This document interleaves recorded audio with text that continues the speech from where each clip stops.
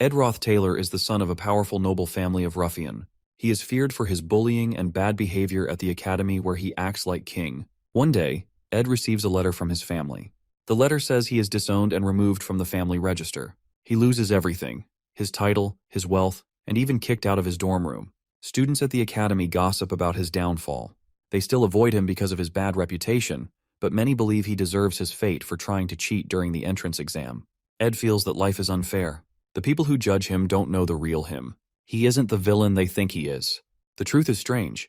He has been transported into his favorite video game, The Failed Swordsman of Sylvania. In this game, he isn't a hero or a genius, but a minor villain who appears only at the start of the story.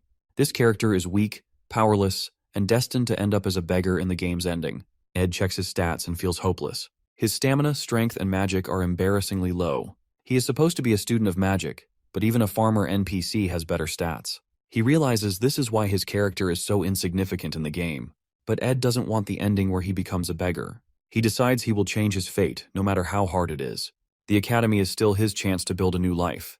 It is a top school, and anyone who graduates has a bright future. He knew tough it was extreme starting part of the scenario, but is also extremely important for him. Since his tuition for the first semester is already paid, Ed decides he will stay, work hard, and use his knowledge of the game to survive. His goal is to graduate and live a peaceful life. However, his low stats make him doubt if he can succeed. So, he decides to focus on surviving the next 10 days until the semester starts. To avoid the students and their stares, Ed leaves the academy grounds and goes into the nearby forest. On the first day, he tries cutting logs and moving them with magic. His weak magic drains his energy quickly, and he becomes hungry. Remembering a story from his grandfather, Ed tries to make stew from tree bark. It tastes awful and makes him feel sick. He realizes wood is better for building than for eating. Ed works hard to build a shelter. He cuts logs, makes a frame, and puts everything together. After hours of effort, his shelter is finally complete. His stats improve slightly and earns a small achievement. This gives him hope. Ed notices that not he is skilled with magic, but also good with his hands. Using his handy skills, he crafts a harpoon, which also unlocks an achievement. He uses the harpoon to catch fish, cooks them, and enjoys his first proper meal in 2 days. For the first time, he feels he can survive. While eating, Ed hears someone behind him. He turns and sees Princess Phinia. She is the third princess of the Klol Empire and the person who exposed his cheating during the entrance exam. Because of her, Ed lost everything. Now she looks angry to see him still at the academy. Phinia doesn't understand why Ed hasn't been expelled yet. She thinks he is shameless and warns him to leave the academy. Ed feels nervous because Phinia has a special power that lets her see through lies. If she reports him, he will be expelled, and will be the end for him. As she scolds him, Ed sees his fish burning in the fire, adding to his frustration. Ed knows he needs to calm her down. He tries his best to divert her attention, then simply bends down and thanks her. Phinia looks surprised, detecting no lies from Ed. She knows Ed's family, the Roth Taylors, are infamous for their genocidal experiments on humans, and are considered a trash family that should be destroyed or executed. But for Ed, it's different. He is lucky because he has already been disowned by his family. This gives him an advantage in the academy, or else it would be end for him in the game. Ed begins to wonder why she is alone in the forest without any escort or uniform. He recalls that it's likely for the class placement test in video games timeline, where students are supposed to find magical beads. Ed knows that Phinia wants to join Class A, the academy's top class. He offers to help her, knowing she will struggle to pass the test without assistance. Phinia grows suspicious of his offer, thinking it might be a trick. Ed remains calm and insists he is being honest. He tells her that if he lies, she can have him expelled immediately. This is his last chance, and he knows he has to convince her to trust him. Ed helps Phinia by telling her the exact location of the magical bead, hidden under Marilda's guardian tree in the middle of the island. Following his instructions, she heads there and finds the bead, just as Ed had described. Phinia feels surprised and conflicted. The Ed she knew from 3 days ago was a cheater and a liar, but now she finds herself unable to understand this new version of him. The next day, the class placement tests come to an end, and the students gather to await their evaluations. Professor Glast arrives and asks everyone to present the beads they have collected. Some students come forward with different objects, like magical eggs, but they are placed in Class F for failing to meet the test's requirements. The professor explains that the beads needed for success lack magical power, which makes them harder to identify. 2 of these beads were found by the main protagonists, Jix and Lortel. Then, Professor Glast raises his hand and points to the final student who has retrieved the 3rd bead from the guardian tree. He declares this student to be at the top of the class, leaving everyone in awe. Sitting by the riverside, Ed makes a crude fishing rod, earning another achievement. He remembers from the game that Princess Phinia developed sharp judgment skills because she grew up dealing with people who flattered her or lied to her. She became so good at spotting lies that no one could trick her. But this skill also made her life harder. In the game's original story, Phinia gets the title Princess of Love not because of her beauty, but because of her hard work. She fails the class placement test and works hard to improve, eventually proving herself and earning respect. Ed knows that if he tells her where the magical bead is, he can avoid getting expelled, but it will ruin the original story. If the story changes too much, all the knowledge Ed has about the game will become useless, and he will lose his advantage. However, the information Ed gives Phinia about the bead, though seemingly a gift, is actually a cleverly laid trap. Phinia wants to keep her royal identity a secret because she feels embarrassed by the special treatment her status brings. She wants to prove herself without relying on her status. While the bead would guarantee her top results in the placement test, she cannot accept it because finding it without her own effort would compromise her values. Phinia is determined to walk the righteous path, which is how she earns the title Princess of Love in the original story. Since Ed can't lie to Phinia, he uses mind tricks to control the situation. As he predicts, Phinia refuses to take the bead, leaving her without the bead she needs to pass the test. Another student, Lucy, finds the bead instead. Phinia is angry and frustrated. She knows Ed told her the truth, so she can't punish him, but his actions ruined her chance to succeed on her own. Ed feels relieved and happy to have retained his spot in the academy and kept the story on track. He quickly heads back to the academy to attend the opening ceremony for the new semester. At the ceremony, Ed eats and enjoys the food, feeling more at ease than before. Many students notice the change in his behavior. The Ed they once knew as a bully and infamous troublemaker now seems like a completely different person. Ed's focus is now clear. His one and only goal is to graduate from the academy.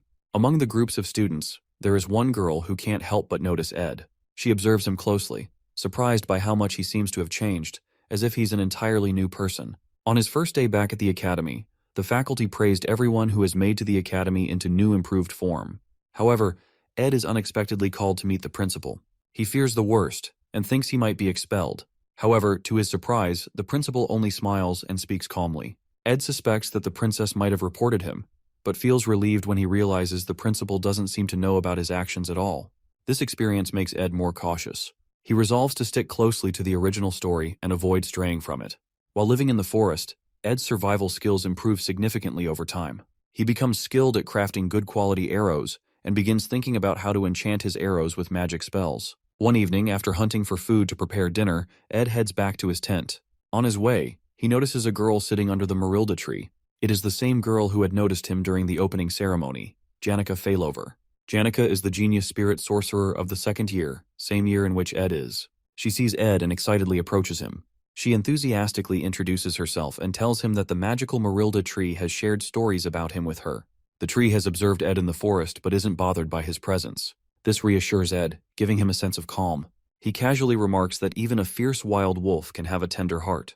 Janica seems surprised for a moment, but then laughs at his words. She stretches out her hand and asks if he wants to touch the spirit which she signed a contract with to be her friend. Ed, however, isn't interested in interacting with Janica further. He politely declines, saying he can't see the spirit in her hand, and excuses himself, claiming he only came to the area to gather food.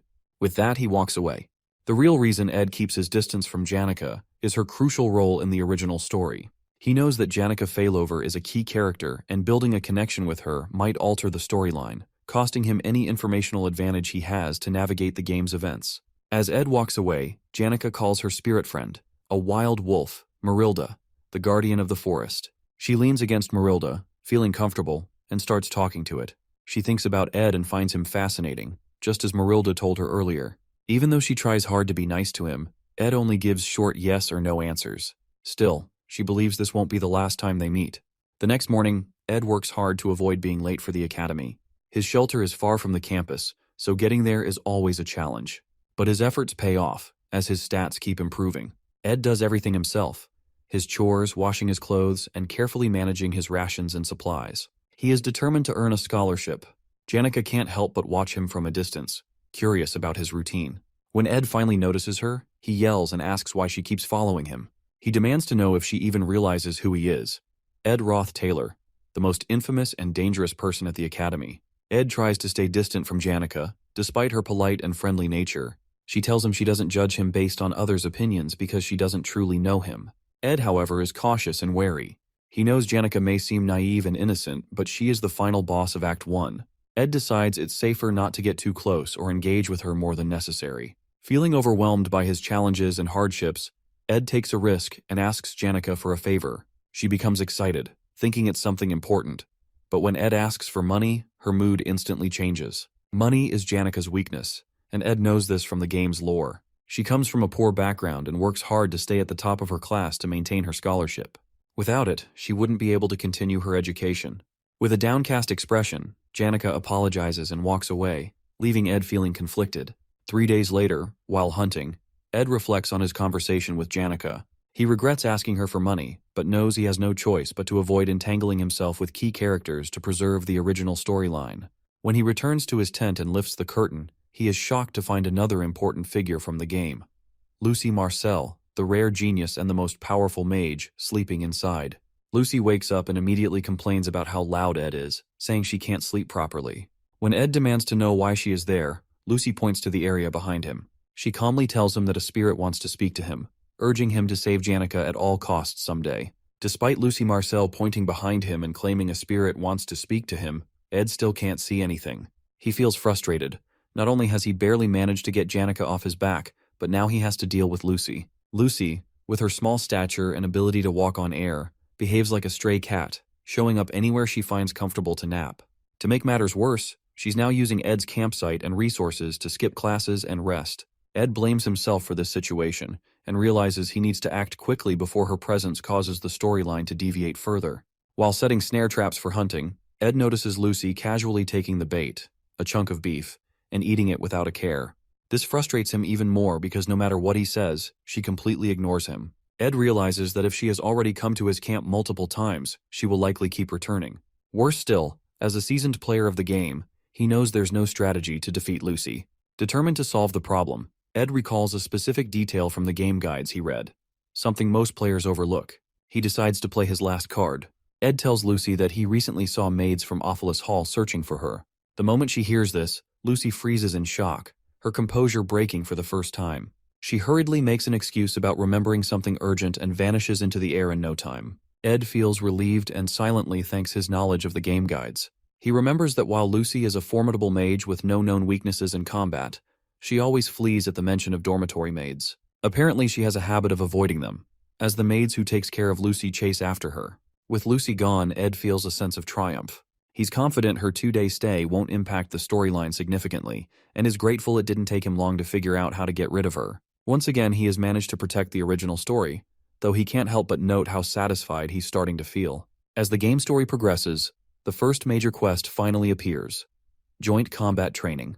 This is a mock one-on-one combat exercise where students use fake weapons to reduce lethality as much as possible. It is also the moment when all the main characters of the game are introduced and meet for the first time. Among them stands the main protagonist, the hero of the game, Taylor, the failing swordsman of Sylvania Academy. Ed shows little interest in the matches at first.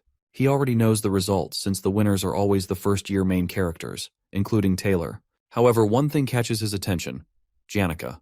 She appears again, full of the same enthusiasm as before. Despite Ed's repeated efforts to distance himself from her, she continues to stick to him like glue. Watching her persistence, Ed jokingly wonders if she might belong to some dog family, much like Lucy's cat family, given her wandering and clingy nature. Janica, trying to be helpful, shows Ed the match list. He ignores it at first, uninterested in the details. But when she casually mentions his name being on the list, Ed becomes alarmed. In the game's original storyline, Ed Roth Taylor is expelled by the time this quest takes place. Grabbing the list, he quickly scans it to find out who his opponent will be. Meanwhile, the most awaited fight of the event begins: the duel between the main protagonist, Taylor, and the powerful, cat-like mage, Lucy Marcel. Setting the list aside, Ed focuses on the fight. Despite his current circumstances, he still feels a deep connection to Taylor's character, having spent countless hours completing the game alongside him. Though Ed now inhabits a side character's role, he still wants to cheer for Taylor. The announcer calls Lucy to the ring. Ed vividly recalls this iconic moment from the game: Taylor gripping his sword for the first time, skillfully countering Lucy's spells, and catching her off guard. Lucy then uses intermediate lightning magic, which disqualifies her, granting Taylor the honor of being the first person ever to defeat her. Nostalgia sweeps over Ed, and he eagerly anticipates witnessing this scene unfold again. The referee rings the bell, and the match begins. Taylor rushes in with his signature determination, aiming to gain the upper hand by attacking Lucy with his knuckles. But with a single lightning strike, Lucy sends him flying into the wall. Ed watches as Taylor, despite the overwhelming odds, he knows that he refuses to give up. Just as he remembers from the original story, despite of being bumpkin and all the failures he faces, he never loses hope. Taylor grabs his sword, charges forward, and catches Lucy off guard, mirroring the sequence from the game. But then, something unexpected happens. Instead of Lucy using her intermediate lightning spell as she does in the original storyline, she casts a blocking spell, halting Taylor in his tracks. She follows this with wind magic, sending Taylor flying even farther and exhausting him completely. The announcer declares Lucy the winner of the duel. Ed is stunned. Taylor was supposed to win this fight, but now Lucy has defeated him. This small change might seem minor, but Ed knows it could completely mess up the original story. He fears what might happen next. The crowd cheers for Lucy as Taylor walks away from the match, crushed and defeated. Ed feels a rising sense of panic. This is a huge problem. He quickly realizes that the magic Lucy used isn't normal. It's continuous magic, the kind that can only be obtained by forming a contract with a high-class spirit. In the original storyline, Lucy and the forest guardian spirit Marilda have no connection. However, Lucy's unexpected visit to Ed's campsite must have led her to accidentally form a contract with Marilda, making her far stronger than she is supposed to be. Ed blames himself. This change in the storyline is his fault, and now the story is spiraling out of control. Taylor, the main hero of the game, is never meant to lose this match. The announcer then calls for the next match, Ed Roth Taylor versus Princess Phenia. The princess, still holding a grudge against Ed, eagerly prepares to settle the score in the duel, but Ed doesn't even acknowledge her. Instead, he pushes past her and runs after Taylor, who is already leaving the hall, crushed by his loss. Taylor's defeat is entirely Ed's doing. In the original story, Ed's character would have been expelled from the academy long before this quest began. But because Ed is still present, everything has changed, and now Taylor's loss risks ruining the entire storyline. Catching up to Taylor, Ed urges him not to give up. Taylor's defeat is only one setback, and Ed knows how crucial it is for him to stay in the academy. Taylor's spirit as the protagonist is essential for the story to progress. Without him, everything will collapse. Ed does his best to motivate Taylor, reminding him of his strength and potential. Deep down, Ed knows he is also protecting his own future. If Taylor gives up, Ed will face an even greater struggle to survive in this game. Taylor must stay strong, not just for himself, but for the sake of everything Ed is desperately trying to preserve. For Princess Phenia, the first person to recognize her judgment ability is Emperor Cloel. Some believe it is a divine gift, but it isn't. She developed this ability on her own after enduring the endless politics and conspiracies within the royal palace. It became her means of self-protection, forged through years of navigating the treacherous environment of the imperial family. This is why Princess Phenia is so confident in her judgment. She has seen the harsh truths of the imperial world clearly, through the lens of the abyss that shaped her resilience and sharpened her perception. So, whenever she wants to confront any opponent or person for to judge, she had to stare straight into the person to find out. Before the match begins, Ed casually tells Princess Phenia to go easy on him, while Phenia, in turn, advises him to do the same. Meanwhile, the audience whispers harsh comments about Ed Roth Taylor. In the game's original storyline, Ed was notorious for bullying Taylor and later cheering him on, making him seem hypocritical. In the original backstory, he bullied Taylor and then later acted nice by cheering for him. They think it doesn't make sense. Ed knows they are right because, in the story, his character used his position to humiliate his juniors, and when that failed, he cheated in exams and got expelled. The match begins. Phenia forms a water ball and throws it at Ed, wanting to test him. She thinks he will dodge it using fire or wind magic. But Ed doesn't dodge or defend himself. He just stands there and takes the hit. Phenia is shocked. Ed then calmly declares that he lost, giving the victory to her without even trying. The audience erupts into cheers for Princess Phenia, declaring her the winner while loudly booing Ed. They shout insults, calling him worse than Taylor. Despite this, Ed calmly approaches the princess, thanks her for the match, and quietly leaves the arena. This only deepens Phenia's curiosity. She begins questioning why he acted this way, wondering if he had no interest in the duel from the start. Ed makes an intentional choice to forfeit the match. He doesn't want to interfere with Phenia's place in the story because he understands how important she is to the plot. He quickly leaves the arena and goes in search of Taylor. Ed believes that Taylor is the real protagonist of the tale, much more significant than the princess, and he wants to make sure Taylor doesn't give up. As Ed searches for Taylor, he is startled when Phenia suddenly appears behind him, panting. He's surprised to see her alone, without any escort.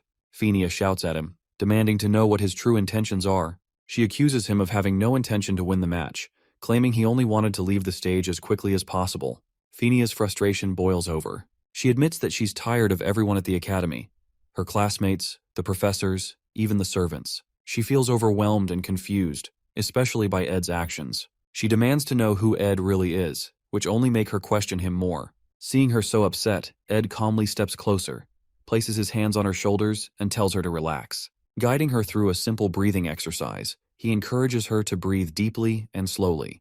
His calmness helps her focus and eases her frustration, if only for a moment.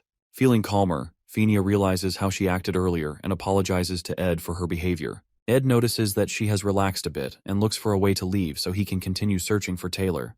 But Phenia starts opening up about her struggles and sadness from living in the royal palace. She talks about how hard it is to deal with constant politics and schemes, which have taken a toll on her. Even after sharing her feelings, Phenia still wants answers. She asks Ed why he picks on Taylor. She wonders if it's because Taylor has a troubled background, and Ed wants a reason to be disowned by his own family. Ed knows there's some truth in what she says, but he pretends not to understand. He avoids giving her a clear answer, knowing it's not the right time to explain everything and fearing it could mess up the story even more. Phenia becomes annoyed again. She demands to know why Ed bullied Taylor but now supports him even though he tried to get Taylor expelled. Ed keeps dodging her questions, giving vague and unrelated answers. This makes her even angrier, but without proof to confront him, she lets him go, though she remains suspicious. At the door, Ed stops and turns back to Phenia. He tells her that while she needs to focus on the tricky politics, she also needs to rest. He reminds her that the academy isn't like the palace.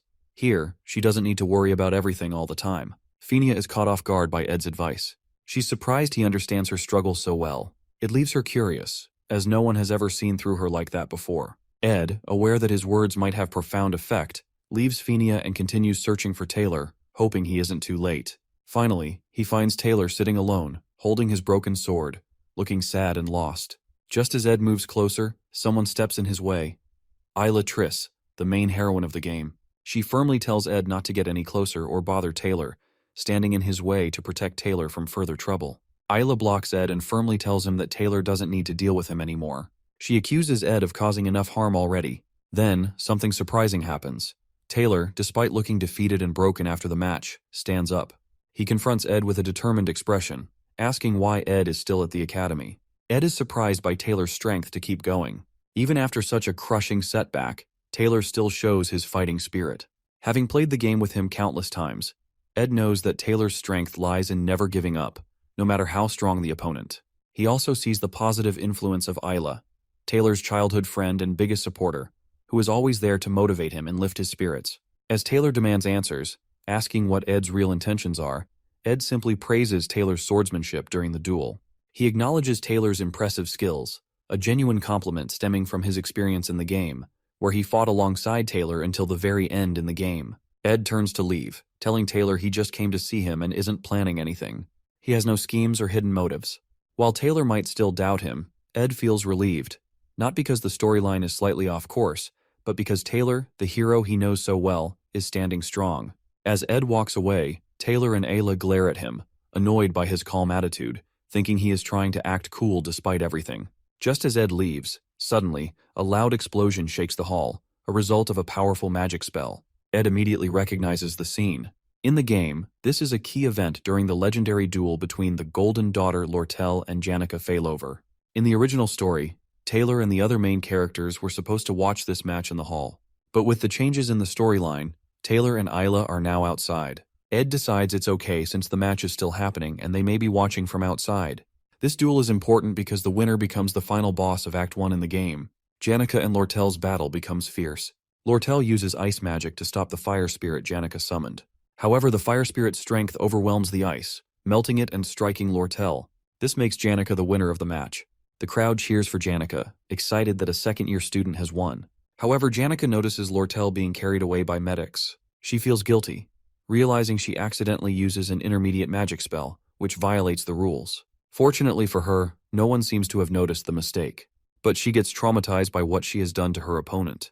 Unlike in the original game story, Lucy now defeats Taylor, and the whole quest concludes with Janica becoming the only senior winner, protecting the pride of the past enrolled students. Watching this, Ed notes that things are about to get even more hectic for Janica, but he considers this a relief as it might mean she won't bother him at his camp anymore. Ed decides he wants to avoid further involvement with the main characters since getting tangled up with them only brings him headaches. 2 weeks pass after the joint combat training quest, and Ed focuses on improving himself. He significantly boosts his stats during this time. Now he can study and survive without relying on any of the main characters. His physique, stamina, and other skills grow stronger, making his body more resilient.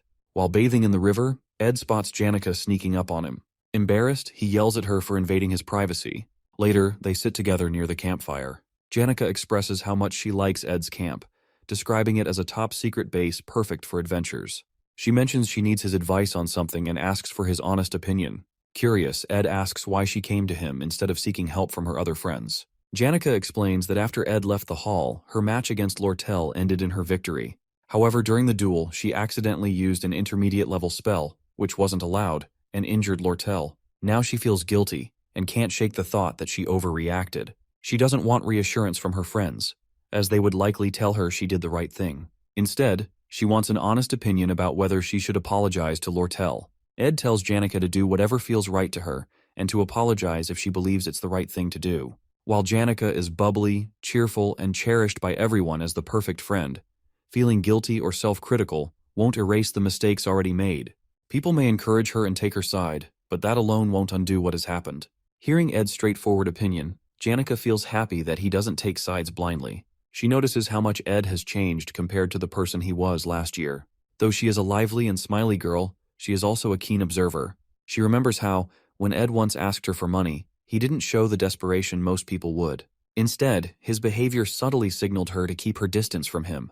Janica finds Ed intriguing and admits she likes him a lot. She tells him she wishes more people were like him, as he has become a source of strange but comforting reassurance for her. The next day at the academy, Ed finds himself in serious trouble as Lortel keeps following him and calling out to him, despite his best efforts to ignore her. He knows exactly why this is happening. The game, The Failed Swordsman of Sylvania, is considered a masterpiece, with only a few players managing to reach its true ending. Most new players encounter bad endings early in the story, often caused by wrong decisions or failing to save important characters. These choices lead to tragic outcomes, such as the hero being killed or broken, ultimately resulting in a game over. Lortel, in the early stages of the game, is a hidden hero assigned to a specific role. Unlike Fenia, who is openly admired, Lortel is treated as a villain from the start. Her true nature and importance are only revealed in the later parts of the story. To prevent losing control of the narrative and risking a bad outcome, Ed decides to avoid falling into Lortel's plans. He resolves not to play along with her intentions and to stay cautious about every decision he makes. As Lortel keeps following Ed, persistently asking him to stop and listen, she eventually steps in front of him, flashing an innocent, angelic smile. She politely requests him to spare 2 hours to hear what she has to say. Ed, clearly annoyed, asks how long she plans to trail behind him. Lortel playfully responds that she didn't expect him to ignore her for so long, gritting his teeth as if her presence didn't bother him at all. Lortel, being the only daughter of the magnate elite Ketchuln, is no ordinary student. As part of the elite, she is deeply entangled in the political rivalry with Princess Fenia for control over the academy. Ed, however, has no interest in getting involved in her schemes. Determined not to fall into her cunning trap, he briskly resumes walking, hoping to shake her off. Undeterred, Lortel continues with her sweet, flattering words, trying to win his attention. She even offers to help him with anything he needs. Ed, unimpressed, advises her not to make promises she doesn't truly mean. Yet Lortel refuses to give up. She steps in front of him again, this time with even more charm, claiming to have great respect for him despite the rumors of him being arrogant and self-centered. To make her offer more enticing, Lortel takes out 3 gold coins, worth an entire month's earnings for most students, and presents them as a down payment, hoping to finally get Ed's attention. Lortel makes her offer. She wants Ed to be friends with Janica. With a sly, fox-like smile, she slips 3 gold coins into his pocket, saying that having more people on her side is always a good thing. Ed studies her carefully and, with a hint of curiosity, asks if the famed Golden Daughter also buys her connections. Impressed by Lortel's understanding of her political position, Ed realizes she is already strategizing for control of the academy. Despite being a first-year student, she is gathering allies to strengthen her influence, which Ed finds remarkable. He extends his hand for a handshake, acknowledging her ambition. During the handshake, Ed shares a lesson with her. He says that for people who have always been rich, even a small moment of poverty can break their spirit. But for those in desperate situations, even a small amount of money can make them abandon their pride, betray their families, or even sell themselves. Taking advantage of desperate people is surprisingly easy and common, and he is neither desperate nor wants to take money for any cunning offers. After saying this, Ed pulls his hand away, places the coins back in her palm. Then he walks off, leaving Lortel stunned and amused by his cleverness. Ed feels frustration, knowing that accepting the money could have made things easier for him, but he can't risk altering the storyline. Lortel Ketchuln doesn't feel insulted by Ed's straightforward rejection. She understands the balance of benefits and risks all too well. In the game, she is the ideal business strategist, always seizing any opportunity that comes her way. Her character is known to turn situations to her advantage in the game. In other words, Lortel has a determined attitude to turn Janica Failover into one of her allies for political benefits. At night, Janica visits Lortel's quarters. Lortel greets her with a playful smile, teasing that she hadn't expected a visit. It's their first meeting since their intense duel. Janica apologizes for using an intermediate-level spell during the joint combat exercise, acknowledging the rules she unintentionally broke. Noticing Lortel's injuries still visible, she expresses concern. However, Lortel brushes it off lightly, assuring Janica that her wounds will heal soon. Then, with a playful grin, Janica casually shifts the topic and asks if Lortel's conversation with Ed goes well, adding a bit of dramatic tension. Lortel catches off guard, tries to deflect the question, claiming she doesn't understand what Janica is referring to. Janica, grinning knowingly, reveals her spirit powers, saying that although she usually keeps her spirits away from personal matters, they enjoy eavesdropping on conversations. This revelation momentarily stuns Lortel, leaving her at a loss for words. Seizing the moment, Janica asserts her seniority, leans in real close and calls out Lortel's strategy of using gold coins to gain allies. She emphasizes that sincerity and genuine bonds cannot be bought. To make Lortel feel a little jealous, Janica then talks about Ed's approach, saying it was much more genuine and heartfelt than Lortel's way of doing things. Janica laughs, feeling hilarious of herself for showing her authority as a senior. She thinks maybe she bragged a bit too much. Before leaving Lortel's room, she says sorry again for hurting her during the training, remarking that one day she'll be strong enough to summon a high-level spirit like hers, but she needs to keep working harder for it. As Janica leaves, Lortel thinks about her. She realizes Janica isn't as innocent as she seems. Behind her cheerful and friendly personality, Janica is strong and uses her happy attitude to survive in the dark world. But right now, Lortel feels Janica seems a bit different, like she's dealing with something difficult. Back at his camp, Ed is hanging his laundry when a strong gust of wind blows it all down. It's caused by Belle Maya, the senior maid from Sylvania's Awfulest dormitory, who once kicked him out of the dorms. Seeing how he's living now, she comments that it's surprising but admits she's happy to see some positive changes in him. Awfulest hall maids are known for their perfection in everything, from cleaning to cooking. Ed can't help but stare at the basket Belle is holding, filled with the finest ingredients she collected from the forest. Shocked to see her at his camp, Belle tells Ed not to be so much shy as he can ask her anything he wants. Taking advantage of the moment, Ed asks for the basket. He knows it will help him improve his crafting skills to make medicines, food, and other useful things. Seeing a chance to be good friend with the maid, Ed uses the basket to craft new tools and food. At sunset, he sits and enjoys his hard work, even having some fun. But the rest doesn't last long. Suddenly someone crashes down from the sky, destroying Ed's entire tent, nearly killing him with the crash. It's Lucy. Seeing his precious camp ruined, Ed is furious. He angrily tells Lucy she almost killed him. When he demands an explanation, she admits it was Belle Maya who was moody for some reason and got angry with her earlier for skipping class that morning.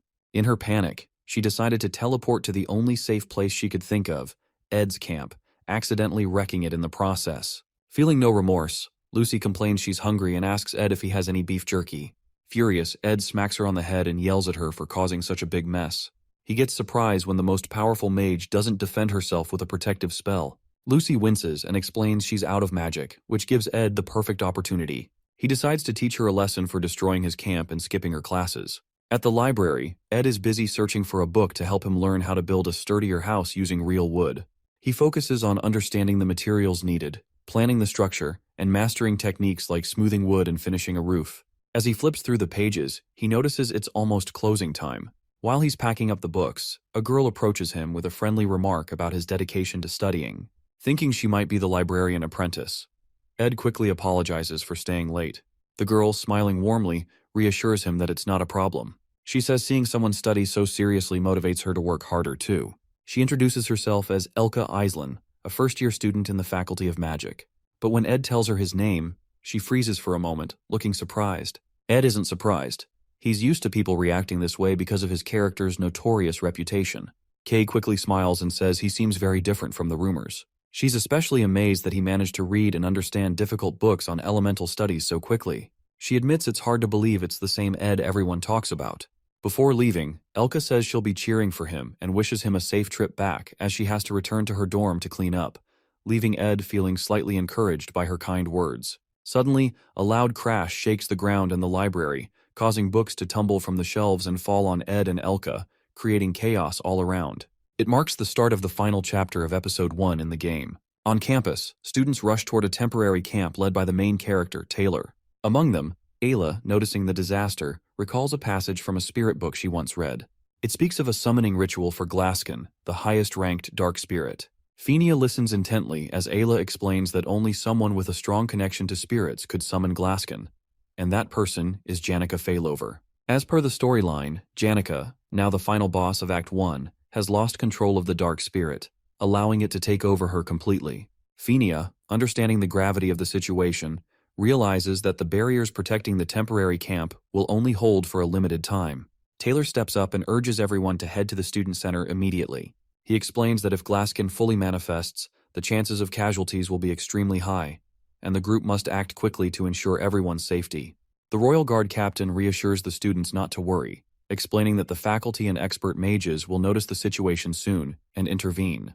However, Elvira Aniston, an outspoken member of the alchemy faculty, urges immediate action from within. She warns that the dark spirit's power is too dangerous to wait for help, especially since Principal Obel is out of town. Elvira then calls for volunteers to face the threat directly.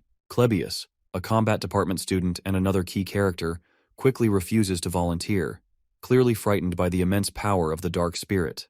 He explains that while intermediate-level spirits guard the building where Janica is located, two high-ranked spirits, Tarkin and Velosfer, are also inside. He claims entering the building is suicidal and strongly opposes the idea.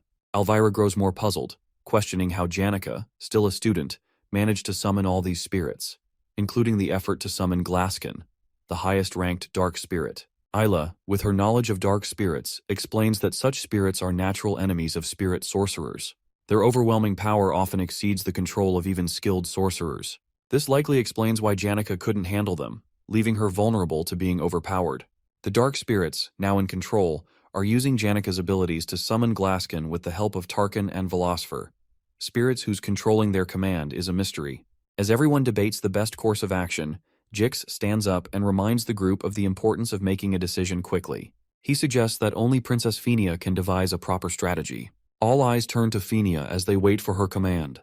Fenia, reflecting on Ed's earlier remarks about the burdens she carries and the importance of peace of mind, takes a moment to think. Finally, she announces her plan. Only the top students from each year and the Royal Guards will volunteer for the mission. She orders them to prepare within an hour to enter the building, free Janica, and stop the summoning of the highest-ranked dark spirit, Glaskin, before they cause further destruction.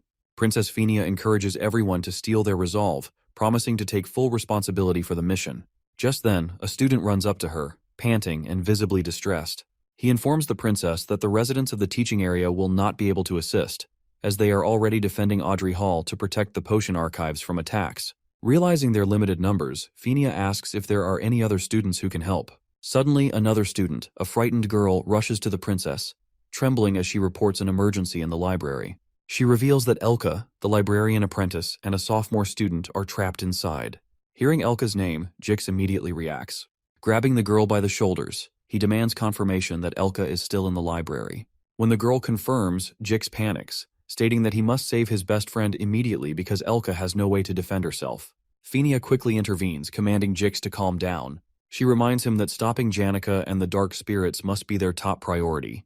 Fenia assures Jix that Elka might be safe since a sophomore student is also with her. However, Jix questions the reliability of an unknown student and how they can trust them to protect Elka. Fenia turns to the girl and asks if she knows the identity of the sophomore student in the library.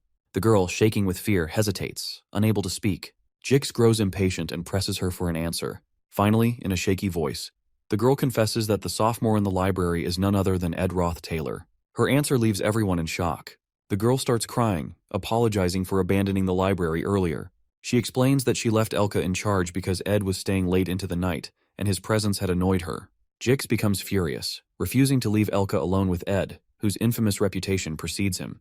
His anger and worry for his best friend escalate the tension in the room. Fenia casually advises Jix to relax and trust Ed for once. Her unexpected suggestion leaves everyone frozen in surprise. Jix, however, doesn't find the advice amusing. Fueled by worry and rage, he jumps high into the air, cutting through dark spirits with fury as he charges toward the library shouting Ed's name, determined to reach him and punish him if he touches Elka. Jix's story is unlike other characters. He grew up wandering the harsh northern prairies, separated from his family at a young age with no memories of them. Living like a barbarian, he survived by scavenging from corpses or hunting deer to sell their meat. People feared him because he came from a harsh, chaotic land where only the strong survived. His life as a savage changed when he met Elka, his first true friend. Her family treated him kindly, helping him leave his wild ways behind and become more civilized. For Jix, Elka is everything, and he would do anything to protect her. As Jix rushes to the library, he cuts through dark spirits, smashes the door open, and yells Ed's name. He only knows Ed from bad rumors about cheating and bullying. Inside, Jix finds Ed leaning against a wall, covered in blood and too weak to move. Jix grabs him and demands to know where Elka is. Ed, injured and exhausted, simply points in her direction. Jix pushes him aside and runs to find her. When he reaches Elka, Jix sees her lying safely on a shelf, asleep. He feels relieved but notices the barricaded bookcases protecting her. He wonders who set them up. Then, he spots a blood-stained coat covering her and a board with instructions written on it. Realizing the blood isn't hers, he understands that Ed had protected her, fighting off dark spirits and guarding her even while injured. Moments earlier, Ed uses his strength from training to lift the heavy bookshelves and carry the unconscious Elka. He sets up barricades around her for protection, places her inside, and writes instructions on a board nearby. Then he stays to guard her. From the library window, he notices the summoning rune but closes the curtain, choosing not to interfere with the major storyline involving other key characters. He reflects on Janika's impressive connection with spirits and wonders how she could have turned to the dark side, summoning and controlling materialized spirits, something he finds impossible for himself.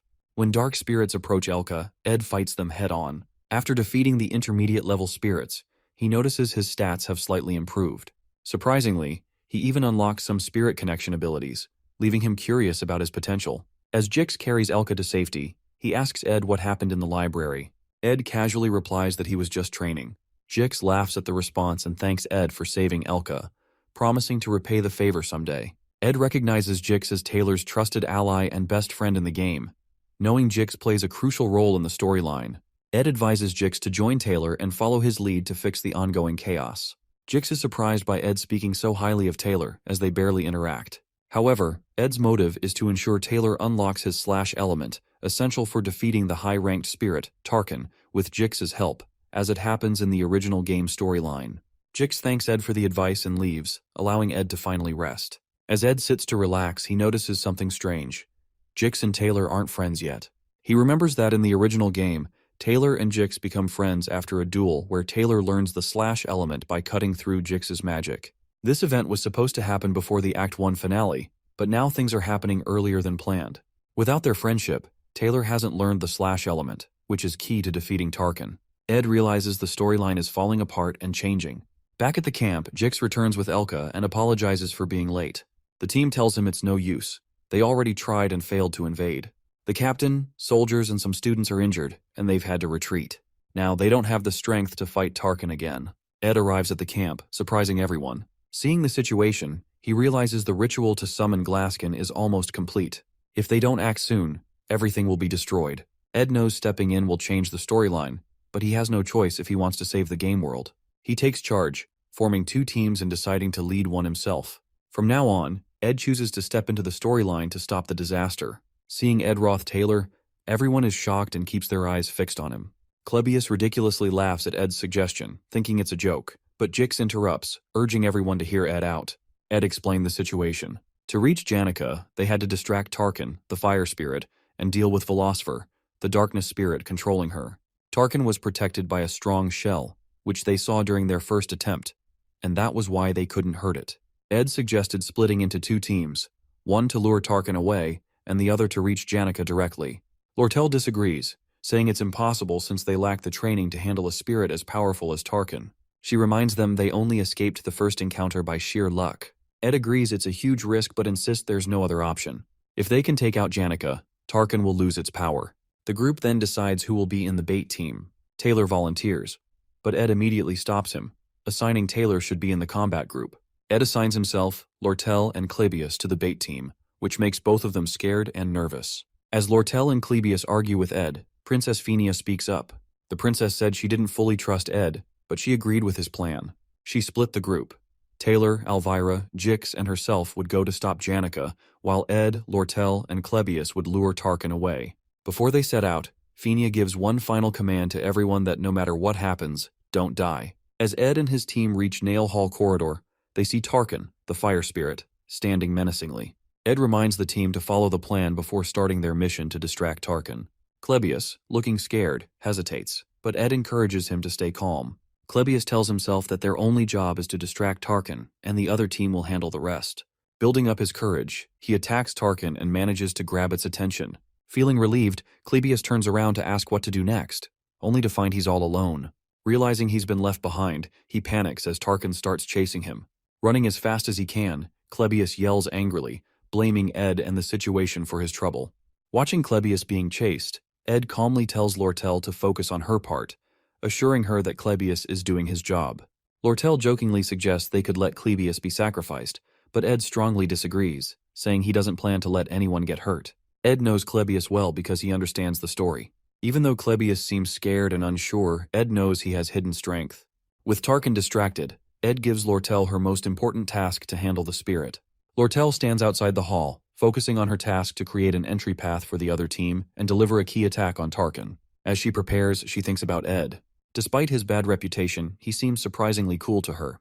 She reminds herself not to judge someone based on rumors alone. She uses her magic to blow a huge hole in the hall's wall, opening a path to where Janica is. Her powerful move surprises Princess Phenia and the others. Earlier, Ed notices Lortel's hidden magic skills and decides this is the perfect chance to use them. He trusts her with this important role, and she feels grateful for his confidence. With the path open, Lortel turns to fight Tarkin, the fire spirit. Meanwhile, Clebius runs toward them, shouting and apologizing for being scared earlier. He begs for help as Tarkin chases him. Ed quickly realizes Tarkin's protective shell blocks all attacks, just like before. They need something powerful enough to break it. Using his knowledge of the storyline, Ed grabs a pouch and climbs to the roof of the hall. Lortel protects herself and Clebius by creating a massive ice wall to block Tarkin's fire attack. On the roof, Ed finds Lucy sleeping. She isn't supposed to be part of this event, but since the story has already changed, Ed decides to involve her. He opens his pouch filled with beef jerky and tosses some into Lucy's mouth to wake her. Once she wakes up, he throws her at Tarkin while shouting for everyone to get down. Lucy, startled and crying out at Ed for being mean, unleashed her high-rank ability, Divine Punishment, to shatter Tarkin's protective shell, making it weak. With the spirit now vulnerable, Ed sees his chance. He rushes forward with all his strength to deliver the final blow to Tarkin. In Janica's whole life, people call her a symbol of hope. Her parents, friends, and teachers are always proud of her, piling on high expectations. But for Janica, it's just been this heavy weight she's carried since she was a kid. As she thinks about all of this, and these memories feel like they're shattering into tiny pieces, then the hall's wall explodes. The subduing team charges in to rescue her. But instead of relief, Janica just greets them with this eerie smile. Velosphere, the dark spirit, is fully in control of her now. Outside, Ed is trying to keep it together. He knows the final act chapter will end before dawn. He checks on Lucy, wondering if she's okay after all her effort earlier. Lortel informs him about Lucy somewhere nearby, rolling around out after breaking Tarkin's shell. Lortel adds that she's been throwing ice spears at Tarkin, but it's still standing strong. Ed figures the only way to end this is to go straight for Tarkin's throat.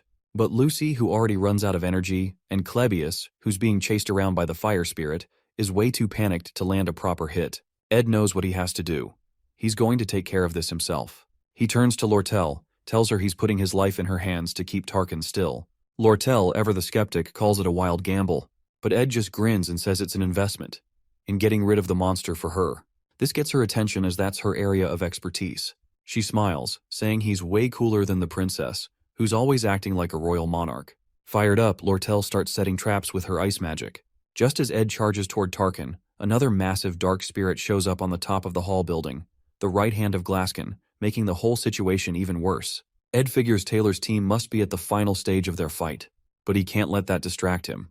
He trusts Lortel will not mess up, even with all this chaos.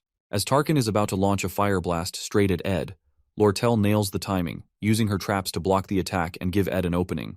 He slides in close, channels his wind magic, and slices right through Tarkin's throat. The fiery beast finally goes down, As the dust settles, Ed checks his stats and grins. His spirit magic levels are way up, and he's unlocked a spirit contract slot, something he never thought he'd get. He glances over and spots Taylor, who's busy slicing Glaskin's right-hand spirit to bits like it's no big deal. Watching him in action, Ed can't help but feel impressed. Taylor's really living up to his protagonist role. With Tarkin defeated and Janica freed from Velocifer's grip, the group finally catches a break. They've pulled it off. The danger is over. Lortel chuckles as she remarks that she's met plenty of people in her life who claimed they were risking everything, but most of them turned out to be cowards. She's amused that even after going through a life-and-death crisis together, Ed doesn't show much emotion. With a sly grin, she shakes hands with him again, this time slipping 3 gold coins into his palm as a token of gratitude. On the other hand, before he can process the moment, Taylor arrives. His hair has turned white from the immense power he used to defeat Glaskin's right hand, and there's a look of resentment in his eyes as he stares at Ed. Ed can't help but admire how incredible Taylor looks in his swordsman form, embodying the role of the game's protagonist perfectly. Even though Ed has his own reasons to resent Taylor, the sight is undeniably impressive. To Ed's surprise, Taylor bows deeply and thanks him for saving the academy, saying he owes Ed a huge debt. His gratitude is genuine, but Clebius, still shaken, interrupts by sobbing and yelling about how no one should ever trust someone like Ed. This outburst is quickly shut down by the others, leaving Clebius grumbling in the background. Finally, Princess Phoenix steps forward. With her usual grace, she thanks Ed sincerely, acknowledging how much he's done for them all. Princess offers Ed to join the student council for his heroic acts, but Ed gently declines, giving credit to the team instead. Elvira teases him in her usual playful manner, while Jix jumps in, insisting that she show some respect. Ed can't help but smile as he watches the group interact. Seeing all the key characters together makes him feel warm inside. Even though Ed has been staying away from the main characters to keep the storyline intact, he feels a quiet sense of fulfillment watching them grow and bond. Each character has their own path. Taylor grows stronger through every trial. Isla becomes more resilient alongside him. Phenia embraces her role as a monarch and matures into adulthood, and others play their part to build toward a collective success. Ed steps away from the group, heading to the hall to check on Janica.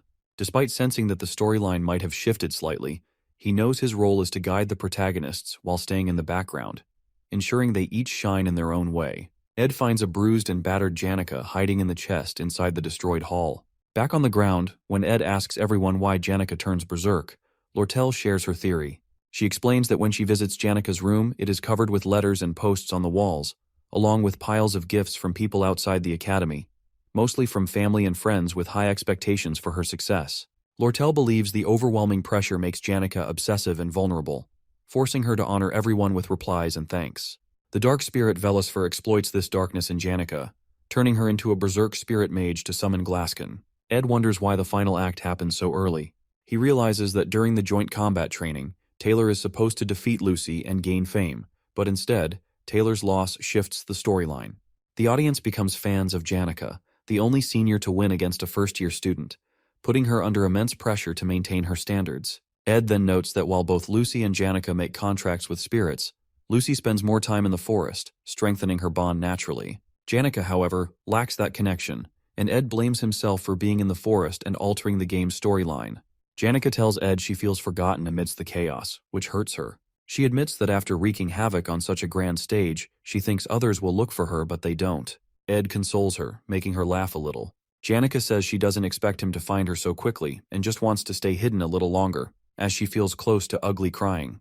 This makes Ed tear up as well. Ed recalls Marilda, the spirit wolf, telling him to save Janica one day. He realizes this moment is what he means, preventing Janica from falling into such despairs. Ed now gets why the wolf said those words to him. Everyone else is putting a lot of pressure on Janica, while Ed keeps his distance, making Janica feel like he's the one she can rely on. Because of all this pressure, Janica messes up while trying to form a contract with a high-rank spirit. She rushes through the summoning ritual and ends up being taken over by the dark spirit, causing the faculty building to be destroyed. She studies magic every night and tries to make everyone happy who supports her. But even though she seems to meet everyone's expectations on the outside, she's struggling a lot on the inside. Seeing her work so hard and still fail is both sad and beautiful to Ed. He tells Janica that she's worked hard and offers her comfort with those words. Outside, the main characters are being praised, but the hall is quiet and dark. Hearing Ed's kind words, Janica starts crying. To Ed's surprise, all of Janica's spirit friends appear in the hall to support him. For the first time, Ed sees the spirits. Even though he's watched this part of the story many times, He's never seen them before, and now he feels like he's truly seeing the end of the first act. Ed's stats go up and he levels up to 10. He can now see spirit animals that want to bond with him. The high-rank spirit wolf shows a lot of interest in him, and they form a bond. 10 days have passed since Janika's disciplinary committee trial. She admits her mistakes and says she's ready to accept her punishment. However, her friends and teachers stand by her, offering full support even during her tough time. Her other friends, including the main characters, argue that Janika shouldn't be punished because it wasn't her fault. She was overpowered by the dark spirit Velocipher and didn't act intentionally. Even Lortel steps in, covering the costs for restoring the building. She doesn't ask for anything in return except a reduction in custom fees on school supplies for the students. Initially, Janika's punishment included losing all her top student benefits, having her achievements revoked, disqualification from the academy. But thanks to the pressure from her friends and teachers, the committee decides to cancel her expulsion and give her another chance while giving only some amount of probation and suspension. Overall, Janika's friends are relieved she's staying, but they notice she seems a little stressed. To cheer her up, they organize a fancy tea party and agree not to bring up anything related to the incident around her. When Janika's friends invite her to join them, she suddenly asks, out of the blue, what the difference is between love and liking. This catches her two best friends, Anis and Clara, off guard. Confused, they ask why she's bringing this up. Janika shares that she's been having the same recurring dream about one of her friends. In her dream, she's sitting in a garden full of flowers, looking like a princess, and holding a flower crown she made for a friend. Then, her friend, looking quite dashing, arrives on a horse. She puts the crown on his head, and they play together. The dream always repeats exactly the same way, which makes her smile as she describes it. This response leaves both Anis and Clara in surprise, fearing they may accidentally uncover Janika's secret love story. Feeling embarrassed and worried that she might say something to upset Janika, Anis panics and quickly makes up an excuse about needing to go help the professor, dashing off before things get more awkward. This leaves Clara sweating nervously as she's left alone to deal with Janika's emotions. She knows she needs to handle the situation carefully to avoid upsetting Janika. If things go wrong, the entire student body might catch wind of Janika's love story, which could spiral into gossip and make things difficult for her. Clara puts on a calm smile and gently suggests Janika to avoid overthinking. She encourages her to be honest with her emotions, explaining that liking or disliking someone is often a mystery, but it's not always easy to figure out whether such feelings are positive or negative. Janika found her words significant and makes her to think. Clara also warns Janika to be cautious when talking about sensitive topics like this, as it could affect her and her friend's reputation and herself. Janika listens carefully and fully understands the advice.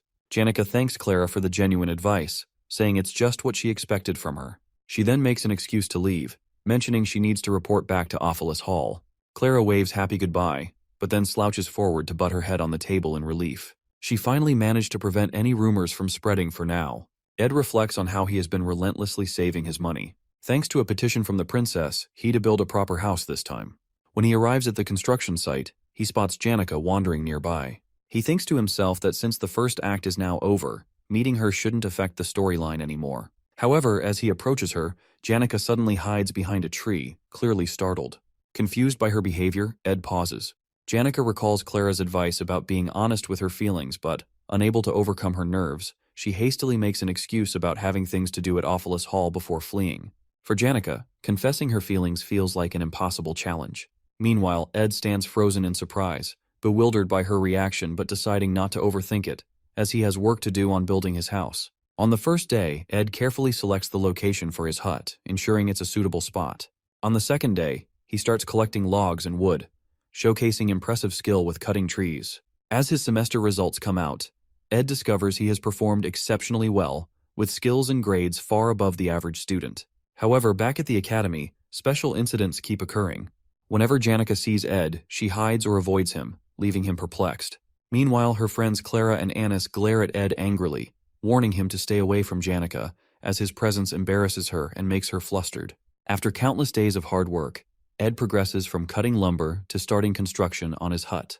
Along the way, he juggles challenges like catching Lucy while she getting beef jerky from the traps, dealing with Belmaya's help, and navigating the ongoing Janika situation. He faces setbacks, like failing to structure the hut properly, but finds support from his new friend Jix. Bit by bit, he works on modifications for the walls and furniture. Finally, on day 45, Ed completes his hut, unlocking a personal achievement for creating something from scratch.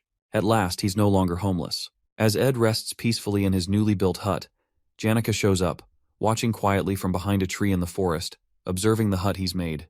After finishing the final touches, including the wall flooring, fireplace, and storage for firewood, Ed takes a moment to admire his hard work. However, his peace is interrupted when he notices Lucy lazily napping on the roof of his hut. To his surprise, Janica suddenly appears and greets him with a cheerful greeting. Ed, startled, asks how she found her way to his remote campsite.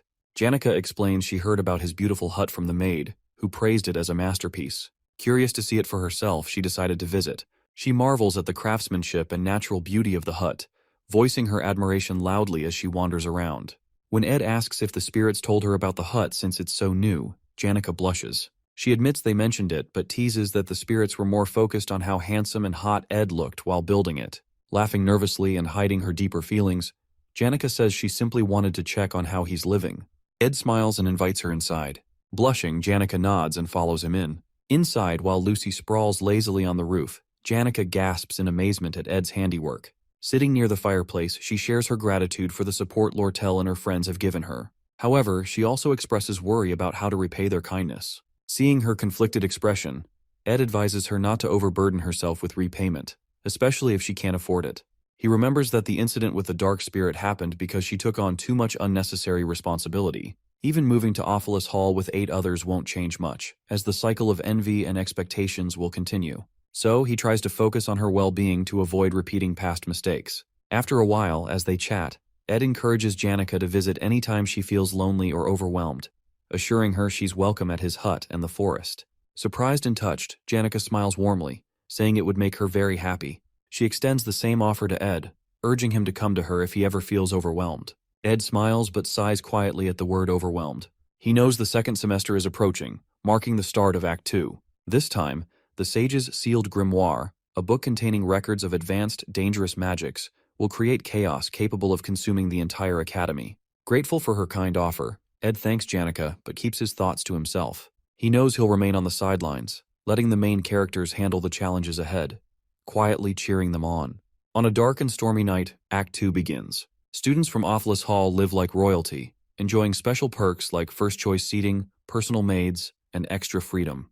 These privileges set them apart from the students in Dex's Hall, who don't get the same treatment. When vacation ends, a heavy rainstorm hits the southwest side of the academy. Ophelis Hall students are given horse carriages and boats to help them return safely. Even those who are late are allowed extra days without punishment. But Dex's Hall students aren't so lucky. They have to travel in the pouring rain and risk losing points if they don't make it back on time.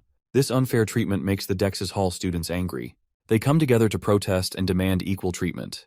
They want answers for why they're treated so poorly compared to the Ophelis Hall students. Behind the scenes, Lortel and a clever troublemaker named Willain stir things up. Willain is good at using his words to manipulate people and make things worse. While the students want fairness, Willain's real goal is to cause chaos and hurt Ophelis Hall's reputation. Together, they push the situation to the edge of a full-blown riot. Lortel proposes a fair solution, suggesting the school extend the deadline for students returning after the storm and should confess that Ophelis Hall students get special treatment. Although the head maids of Ophelis Hall and the Academy's review division support her plan, the administration shows little interest in resolving the issue. This lack of action only fuels the protest, making things worse. Frustrated, the protesting students go on strike, plan to burn and damage Ophelis Hall's valuable assets, like hardwood furniture and artisan-crafted paintings, which will put even more pressure on the authorities to act. As a result, Willain will take benefits from the chaos, using it to damage the Academy's reputation, while Lortel, being in the Merchant Association, uses the Academy's problems to make money and push her own goals, which were already worsened by the Glasskin incident. While negotiations continue, the elite Merchant Association seizes an opportunity to gain a significant advantage by sabotaging the Sage's Sealed Grimoire, a book considered the very heart of Sylvania. Its value is so immense that people, in desperation, are willing to offer anything for it, even their hearts. As protests rage outside the hall, Lortel gazes out the window at the pouring rain, recalling her childhood in the slums. She remembers wandering in tattered rags under the same dark skies. The thought brings a bitter smile to her face as she mocks herself for feeling a moment of relief. Her entire life has been a relentless struggle to survive, marked by betrayal, suspicion, and a refusal to show genuine sincerity. This desperate existence has left her scarred, a reflection of her filthy self. Yet deep down, she wishes someone among the students could see her for who she is, a survivor of a harsh life. She decides to seek out others like her, those who have also endured the life of a gutter rat. Ed describes Lortel as a shadowy figure, always hiding the harsh truths behind the scenes. That's why the audience and players of the game call her the Black Veil. The angry students protest loudly, full of frustration and determination. In the original storyline, the Ophelis Hall occupation incident centers on the main character, Taylor, stopping the students who were provoked into rising against Lortel. Along the way, Taylor and his friends face middle bosses stationed on each floor of Ophelis Hall, from the 1st to the 5th, who aid the rioting students. The first middle boss is Tote, known as the Decoy. Tote is a bitter student who mocks Taylor by calling him a loser and eventually gets beaten up by Taylor's friends. This humiliation fuels Tote's grudge, and he is later bought off by Lortel. Tote's role in the incident is to capture the maid guarding the first floor from the protesters and sabotage the front door of Ophelis Hall, allowing the rioters to storm inside. In the scene, the mysterious guy kidnaps the maid and smashes the front door open, surprising the protesters outside and giving Willain the green light to lead the invasion and cause chaos within the hall. According to the original storyline, Tote's role after breaching the door is to block Taylor and his friends from entering the hall as they arrive to confront the rioters. However, as the rioters push toward the 4th floor to declare their control over the hall, something unexpected happens. Willain approaches a mysterious figure and asks if he is working for Lortel. To everyone's surprise, instead of Tote, it is Ed Roth Taylor who is revealed as the middle boss, breaking away from the original story's expectations. Ed explains how he got into this situation. Just 2 days before the Ophelis Hall incident broke out, he was struggling to hunt for food with a bow and arrow. He feels pain because he has no combat skills and is bad at using the bow. Despite this, he keeps pushing himself. His campsite gets frequent visitors now that people know he's living in the woods. Among them, there are 3 who come the most. The first is Lucy, who always asks him silly questions, but Ed doesn't have many answers for her. The second is Janica, who has fallen in love with Ed. He likes her too because she often brings him food, teaches him laundry tricks, and helps him with tasks. When Ed compliments her, she blushes and acts strangely, confusing him because she's easy to read. But sometimes Janica seems jealous when Lucy visits him. The third is Lortel, who visits Ed at night. She always asks for help, and Ed realizes she's probably trying to gather people who will help her take control of Ophelis Hall. One night, she explains her plan. She wants him to help sabotage the hall. At first, Ed refuses because he doesn't want to mess with the game's storyline. He believes that if he stays out of it, everything will follow as planned. But when Lortel mentions that Tote passed out after a confrontation with Taylor, Ed becomes worried and asks how it happened. In the original story, Tote was supposed to fight Taylor and get beaten badly. But this time, things are different. When Tote insults Taylor by calling him worse than Ed Roth, it angers Jix even more, beating Tote until he faints. With a foxy smile, Lortel laughs and tells Ed that she doesn't need much from him. Just one simple task, which is take the keys from the maid and open the door when the protesting students flock outside the hall. Ed realizes that if the hall doors stay closed and Lortel's plan fails, things will spiral out of control and the story will fall apart. Even though he doesn't want to get involved, he knows he has to do something to keep Act 2 on track. He takes a deep breath and tells Lortel he's not interested in getting fully involved, but is willing to help if he can keep his role small. Lortel agrees and offers him 20 gold coins as payment. With their deal struck, Ed agrees to play his part, determined to ensure the storyline stays intact and unfolds as intended. Ed realizes that if the hall doors stay closed and Lortel's plan fails, things will spiral out of control, and the story will fall apart. Ed sits near the fire, thinking about how the protesters took over Ophelis Hall. He remembers the fight over Sage's sealed grimoire and Lortel's clever plan to mess up the Academy's finances. The thought gives him chills, but he also finds the whole situation fascinating. At the Academy, Princess Phinia and Lortel are at the center of a major rivalry. Lortel starts a group called Merchantry, a business-focused faction that challenges Princess Phinia's student association. The outcome of the story depends on which side Taylor, the main hero, chooses. Ed has no interest in picking sides early on. He plans to watch and join the winning side later, ensuring he survives and gets a good ending in the game.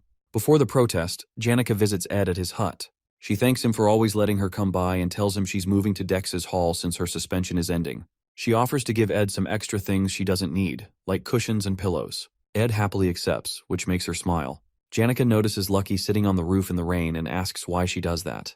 Ed remembers Lucky's story about avoiding her fate and reflecting on her life on rainy days. He tells Janica not to worry about it, which seems to make her happier and special. Ed then asks Janica for a favor. He knows that when the protesters invade Ophelis Hall, magical protection runes will activate and lock everyone in their rooms for safety. Still, he doesn't want Janica caught in the mess, so he asks her to meet him at the Rose Garden outside the hall at 9 p.m. Janica thinks Ed is planning to confess his feelings and gets excited. She runs off, blushing and waving goodbye. Ed, however, just wants her to be safe and feels relieved knowing she'll be out of harm's way. Back at the protest, Jix is in his room exercising. He notices someone sneaking to the back door of Awfulus Hall. It's Ed, who is led in by a maid. The maid tells him the other staff are in a meeting, trying to figure out how to block the protesters. She then gives Ed the goods he asked for, and then leaves. At the protest, Willain urges the students to break down the door. Before they can, Ed opens it for them. Willain meets Ed and realizes he's the person Lortel hired to help. Seeing a tied-up maid and listening his story for helping as he once kicked out of Hall, Willain feels touched for doubting Ed, and thanks him for his support. Ed brushes it off and tells Willain to get to work upstairs, pushing the plot forward. Ed knows Willain will take the blame for everything, but he doesn't feel too guilty since it's all part of the game. As Ed looks around the hall, he sees the maid untie herself and run to report. He doesn't stop her, knowing the chief maid Alice is on Lortel's side and won't be able to stop the protesters in time. Just as Ed observes the unfolding chaos, Black Veil Lortel appears, setting the stage for the next part of the story. Lortel explains to Ed that the Academy's staff will quickly put an end to the chaos, so she needs to finish her plans fast. Ed, uninterested in the details, tells her to do her best. As she heads upstairs, she pauses and asks Ed a dark question if he's ever killed someone. Ed, uninterested in her games, replies that he hasn't. Lortel smirks and admits she hasn't either, but she's done things just as bad, destroying lives and betraying people to survive. She says that's how she earned the title of the Golden Daughter. Lortel knows she doesn't deserve sympathy, but she often looks for it in people like Ed, who might offer her understanding. Instead of outright denying her, Ed warns her to take responsibility for her own actions. Lortel, with her sly smile, excuses herself to go upstairs and finish what she came for. Ed sits on the floor, waiting for the hall's magical defenses to wear off. He knows that once this happens, the story will take a dramatic turn. Willain will absorb the hall's defense magic and transform into the fourth stage boss of the game. With his role in the events complete, Ed relaxes and waits for Taylor, the hero, to show up. This is the part of the story where the spotlight is on the hero and the boss. Ed has no intention of interfering or changing the plot. He knows his job now is to play the role of a minor villain, take some hits, and keep the story moving along. It's a necessary sacrifice to ensure the game stays on track. At the Rose Garden, Janica sits nervously, waiting for Ed. Her eyes drift toward a golden carriage parked nearby, and she wonders who it belongs to, especially so late at night. She notices a letter on the bench from Ed, apologizing for being late and promising to join her as soon as he finishes some work. Blushing, she assumes he's planning something special for her and resolves to wait for as long as it takes. Janica's mind is full of thoughts about Ed. For the past 3 days, she hasn't been able to stop thinking about him, even losing sleep over it. She also feels conflicted because Marlita, the spirit wolf, informed her about other girls visiting Ed's hut, making her feel both guilty and heartbroken. Still, her feelings for Ed are strong, and she's determined to wait no matter what. As she sits, Janica suddenly becomes self-conscious about her appearance. She wonders if her flower hairpin looks good enough or if the Cosmos hairpin would be better. Overthinking it, she decides to run back to her hall to change the hairpin and then quickly return. Meanwhile, outside Awfulus Hall, Taylor and his friends Elvira and Isla arrive. They see the trail of footprints leading toward the hall's open main gate and realize the protesters have stormed inside. Elvira becomes furious at the thought of her belongings being damaged and rushes into the hall. Concerned that Elvira might use dangerous magic, Taylor and Ayla follow her to stop her from escalating the situation. Elvira forces the door open wider, only to find Ed Roth sitting calmly in their path. Confused, Taylor asks Ed why he's there. Looking around at the chaos in the hall, Taylor and his friends quickly realize that Ed intends to block their way to the 4th floor, playing the role of a villain. Ed confirms their suspicions, stating he won't let them pass. Angry Elvira steps forward, boasting about her magical abilities and claiming she can easily defeat him. But Ed, unfazed, calmly warns her that she's still just a rookie. Determined, Elvira and the others prepare to fight their way through, while Ed readies himself to hold them back. Taylor makes the first move, charging toward Ed. With skillful precision, Ed uses a spell to hurl rubble into Taylor's path, disrupting his attack. Then, activating a wind spell, Ed cuts the chandelier above him, sending it crashing down. The falling chandelier smashes into the wall, striking Taylor and knocking him to the ground. Inside one of the rooms, Klebius sits trembling, scared by the loud noises of the protesters outside. The shouting and crashing sounds make him more nervous, imagining trouble coming his way. Out in the hall, Taylor and Ayla dodge Ed's wind magic while Elvira keeps trying to push forward. Ed uses his spells skillfully, making it hard for them to get closer. As Elvira moves ahead, a sharp wind blade cuts through the air near her, shocking her. Her bag falls, spilling her important spells and items onto the floor. Seeing this, Elvira turns back to grab her things, but Ed casts a fire spell, creating a wall of flames around her dropped items. Now she can't reach them. Ed moves quickly and thinks ahead, controlling the fight like it's second nature. Elvira, frustrated, starts blaming Jix for not warning them properly about how strong Ed is. She realizes they underestimated him. His magic is far more powerful than they thought. With Ed holding them back so effectively, Elvira realizes something crucial. Ed understands the Academy's biggest flaw. The students rely too much on magic tools and elixirs, leaving them with almost no real combat skills.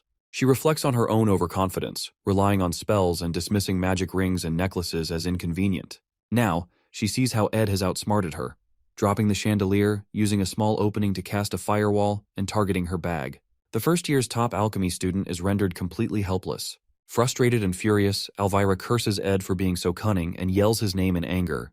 Determined not to give up, she throws a magic spirit bead onto the ground, summoning a spirit rabbit. She applies a fire-resistant formula to the creature, amplifying its strength and turning it into a monstrous berserk attacker.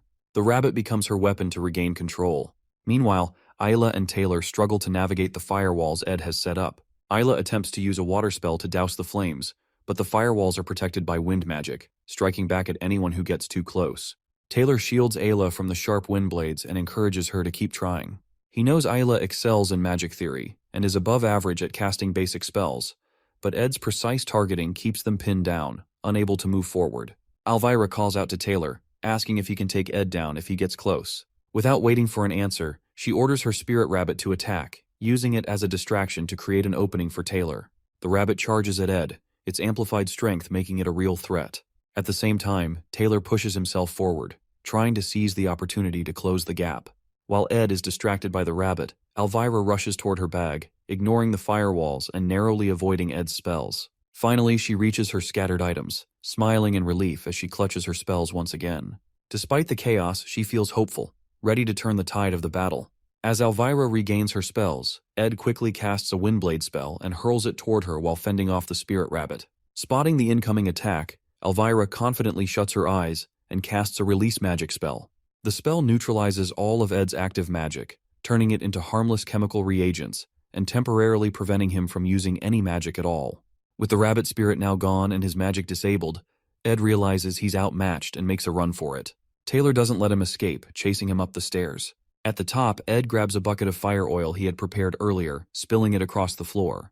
The oil ignites, flames quickly spreading. Alarmed, Taylor and the others hesitate, worried the fire could consume the entire hall and endanger everyone inside.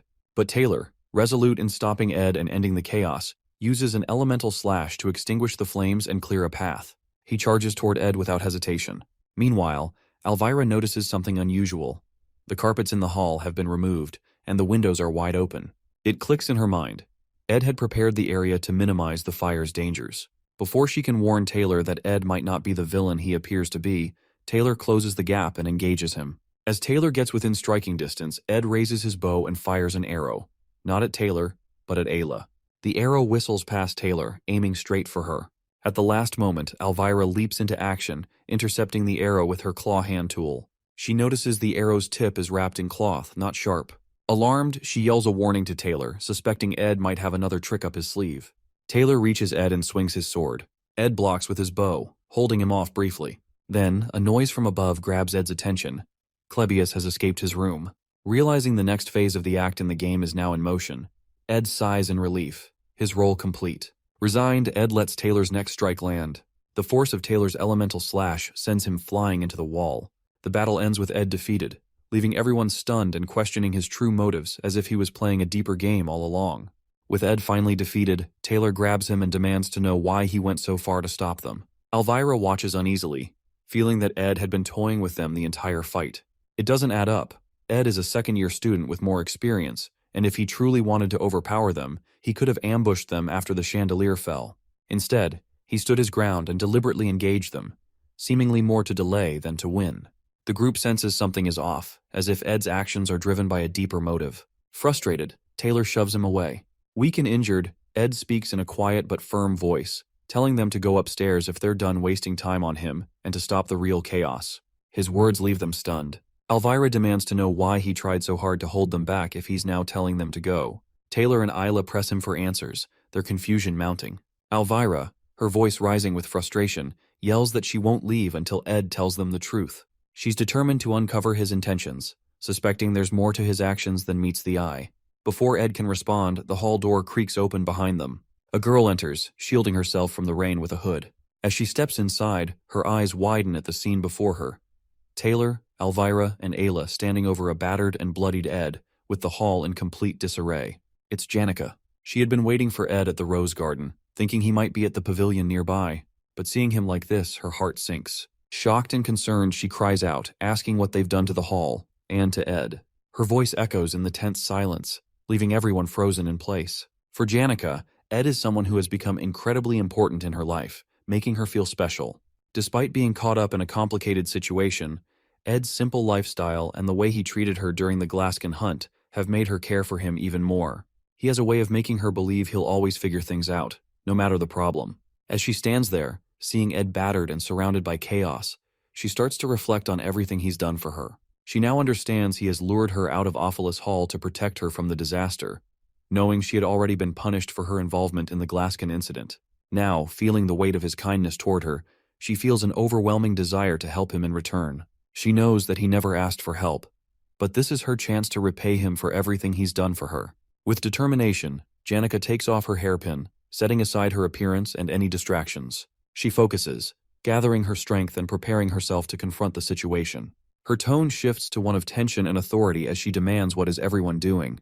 Her voice is filled with resolve, and her presence suddenly feels much stronger, as she stands ready to do whatever it takes to take control of the situation. Taylor, still unsure of Janica's intentions, expresses relief that she's safe, and quickly informs her about the protesters who have taken over Ophelis Hall. He also explains how Ed has been acting irrationally, preventing them from reaching the top floor. Taylor suggests that Ed might be trying to protect someone else hidden within the hall. However, Elvira interrupts him sharply, pointing out the drastic change in Janica's demeanor. She warns that Janica could now be their enemy. Suddenly, Janica releases a powerful aura, creating immense air pressure that swirls violently through the hall. Ed, alarmed, calls out her name, but she, now fully possessed by her magic, calmly reassures him to be okay. Taylor and his group stand frozen, sweating and wide-eyed as they witness her summoning an entire battalion of intermediate-level spirit beasts, showcasing overwhelming power. Realizing the grave danger, Elvira panics and insists that they retreat, acknowledging that fighting Janica, now seemingly unstoppable, is far beyond their abilities. But Taylor, being the heroic character he is, refuses to back down. His unwavering determination to face any challenge keeps him rooted in place. Elvira desperately tries to make him see reason, but Taylor's resolve remains unshaken. At that moment, Ed intervenes. Despite his weakened state, he grabs Taylor and shoves him aside, saving him from a crushing blow by one of Janica's spirit beasts. Ed orders Taylor and his group to leave and stick to their original plan. Confused and shaken, they question why Ed, who had been so intent on stopping them, is now urging them to go upstairs. Elvira, reluctant to leave, argues against abandoning the fight. In response, Ed lightly bonks her on the head, handing her bag of chemicals back, and sternly tells them to do as he says.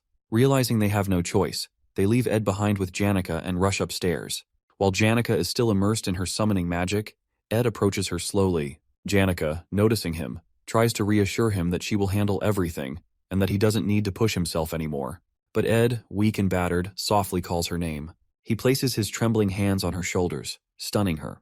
It's the first time he's ever touched her in such a way, and the gesture leaves her momentarily speechless. In a weak voice, Ed gently asks her to call off her spirits, explaining that the wind is too strong and he can barely stand. Seeing him in such a pitiful state, Janica's heart softens. She immediately cancels her magic, dismissing the spirit beasts and restoring calm to the hall. Taylor and his group, watching from the stairs, are shocked that Ed has managed to stop Janica so effortlessly. Ed then turns to them and urges them to go quickly, emphasizing that time is running out. As he finishes speaking, his exhaustion overtakes him, and he collapses to the floor. After some time, Ed and Janica are seen sitting together. Janica is gently tending to Ed's wounds, her face filled with worry. She angrily scolds Taylor and his group for being too harsh, blaming them for Ed's condition. Ed, trying to ease her concerns, jokingly mentions getting revenge next time they meet Taylor and the others.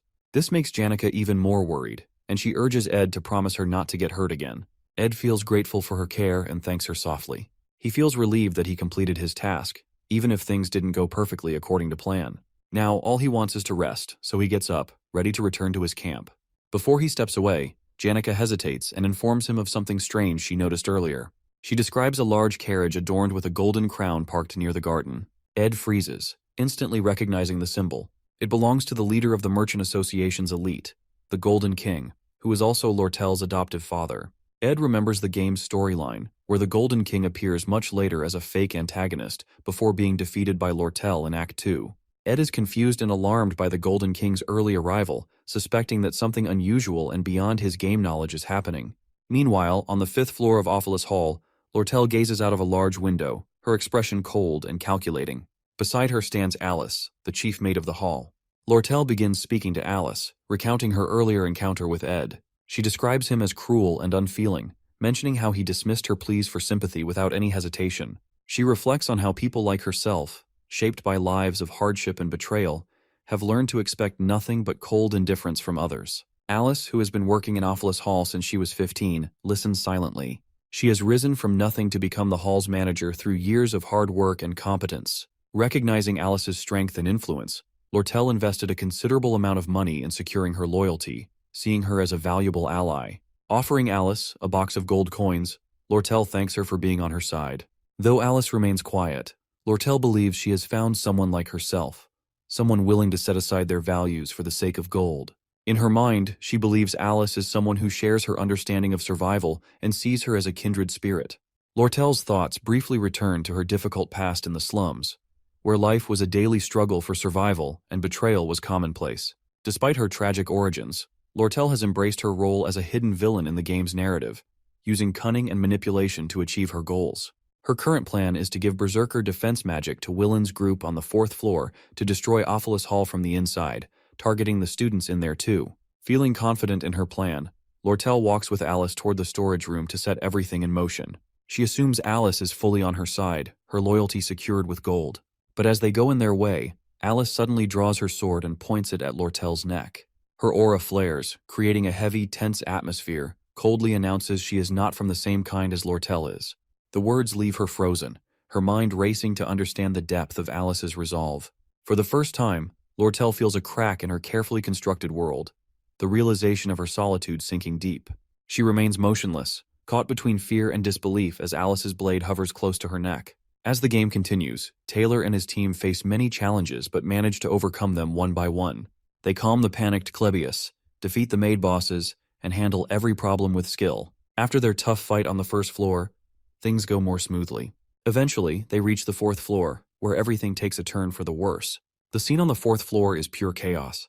Wellane is trapped in the effects of the defensive magic runes and loses control. His body glows with unstable energy, and the crystal ball of defensive magic in his hands becomes extremely dangerous. Wellane cries for help, but the magic is taking over his body and mind. The situation becomes even more dangerous as students panic, thinking the building will collapse. They rush out of their rooms in fear, adding to the confusion and danger. The once organized protest falls apart completely. Taylor and his group act fast. Taylor blocks the blasts of magic from Willen, protecting the students while the rest of the team helps evacuate them. Once the students are safe, they turn their attention to Willen, who is still under the dangerous effects of the magic runes. His attacks grow stronger, and destructive magic spreads across the hall. Elvira realizes that normal magic won't work to stop Wellane. She pulls out an anglerweed reagent, a special substance that can weaken magic, and prepares to help. She tells the group they must physically knock Willen out because magic alone won't save him now. Taylor takes charge and runs toward Wellane while Elvira throws the scared Clebius ahead as a distraction. The group moves in a zigzag pattern to avoid Wellane's wild attacks. The air is filled with powerful magic, and the pressure is intense. Finally, Taylor gets close to Wellane, ready to stop him, but the magic runes become too unstable. Wellane's body shines brighter and brighter before a huge explosion shakes the entire hall. The situation has turned into complete disaster. Ed and Janica watch the explosion from the garden. Janica, worried about Ed's wounds, hovers over him, urging him to rest. Ed reassures her, explaining that most of the blood isn't his, trying to ease her worry. However, Ed's attention is elsewhere. The biggest concern for him now isn't the explosion, but the ominous presence of the carriage parked outside the hall, the one belonging to the Golden King elite of the Merchant Association. The Golden King, Lortel's adoptive father, is a character who shouldn't appear in this act of the game right now. His presence at this time raises alarm bells in Ed's mind. Known as a fake boss who eventually vanishes after being defeated by Lortel in Act 2, his discreet and unexpected arrival suggests a secret motive. Ed's eyes narrow as he observes the carriage, piecing together the puzzle in his head. What catches his attention next is even more unusual. Shenny, one of the maids of Ophelis Hall and a subordinate of Alice, stands by the carriage waiting for the Golden King. This feels off. Alice is someone Lortel had invested in heavily to secure her loyalty. For Shenny, one of Alice's trusted maids, to be seen with the elite now seems strange and out of place. It hints at something deeper. A crack in the loyalty Alice pledged to Lortel. The pieces begin to fall into place in Ed's mind, realizing Shenny is involved with the elite as Alice may have betrayed Lortel. Ed understands the gravity of the situation. Lortel is an essential character for progressing through the game's later acts. If the elite take over Ophelis Hall and gain access to the sealed Book of Grimoire, Lortel's downfall could occur, causing the entire story to unravel. Ed knows he needs to act quickly. He decides to take on Lortel's role, doing whatever it takes to keep the Golden King away from entering the building and changing the original storyline. Before the chaos of the protest, Alice, the chief maid of Ophelis Hall, secretly writes a letter to the elite merchant king. In the letter, she exposes everything about him, how he is Lortel's adoptive father and the man responsible for killing Lortel's biological father. She reveals Lortel's plans to take revenge by manipulating the business magnates and directors of the elite merchantry to overthrow him. She also shares details about Lortel's scheme to acquire or sabotage the sage's sealed grimoire, a critical move intended to strike the Golden King by surprise and remove him from power in the Merchant Association. Alice ends the letter with a bold demand for more money than what Lortel has offered her, promising to switch sides and create a dramatic turn of events in the Golden King's favor. Now, with her sword pressed against Lortel's neck, Alice waits for the Golden King's arrival at Ophelis Hall. Lortel, usually clever and confident, is now shaken. She pleads with Alice, questioning her betrayal and pointing out that they both wanted revenge against the Golden King. Alice sighs and apologizes, but delivers a brutal truth. She tells Lortel that they, including the Golden King, are not so different, driven by ambition and survival. Her words cut deep, leaving Lortel speechless. Suddenly, an explosion echoes through the hall as the door bursts open. Taylor and his group arrive, dragging a restrained and defeated Willain behind them. They are battered but still resolute. Elvira quickly assesses the situation, deducing that Alice must be the one behind the chaos, as only she could have provided Willain with the defensive magic runes. Spotting an opportunity amidst the commotion, Lortel acts to collapses dramatically to the floor. Taylor and his group rush to check on her, concerned for her well-being. Hiding her tears and masking her turmoil, Lortel pretends to be overwhelmed and helpless. Without a word, she suddenly gets up, sprints away, and retreats to her room. Her mind races with plans for what to do next. Lortel stands frozen, stunned by the unexpected arrival of the Golden King. The man who pulled all the strings in the shadows has come all the way to Ophelis Hall himself. Though shocked, she quickly shifts her focus to the opportunity now at hand, blaming him for the large-scale tampering with the Merchant Association's account books and the damage caused during the chaos could finally lead to his downfall. Her plan to overthrow him feels within reach, but she knows she must act fast. She knows what she has to do. She needs to get to her room, where a carrier pigeon is hidden. The pigeon will carry a message to the Merchant Association's officials, exposing the Golden King's crimes. Once she sends it, she plans to hide somewhere in the hall to stay safe. Even though her heart aches from Alice's betrayal, Lortel doesn't let herself cry. She's used to being hurt by others and has learned to blame them to protect herself. Wiping away her emotions, she quickly heads to her room, determined to complete her plan. At the same time, the Golden King elite enters the hall with his guards, carrying an air of authority. Spotting a student near the entrance, he calmly advises the student to evacuate for safety. However, the student doesn't budge and instead informs him that no one is allowed inside the hall due to safety protocols. The elite looks puzzled but intrigued by the student's firm stance. The student is none other than Ed, standing in front of the stairs like an immovable wall, blocking the elite's path to the upper floors. The elite, maintaining his calm, asks Ed if he has any official authority or permit to enforce such rules. Ed boldly replies that he's acting on his own judgment. In this tense standoff, Ed evaluates the situation. He knows that only 3 people truly understand the flow of the story. Lortel, who wants revenge on the elite for destroying her childhood and plans to oust him. The Golden King elite himself, who seeks the sage's sealed grimoire for ultimate power. Alice, the chief maid, who has become the central villain in this act by betraying Lortel. Ed decides to trust Taylor and his group to deal with Alice, the act's main antagonist, while he focuses on keeping the elite from going upstairs. By doing so, he hopes to preserve his understanding of the game's storyline and secure his role as a successful character in the end. The elite tries to defuse the situation, claiming he needs to consult with the Academy about the chaos inside, but Ed remains unmoved. His unyielding stance begins to irritate the elite, who activates his aura and then asks a pointed question whether Ed is siding with Lortel. 10 minutes before the confrontation with the Golden King elite, Ed and Janica arrive at Jix's room.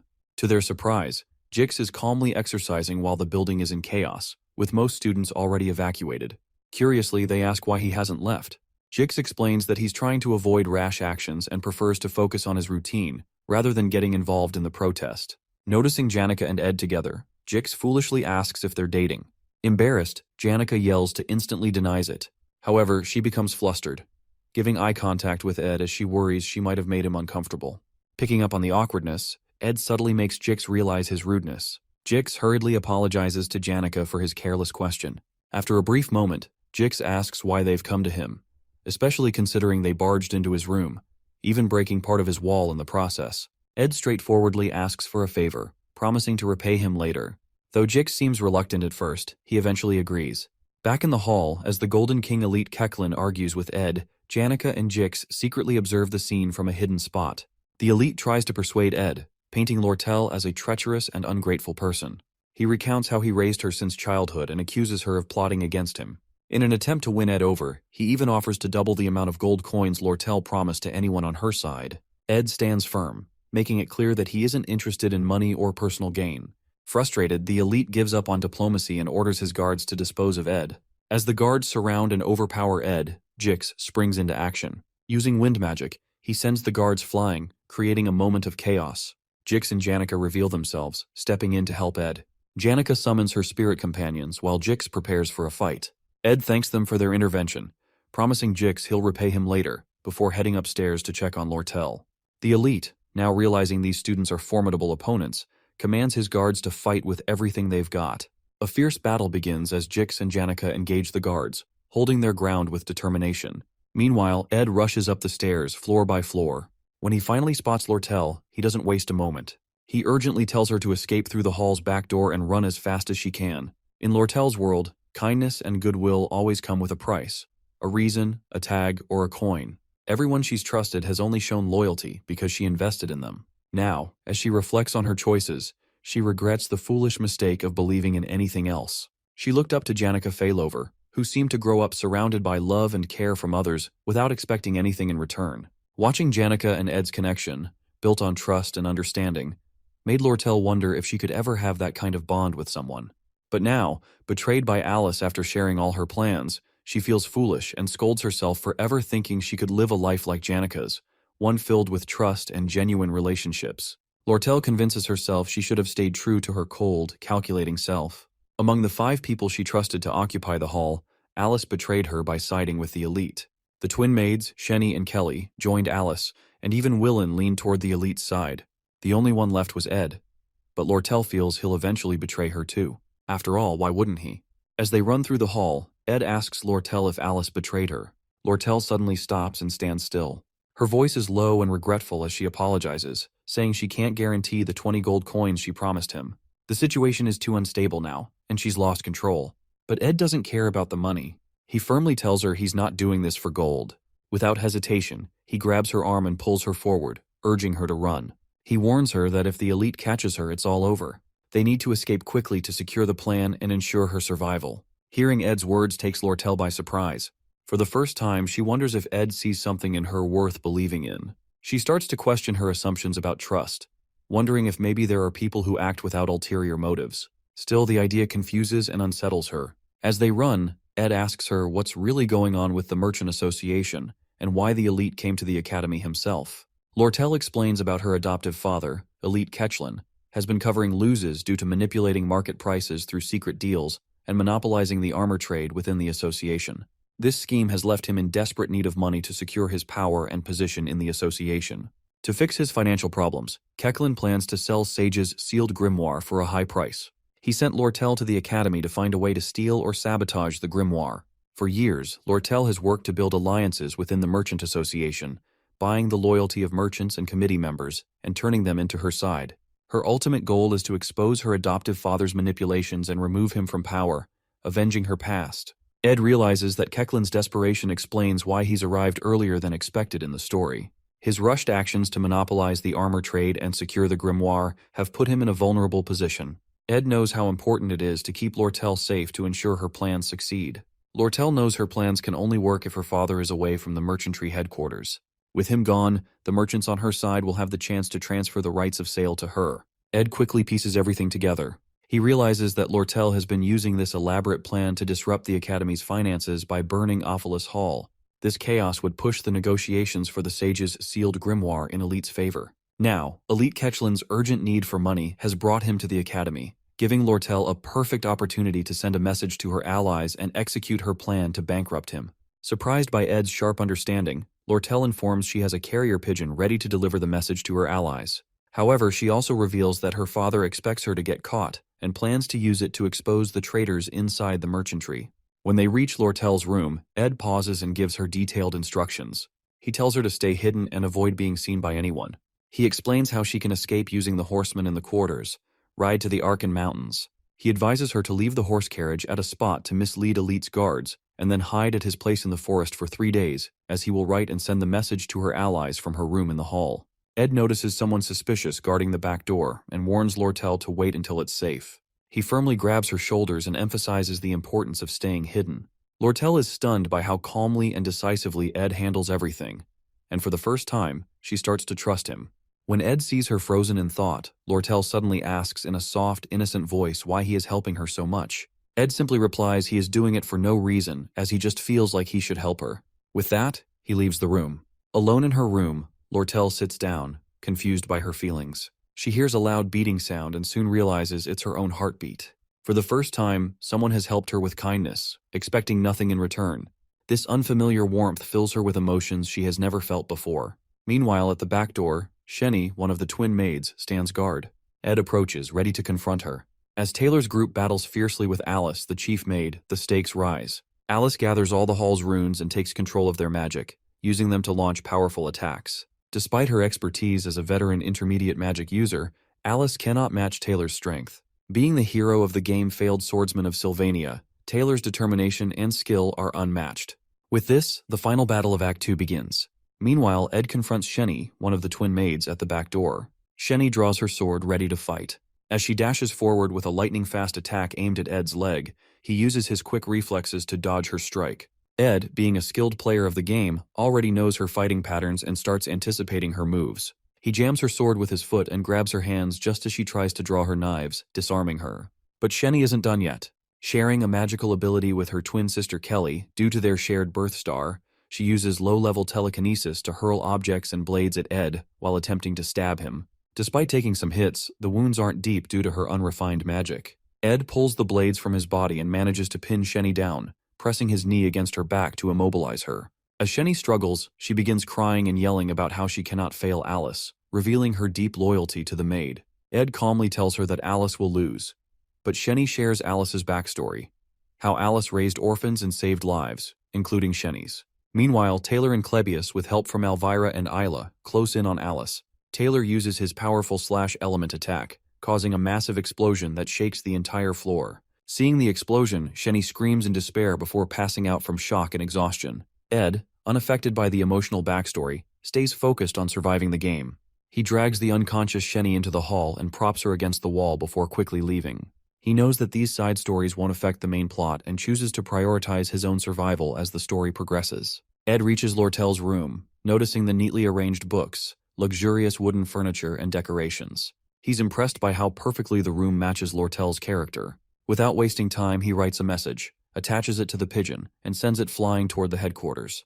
This gives them a crucial time advantage since Elite Kechlin, currently in Sylvania, will take at least 3 days to return to the headquarters. Later that night, under a rain-soaked sky, Ed, battered and tired with cuts and bruises, limps toward his hut to rest and heal. He successfully stopped Elite from reaching the hall, with Jix and Janika's help, and created an escape route for Lortel. His quick thinking left Elite with no choice but to chase the horse carriage Lortel hired. Everything was falling into place, and the storyline remained intact. As Ed finally reaches his hut, expecting Lortel to already be there, he's startled by an unsettling scene. Lortel, holding a knife, walks toward him with a dark and sinister expression. Panic sets in as Ed begins to think she might be the true mastermind, eliminating everyone one by one and now targeting him. His body tenses, unable to move as his thoughts spiral.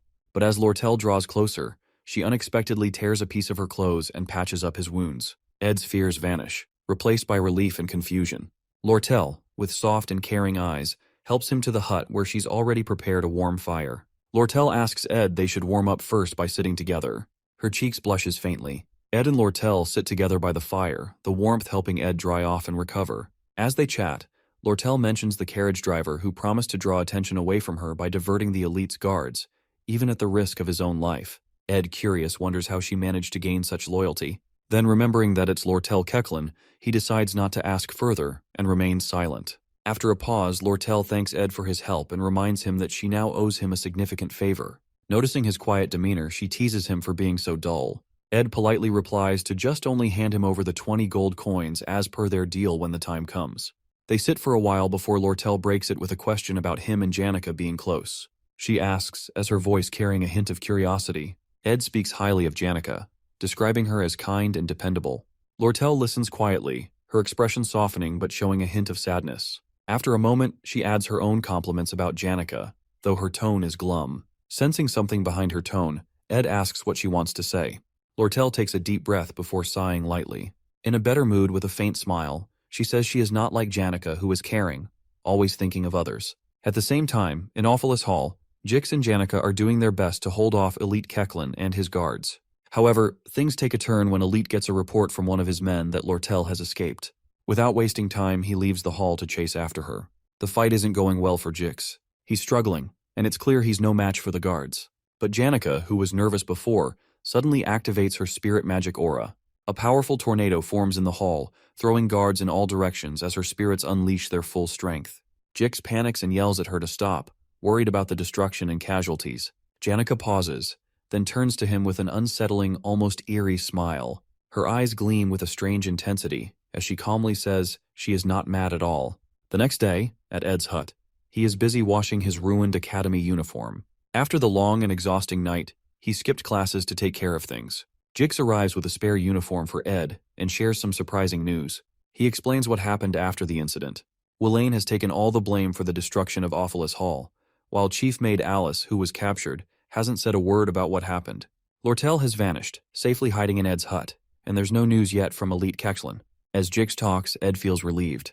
His plan worked, and now all he has to do is wait for the carrier pigeon to return with good news. Stretching his sore muscles, Ed feels the aches and pains from the night's events, but stays determined to keep moving forward.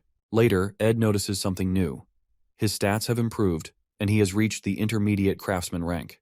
This upgrade unlocks advanced crafting skills, giving him access to new abilities. Excited, he decides to learn Spirit Formula Infusion, a skill that combines spirit sorcery with magic engineering. With this ability, Ed can form contracts with spirits and create powerful weapons, magical artifacts, and useful tools. Feeling more confident in his abilities, Ed starts planning how to use these new skills for the challenges ahead. Later that day, Janica visits Ed with a cheerful smile. Ed is exercising outside the hut when she arrives and takes a seat beside him. Curious, Ed asks why she isn't in class. Janica explains that she's feeling tired and needed a break, so she decided to come to the woods for some fresh air. Concerned, Ed asks if she got hurt because of him. Janica shakes her head and smiles reassuringly, saying she's fine. Then with a slight frown, she asks if Lortel is doing okay. Ed tells her that Lortel is resting inside the hut, which makes Janica feel a little jealous, though she hides it well. Inside the hut, Lortel leans back, feeling relieved that the chaos of the Awfulest Hall incident is finally over. However, her work isn't done yet. She still needs to persuade the chief maid, Alice, to help lay the groundwork for negotiating the purchase of Sage's sealed grimoire. For now, though, she waits anxiously for a reply from the elite merchant's headquarters. While waiting, Lortel can't help but notice how safe and comforted she feels in Ed's presence. His unconditional kindness and trust make her heart race, and for the first time, she feels something more precious than gold. Blushing, she realizes she doesn't want to lose Ed to Janica, whose life is already full of family and friends. Lortel quietly resolves to win Ed over, even if it means competing with Janica. Spending 3 days with Ed only deepens Lortel's feelings for him. She starts to develop a bit of a fixation, even imagining showering him with gold if that's what it takes to win his affection. But then, she decides a different approach might be better, one that feels more natural. She resolves to show him sympathy and kindness, and even considers helping him with his tuition to subtly gain his favor. Lortel's heart races with determination. For the first time in her life, she's discovered something worth more than wealth, and she's ready to fight for it, no matter what it takes. Fantasizing about Ed makes Lortel feel embarrassed and awkward, especially since she has never had a boyfriend before. Suddenly, Sleepy Lucy barges into the hut and claims her spot near the window. However, Ed quickly intervenes, dragging Lucy out and setting her up in the small tent outside the hut, which he had made specifically for her. Ed then apologizes to Lortel, asking if he disturbed her. Lortel feels unsettled by Lucy's presence in Ed's hut, seeing her as yet another rival for his attention and labeling her in her mind as a natural disaster. On the second morning, Lortel wakes up early, hoping to spend some time alone with Ed.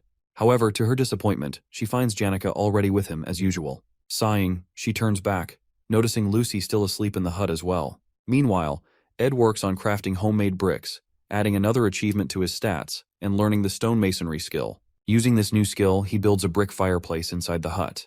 Later, he grills beef jerky for everyone, and they all dine together. As they eat, Lortel remarks that since nothing significant has happened that morning, it means everything is going according to plan. Ed thanks her for the good news but warns them not to let their guard down. Feeling a bit competitive with Janica, Lortel offers to compensate Ed with supplies and goods instead of the 20 gold coins they agreed on earlier. Ed appreciates her offer and asks if she has any construction materials or spare magic engineering equipment. Lortel promises to check. Ed then turns to Janica and asks her for a favor, to teach him some basic spirit magic and how to make a spirit connection. Overjoyed that Ed is seeking her help, Janica eagerly agrees. She demonstrates using a spirit bird, explaining how to focus and make a connection. But unexpectedly, the spirit bird speaks up, scolding Janica for giving Ed incorrect advice. The bird also reveals that during their last spirit meeting, Janica received tips on how to use Ed's cabin construction as an opportunity to get closer to him. Embarrassed, Janica hastily dispels the bird, sweating nervously as she asks if Ed heard anything. Lortel, seizing the moment to tease Janica, jumps into the conversation and mentions her leftover food stock at the headquarters, which she eagerly offers to sell to Ed at a discount. Ed negotiates, asking her to include the stocks in their agreed 20 gold coin deal. Playfully, Lortel suggests giving the supplies for free, further annoying Janica and sparking a light-hearted debate between the two women. Ed sits back, eating his beef jerky with amusement, realizing he can now learn both spirit magic and magic engineering with the help of Janica and Lortel. As their conversation continues, a new figure appears at Ed's hut. It is Belle Maya, the new chief maid of Ophelis Hall. She apologizes for the sudden visit, explaining that she brings bad news, a message from the former chief maid, Alice. Hearing this, Lortel's expression shifts to worry, and the atmosphere becomes tense with suspense. Before Belle Maya's visit to the hall, Clara, one of Janica's friends, drops by to see her. Clara gossips with Belle, revealing a top-secret piece of news, but she warns Belle not to show any shock or let it slip. Leaning in close, Clara whispers that her friend Janica is in love with Ed Roth Taylor. Belle feels conflicted, trying not to show any surprise while maintaining her composure. The two chats about Ed, who has a reputation as a troublemaker but seems to be improving his image lately.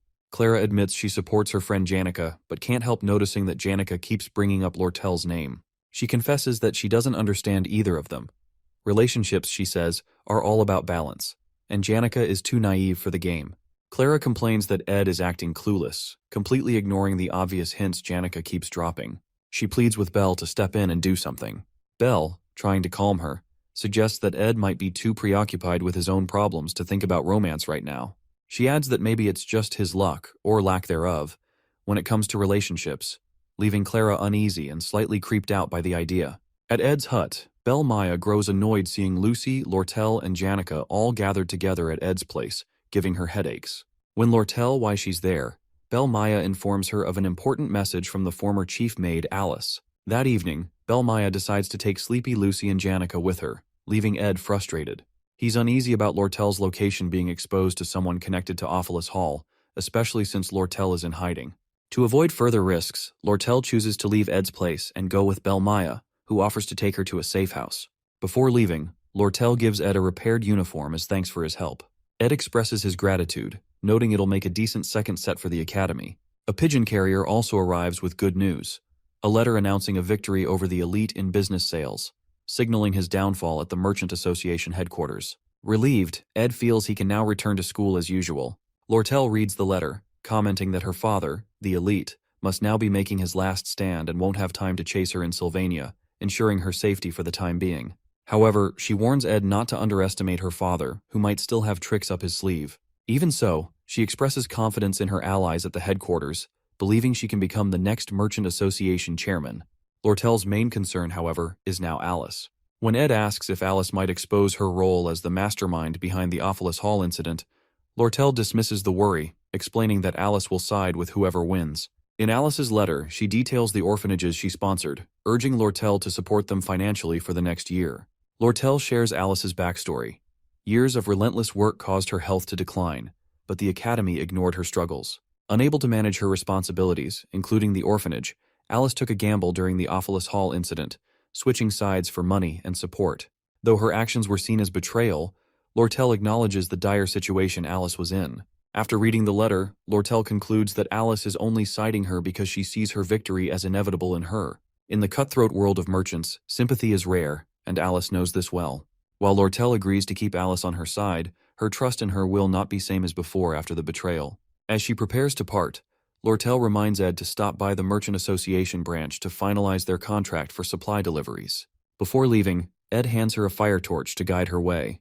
Lortel pauses, looking at Ed thoughtfully. When he asks why she's still standing there, she comments on how tall he is. She admits that she often takes risky moves to win.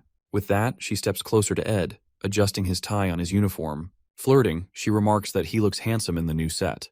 And suddenly, she pulls him by his tie, leans in, and kisses him unexpectedly. Flirting even more, Lortel teases Ed by commenting on how delicious the raspberries they ate were, claiming she can taste them again through their kiss. She chuckles happily, clearly enjoying the moment, while stoic Ed firmly warns her to stay within her limits. Unbothered by his serious tone, Lortel playfully mocks his boring reaction, adding another teasing remark.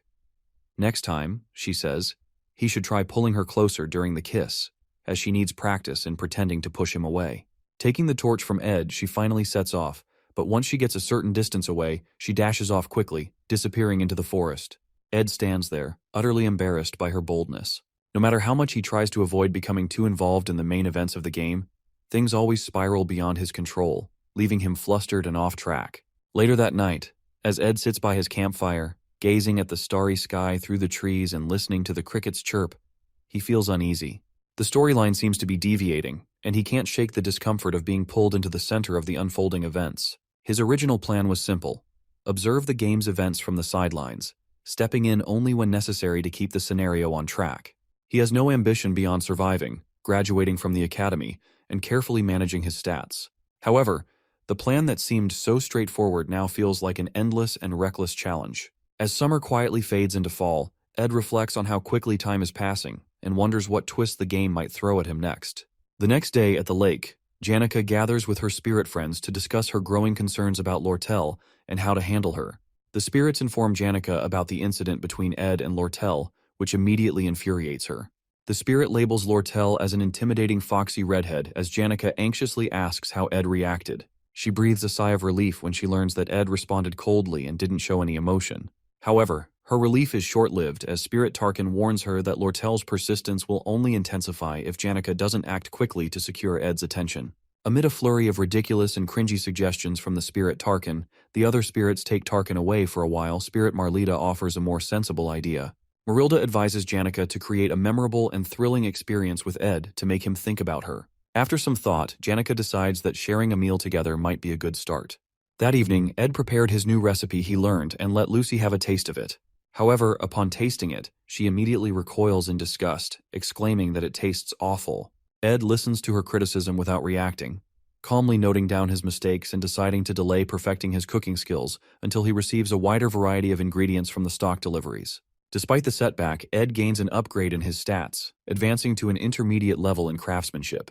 He reflects on how his core stats significantly affect his practical skills and resolves to balance and improve all his stats efficiently. However, Ed's packed schedule leaves him little time to focus on personal development. Between attending classes, honing survival skills, and keeping a close eye on the progression of the game's scenario, his hands are full. He observes that Taylor's combat abilities are steadily improving. Isla continues to support Taylor, and Princess Phineas seems to be on track. Still, Ed knows the pivotal event in the storyline, Phineas' clash with Lortel, is approaching. He's also aware that another key character, Clarice, won't enroll until next year, so he doesn't need to worry about her yet.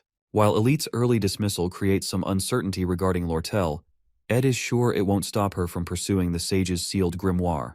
As the Academy Day comes to an end, Ed steps outside, looking back at the main building. He realizes it's time to start monitoring the faculty building closely since the final boss of Act 2 is about to emerge. Meanwhile, in a quiet room within the academy, someone receives a letter revealing the mastermind behind the Ophilus Hall incident. That person who receives letter is none other than Professor Glast. Professor Glast stands in his quiet office while his assistant, Claire Elfin, stood nearby. Trying to impress him, Claire praised his sharp thinking for suspecting someone behind the Ophilus Hall incident. However, Glast, a no-nonsense figure, ignores her attempts at charm. Removing his glasses, he exudes a dark and intimidating aura, ordering Claire to find the divine science thesis he had asked for earlier. Startled by his stern tone, Claire quickly rushes out to do as he says. At the Ophilus Hall faculty building, Claire receives all the materials about the incident from Annis. Relieved, Claire thanked her and started looking through the files of students involved. Among the files of students linked to the incident, 3 catch her attention: Ed Roth-Taylor, Jix, and Janica. While most of the case seemed straightforward, Claire couldn't help but feel something unusual about Ed's file. His reputation and some missing pieces made her curious. That evening, Ed visited the Sylvania Merchant Association branch to collect the supplies he'd ordered under his contract with Lortel. Lortel, clearly enjoying his company, teasingly apologized for forgetting the contract details, as she is using it just an excuse to make him visit again. She prepares tea and snacks, inviting him to sit and chat. As they talk, she tells him to pick up his magic equipment at the counter when he leaves. Trying to keep his attention, Lortel shows off her fancy dress, asking how she looked for an important meeting. But Ed, uninterested, simply asked what kind of meeting it's. Lortel smiles, amused by how little he noticed her flirting. Then the conversation shifted to Ed's cabin. Lortel suggests he may need furniture, but Ed explains her company's products were too expensive for him. Lortel agrees but says she cannot give away items for free because of her merchant ethics. Suddenly she used her magic to break a chair's leg, claiming it is now damaged and she will throw it away tomorrow. She hinted that Ed, with his crafting skills, could fix it. Ed thanked her for the broken chair, still keeping his calm and serious demeanor. Lortel, entertained by how he never shows much emotion, moves closer to him. Sitting on the table nearby, she teasingly says she has made her move and asks if he doesn't see her as a woman. She boldly admits that she isn't helping him out of kindness, but because she has her reasons. Smiling confidently, she tells him she is determined to stick around and get the answers he is searching for, making it clear she has no plans to let him ignore her. Ed calmly responds, making it clear he isn't looking for any answers from her, and has no interest in getting involved in battles he knows he cannot win. Despite her attempts to get closer, he stays composed and distant. Lortel, unfazed. Lortel smiles and warns him that one day, it won't just be her struggling to hold back feelings for him. Her smile is the same as always, calm and confident. Ed notices she never shows her true feelings, whether she's winning or in trouble. He realizes it's part of her nature as a merchant, always keeping her cards close to her chest and never letting her emotions give her away. At the academy during recess, Janica excitedly teaches Ed how to control a spirit. Using her staff, she explains that he should focus on his magic to try to form a connection and summons a small fire spirit named Mug. Mug appears serious and promises to serve Ed well, surprising him. Ed remembers that before he came into this world, when he played the game as Ed, he once formed a bond with a spirit duck. They used to laugh and joke around, but in the end, he let it go. However, looking at Mug now, he feels this will be different. Curious about Mug's strict nature, Ed asks Janica why he acts that way. Janica laughs and explains that Mug is a good spirit with great energy efficiency and was carefully chosen by the high-level spirit, Tarkin. Since Ed wanted a strong spirit, she picked the best one for him. After going through a tough selection process, Mug is finally handed over to Ed, and he successfully forms his first spirit connection. Holding Mug, Ed is impressed to see how warm it is, almost like a portable heater. He checks its abilities and stats, and Janica happily tells him that Mug is a great survival tool because it doesn't need wood for heat. Seeing Ed happy, Janica smiles, even though he still looks tired. Before leaving, she reminds him to let her know if he ever needs more help. She offers to teach him more about spirit connections, and suggests that he will learn faster if he spends more time with her. As Janica talks with Ed, she suddenly changes her tone and expression. Just as she promises to come the next day to help him, she quickly switches, claiming she is very busy and that many others are waiting in line for her lessons. She remembers her spirits and her friend Clara advising her to keep things cool with Ed and not get too close too fast. Smiling awkwardly, she says it's a bit too much for her to teach him magic all the time. Ed, feeling guilty, apologizes for taking advantage of her kindness and offers to pay her for her help as a token of appreciation. Hearing him mention money, Janica gets upset and insists that she's helping him out of friendship, not for payment. She calls his offer cold and reminds him that they are close friends, and such things shouldn't come between them. Confused, Ed points out that she was the one who mentioned compensation earlier. Realizing she contradicted herself, Janica gets flustered and embarrassed.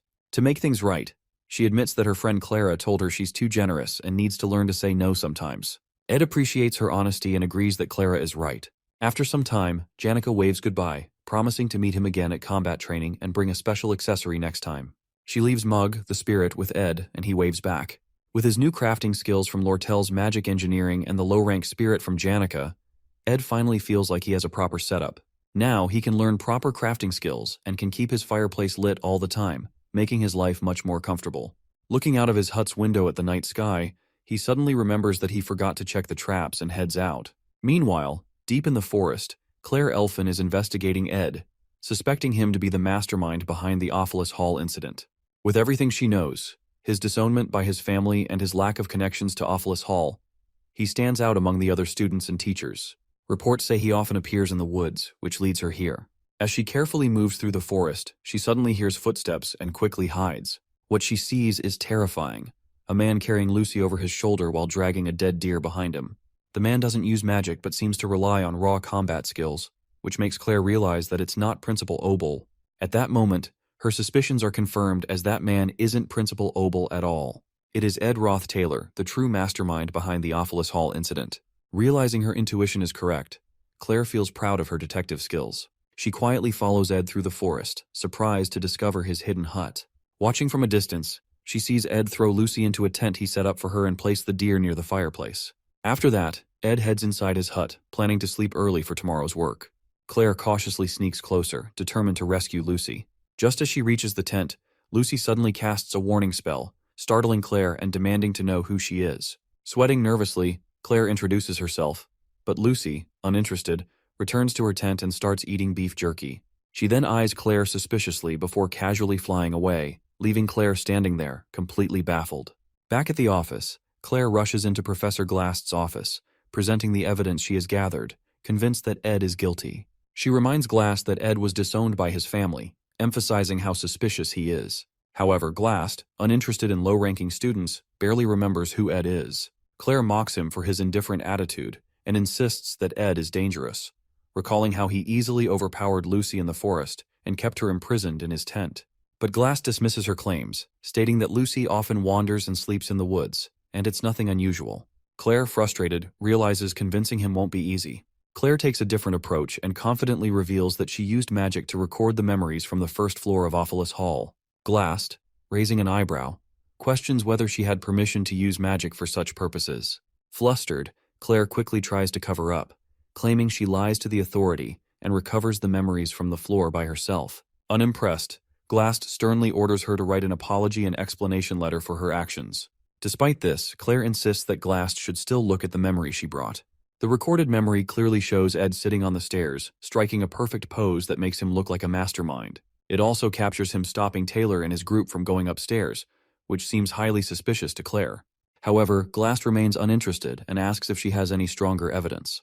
Claire, eager to convince him, mentions the recent forest incident, explaining how Ed was carrying an unconscious Lucy, making it look like he was trying to trap her.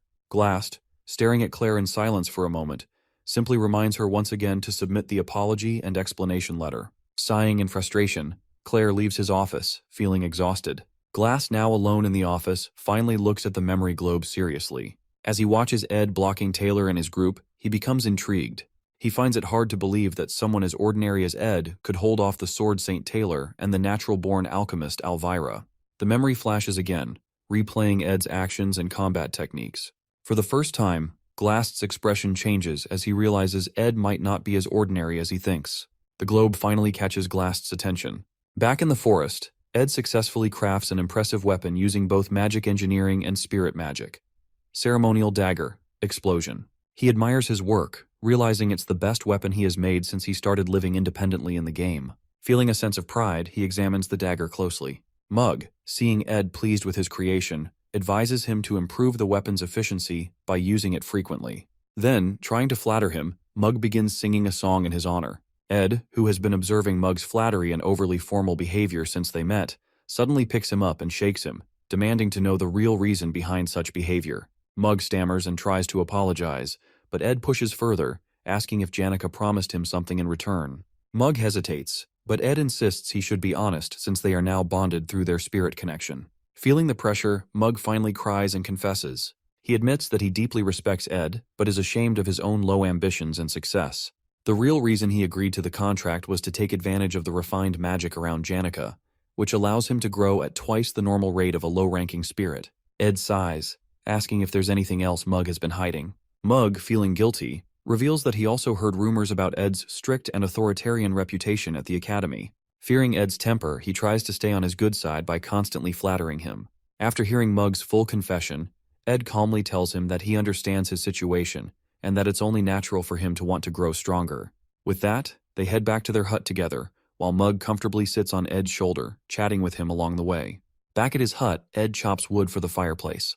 His stamina has improved, and his storage is now full of meat and vegetables. He no longer has to sleep outside feeling hungry.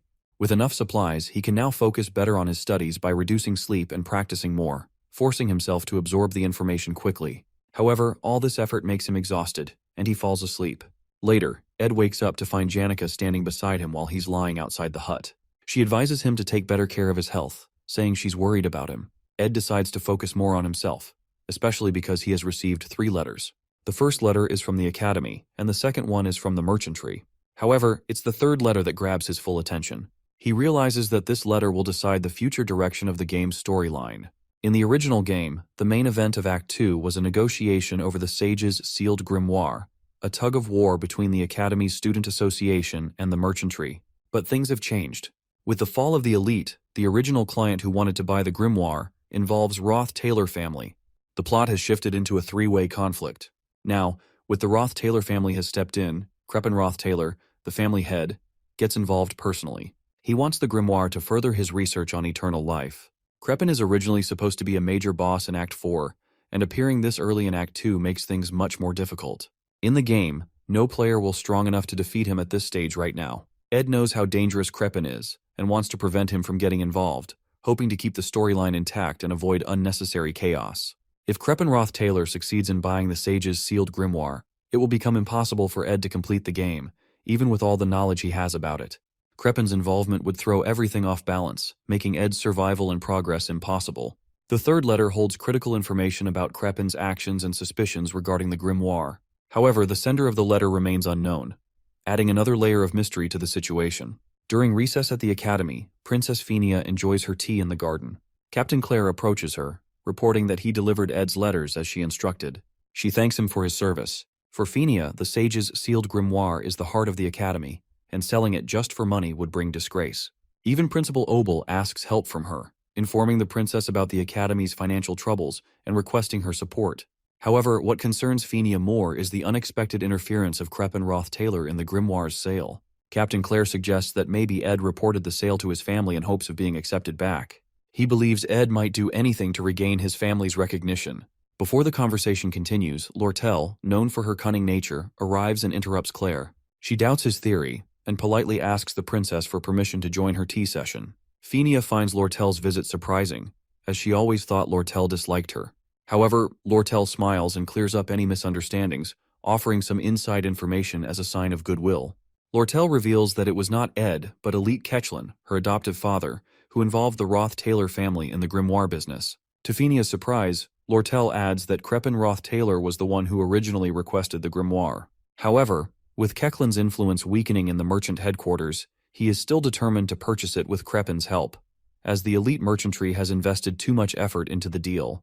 This makes Phinia realize that the grimoire sale might be an attempt to form a business alliance between the two families. But she wonders about why are they now competing for it instead of working together. Lortel smiles and explains that, since she now controls the merchantry, she wants to save the grimoire by purchasing it herself.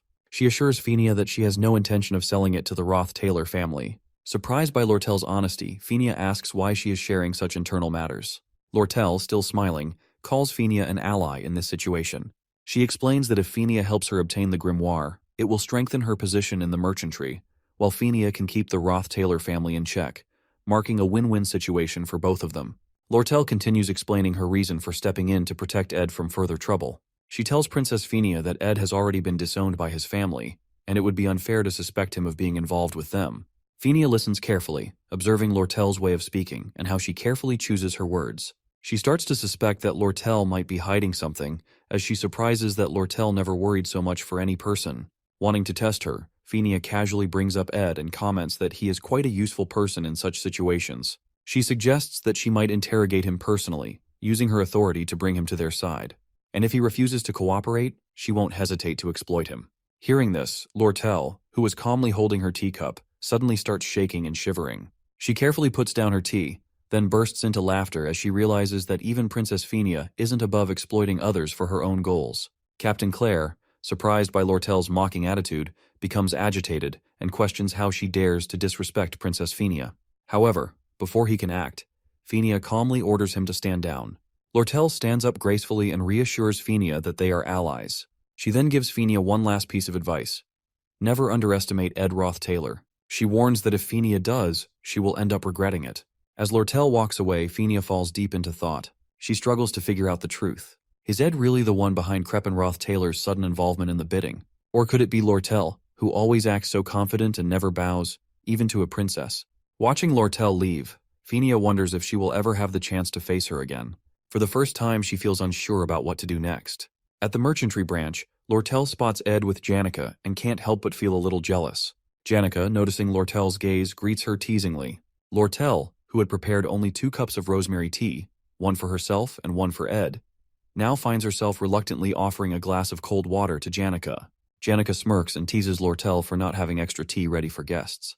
Lortel, keeping her cool, fires back, reminding Janica that as a merchant, she can't afford to waste her merchandise so easily. Ed, visibly tired and drained, takes the cold water instead and hands his tea to Janica. This small gesture makes Janica happy, while Lortel watches, feeling slightly annoyed as Janica continues to tease her. After some time, Lortel presents the magic engineering equipment she promised Ed.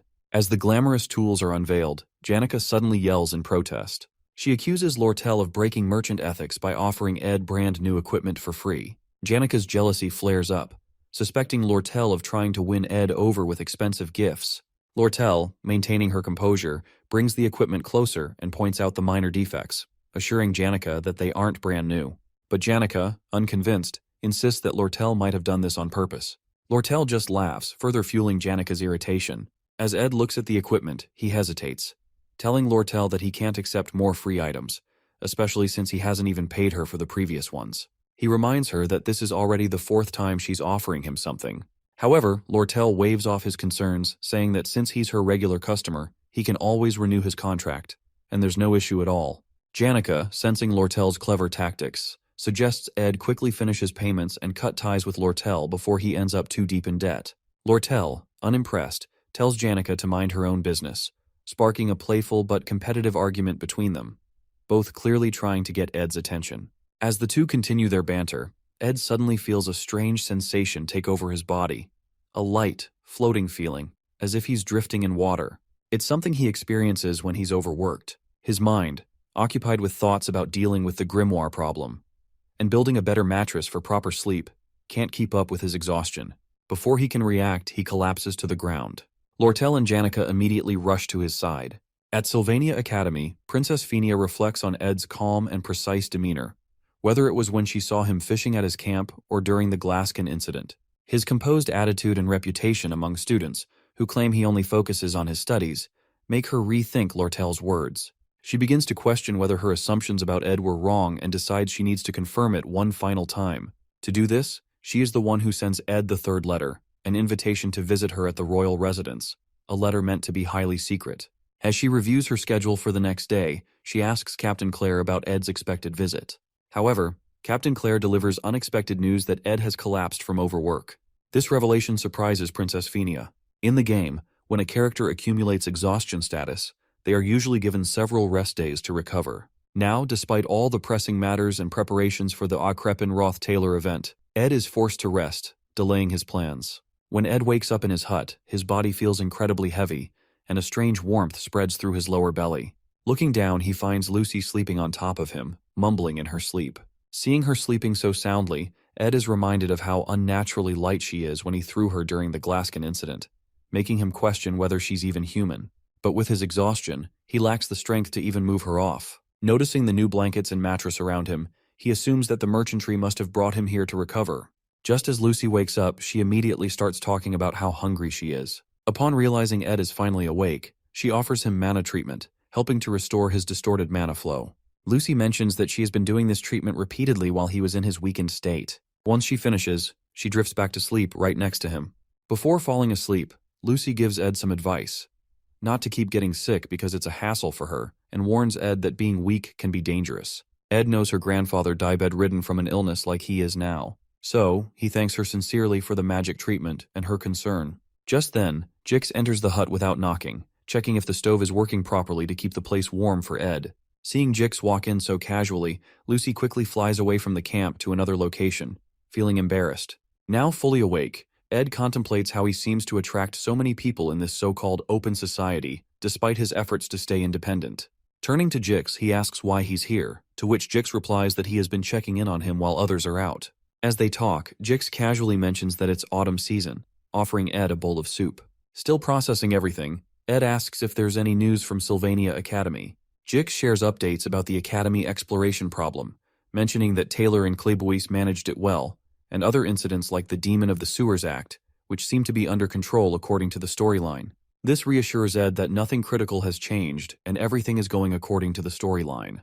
However, the most important event, the struggle over the Sage's sealed grimoire, is still looming. Ed urgently asks how long he has been unconscious. When Jix tells him it's been 10 days, Ed realizes with shock that the main event has already started. To add more worry in Ed's attention, Jix further informs that Lortel gets no choice but to leave for an important negotiation in his absence. Panicking, Ed immediately jumps up, insisting that Jix help him send a message to Lortel right away. Meanwhile, at Sylvania Academy, the bidding war over the Sage's sealed grimoire has begun. The major players are gathered. Princess Phenia Kloll representing the Student Association, Lortel from the Elite Merchantry, and an unexpected third party. The man who has deviated from the original storyline, stepping into the hall with an imposing presence, the patriarch of the Roth-Taylor family, none other than Crepin Roth-Taylor himself. At the luncheon, all the key players gather to assess each other before the bidding war for the Sage's sealed grimoire. Crepin Roth-Taylor greets Princess Phenia warmly and expresses his delight at seeing her in good health. He personally apologizes for the actions of his foolish family member, Ed Roth-Taylor, and assures her that Ed's past misdeeds do not reflect the values of the Roth-Taylor family. Princess Phenia responds politely, telling him not to worry too much. However, she carefully observes him. Crepin appears noble, compassionate, and wise, with his attendants showing unwavering respect in their every action. But through her judgmental ability, she clearly sees Crepin as an evil man. Crepin then turns his attention to Lortel Ketchon, asking if she represents the elite merchantry. Lortel stands and bows respectfully, introducing herself as Lortel Ketchon and expressing her honor to be in his presence. As they talk, Crepin tests Lortel's knowledge and motives with calculated words. Lortel responds strategically, revealing only what benefits her. She asserts that her interest lies solely in profit, maintaining a composed and confident demeanor. The bidding process begins, and each participant writes down their bid, knowing that the highest offer will win the Sage's sealed grimoire. The Academy wants to keep its financial problems a secret, so they put Vice Principal Rachel in charge of the auction, with Princess Phenia as the only royal observer. The auction takes place quietly inside the Academy building. Phenia watches carefully, knowing the grimoire is more than just an expensive item. It has great magical value for research. She knows about how rare books like this are usually sold and realizes that knowing the other bidder's highest offer is the key to winning in this type of auction, where there is no price limit. Lortel and Crepin sit in silence, observing each other's movements carefully, weighing their strategies before submitting their final bids. Lortel, driven by profit and market trends, keeps her expression calm and composed, while Crepin's demeanor remains inscrutable, exuding confidence and authority. Vice Principal Rachel collects the bids and thanks both Lortel and Crepin for their participation. As Rachel prepares to announce the winner, Phenia quickly looks at the bid amounts. She guesses that Lortel, who always thinks about profit, probably bid around 8,100 coins, the highest price a similar book has sold for before. If Lortel offered more, it would be risky because selling it again at a profit might be difficult. But still, Phenia worries that if Crepin bids just a little higher than Lortel's estimated maximum of around 8,000 coins, he will win the grimoire. Vice Principal Rachel finally stands and begins announcing the bid amounts. When she reveals Crepin Roth-Taylor's bid, as expected, he offers 8,500 Flen gold coins. Phenia isn't surprised. Crepin didn't come to the Academy just to make a profit from book trading. However, when Rachel announces Lortel's bid, the entire room is stunned. Lortel has bid 9,400 gold coins, far exceeding expectations and securing the grimoire. Crepin's face darkens with frustration as he realizes his loss. Without a word, he leaves the building with his attendants, his bitter expression revealing his disappointment. Meanwhile, Lortel calmly moves to a private room to complete the transaction, leaving Phinia in disbelief. Phinia struggles to understand why Lortel, who claims she only cares about profit, would spend such an enormous amount just to secure the grimoire. The princess recalls their previous conversation over tea, when Lortel suggested they become allies. Now, it becomes clear. Lortel's true intention was to prevent the grimoire from falling into Crepin's hands. Yet Phinia remains skeptical. She cannot believe that Lortel would act purely out of a sense of justice. There must be someone behind her, someone who ordered or influenced her to stop Crepin Roth-Taylor. The princess's suspicion grows, wondering who could be pulling the strings behind the scenes. As Princess Phinia recalls Lortel's words about Ed's ties to the Roth-Taylor family, a realization strikes her. Ed had been fighting against his family's darkness all along, struggling to the point of collapsing from overwork. Overwhelmed with guilt, Phinia panics, questioning how she could have driven such a person to ruin by pushing for his disownment. Regret washes over her as she reflects on the consequences of her actions. However, for Ed, Phinia's misunderstanding may have been a hidden blessing. Living in the forest forced him to sharpen his survival and combat skills, turning him into someone far more capable than before. Meanwhile, in her quarters at the elite merchantry, Lortel admires the sage's sealed grimoire she just acquired. She carefully calculates her potential profits if she were to sell it, realizing the difference would only be 900 gold coins. Yet, deep down, she knows she didn't do it for profit. She did it for Ed, following his request without hesitation. Determined to win him over by any means, she sees the grimoire as an opportunity, one she can leverage to ask him for anything in return. Lying on her bed, Lortel indulges in the thought of having Ed in her debt, considering the small price of 900 coins a worthwhile investment. She smiles to herself, romanticizing the idea of Ed being within her grasp, believing she has finally secured a way to make him hers. At the campsite, Ed feels better after hearing that Lortel won the grimoire. Jix sits nearby and laughs, telling Ed that he should have seen Lortel's face when Elka gave her the news. Ed knows that Lortel might have used her charm to get what she wanted. She often relies on it, but he worries if that will be enough this time. Even though she won, Ed is still worried. He thinks Crepin Roth-Taylor must have had some secret information to enter the auction. Ed feels that things might not be over yet, and Crepin won't give up easily. At Ed's hut, Janica suddenly arrives, panting and asking about his health. She looks worried and quickly apologizes for any trouble she might be causing with the rumors about him. Ed laughs and tells her it's okay as he already hears everything from Jix. Hearing this, Janica gets angry at Jix for telling Ed how she runs around the academy crying over him, which starts rumors about her being heartbroken. Frustrated, she orders her spirit bear to take Jix away. As Jix gets dragged off, she waves goodbye while Jix looks defeated. From Janica's hair, Ed's spirit, Mug, suddenly appears, crying with guilt. Mug apologizes, saying he doesn't know Ed is pushing himself so hard that he collapses. He begs for forgiveness and even says he's willing to be punished. Mug wants to hug Ed, but he's afraid of affecting Ed's mana, so he clings to Janica instead. Ed, seeing Mug making a fuss, calms him down. Jix returns after his scuffle with the spirit bear and tells Ed that Mug isn't overreacting because he has passed out for 10 days. Hearing this, Ed is shocked. He realizes his stock of meat and vegetables must be spoiled, and he has to gather everything again. But this time, Jix and Janica offer to help him out. Seeing their determination, Ed feels grateful. He thinks back to when he first builds his wooden shelter and sleeps alone in the forest. Now, with friends supporting him, he realizes he's not truly alone anymore. Janica watches Ed, noticing how tired he looks. She remembers her earlier conversation with her spirit friend Marilda. Sitting under a magical forest tree, they talk about Ed.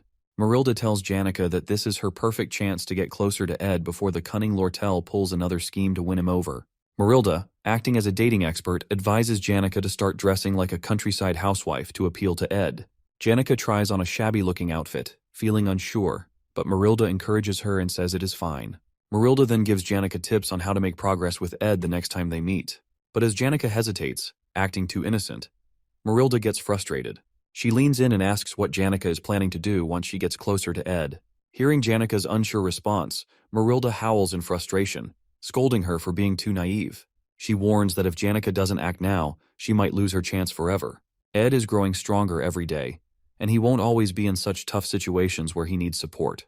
Feeling pressured by Marilda's scolding, Janica finally comes up with a plan. She whispers it to Marilda, who nods in approval, saying it is a pretty good idea. At night, after eating a nice stew that Janica makes for him, Ed gets up to rest as he is still tired despite all the help he receives from Jix and Janica. His main focus is on recovering. As he lays down on his bed, the door suddenly opens, and Janica appears, standing there. With a romantic pose and soft voice, she tells Ed that he looks really tired. Ed, seeing Janica doesn't return back, starts wondering if she is planning something. Janica, looking at Ed with romantic eyes, walks into the room. As Ed asks what she is planning, she only smiles and moves closer to his bed. She then sits down beside him. Trying to seduce him, she softly says that he needs to admit he is having a hard time, reminding him that exhaustion affects everyone both physically and mentally. She tells him that she understands how tough his schedule is and how much he is enduring, more than anyone else. Janica then confesses that Ed has helped her the most, simply by staying quietly by her side when everyone else rushed to offer support. She wants him to acknowledge his struggles so that he can finally rest peacefully beside her, as she also wishes to support him quietly. Seeing how much Janica cares, Ed rests his head on the pillow and finally admits that he is really having a hard time. Just by saying it out loud, he feels a deep sense of relief and quickly drifts into a peaceful sleep. By morning, he wakes up to find Janica sleeping beside him. But what makes him happiest is that his fatigue is completely gone, and he feels fully recovered, all thanks to Janica. In the morning, after waking up, Ed is surprised to see Lortel visiting him. They get to the river to sit there. She looks happy to see him feeling better, but she also tries to gain his sympathy by mentioning her own health issues, claiming she's suffering from chronic fatigue. At first, Ed thinks she's just exaggerating, but when she struggles to walk over to him, wincing from joint pain, he realizes she might really be unwell. She finally sits down next to him with some effort. Concerned, Ed asks why she came all the way to the forest when she's both busy and not feeling well. But Lortel, who mainly came to see Ed, brushes off his concern and says she has something important to tell him. She reveals that she is renaming her merchantry into a trading company and offers Ed a key role in it. She wants him to help manage assets, products, and external affairs, offering him the position of co-executive. Lortel tries to convince Ed by saying he would visit the company every day and they would be just one wall apart. She also promises him great benefits, including shares in her personal assets. In her mind, she dreams of this as a step closer to being together with Ed, almost like they are married. As Lortel continues talking, lost in her own thoughts, Ed hesitantly interrupts and asks if she doesn't think it's a bit much to go this far for him. Hearing this, Lortel takes a deep breath, pulls up the hood of her cloak, and looks at him seriously. She tells Ed that he doesn't understand anything. She explains that she knows what he must be thinking, that something is wrong with her, or that he can't make such an important decision based on the fleeting emotions of a young girl like herself. Lortel acknowledges that Ed wants to keep things professional until the very end, but he doesn't realize what she has been through. After living a life where hundreds of gold coins come and go, and facing betrayal countless times, she has come to understand one thing. She needs someone she can truly trust, someone who will never betray her, even if all her wealth disappears one day. She tells Ed that while most people have family or friends to rely on, she has seen too much. Great merchants rising and falling, fortunes vanishing overnight. And through it all, her biggest fear is that one day, something might happen to her, leaving her with no one to trust. Finally, with a deep, heartfelt expression, Lortel asks Ed to stay by her side forever, no matter what happens. Ed looks at Lortel in surprise, but she just laughs and says she almost had him fooled. Frustrated, Ed yells at her for being too emotionally manipulative. Lortel, still laughing, admits with a smile that she has a habit of touching people's hearts and making them waver. As they sit together for a while, Lortel takes a deep breath and says that her feelings aren't a lie after all. However, Ed tells her that he plans to graduate from Sylvania Academy first and doesn't intend to leave until then, and tells to consider her co-executive offer only after his graduation. Lortel, smiling, stands up and tells Ed she can wait for him to graduate. But then, with a playful smirk, she shows him the grimoire document letter. She reminds him that he's in her debt and warns him that she'll use it as a free pass to win him over someday. Waving goodbye with the letter in hand, she cheerfully tells him it was great seeing him again and walks away. As Lortel leaves, Ed sighs, feeling like he's made a mistake. He realizes he truly does owe her for the sage's sealed grimoire, and now he feels stuck. Meanwhile, as Lortel walks back, she feels nervous about the risky move she just pulled. She had wanted to confidently tell Ed that he belongs to her now, but seeing his serious reaction completely threw off her plan. She even forgot to give him his change for the magic engineering products he bought from her, and now feels awkward about seeing him again. Deciding to quietly drop off the change at his hut, she heads back. But as she reaches Ed's hut, she's shocked to see Janica already there, stepping outside after just waking up. Both women freeze in surprise, gasping at the sight of each other. They immediately start questioning why the other is there, and tension rises. Anger and rivalry fill the air, marking the beginning of a new disaster, not just for them, but for Ed as well. Both are determined to win him over, no matter what it takes. Ed, after taking a refreshing bath in the river, gets back to his daily routine. He starts cutting logs for the fireplace, all while being constantly reminded by his spirit, Mug, not to overexert himself. Taking Mug's warning seriously, he carefully manages his stamina and completes all his tasks efficiently. Now that his food and firewood stocks are full, thanks to Jix and Janika's help, Ed can finally shift his focus back to his health and studies.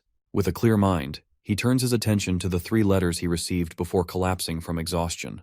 The first letter is from Lortel, warning him to stay alert since neither of them knows what the elite might do next.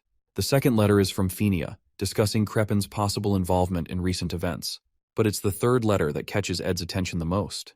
It's a highly confidential message from an unexpected sender, Professor Glast, requesting a private meeting with him after the conference. Unfortunately for Ed, he couldn't meet Professor Glast because of his sudden collapse, leaving him in the dark about Glast's true intentions. However, based on what he knows from the game, Ed is well aware that Professor Glast is the final boss of Act 2, and the events of this act have already begun. In the game's story, Glast believes that only a few talented people can change the world. He wants to bring back Sylvania, the greatest sage in history. To do this, he has been studying espectual magic, which can change the natural laws of the world. However, Glast needs the sage's sealed grimoire to complete his plan.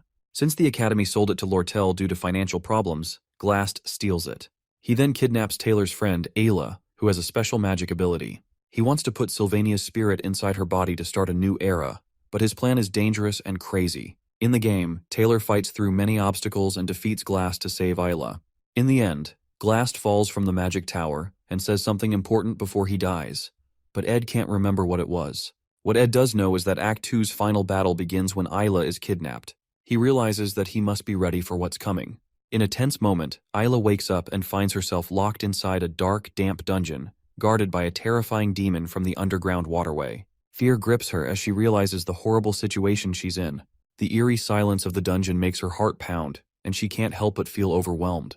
However, Ayla soon realizes she's not alone. Another voice echoes in the dungeon, blaming her for ending up in this mess. Tears well up in Ayla's eyes as she yells at that person, calling him mean for blaming her at a time like this, insisting that she hates being stuck in this awful place.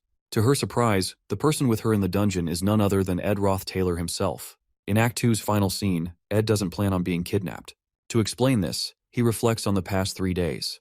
While working on his magic engineering gadgets, Ed realizes that despite his hard work, it's still not enough for the final battle. He needs better materials and blueprints. Suddenly, an idea clicks in his mind as he recalls a key detail from the final battle where they must enter a secret laboratory during the 3rd stage of Final Act battle, which is filled with valuable blueprints. Although Taylor is responsible for handling the middle boss battle in the secret laboratory, Ed is more interested in the contents of the lab. Knowing it's dangerous to go alone, he decides asks Janica for help.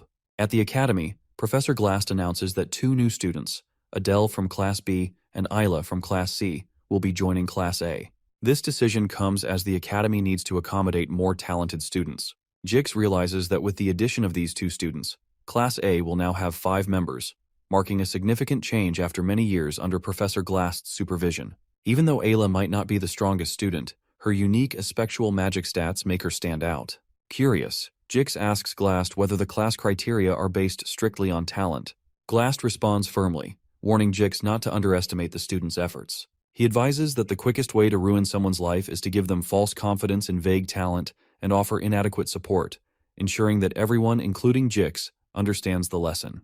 Professor Glast is a man who strongly believes in talent and is almost stubborn about it. This is mostly because of his daughter, Muiri. He had a lot of faith in her as a parent, even though she was just an average mage. Muir wanted to prove herself, so she joined a monster hunting mission too soon. Sadly, she was killed, which broke Professor Glast's heart. After losing his daughter, Professor Glast changed a lot. He became even more focused on proven talent and spent most of his life at Sylvania Academy studying espectual magic. But what makes his research interesting is that he is not doing it to improve magic. Instead, he wants to bring back Sylvania, the greatest mage of all time and the creator of magic.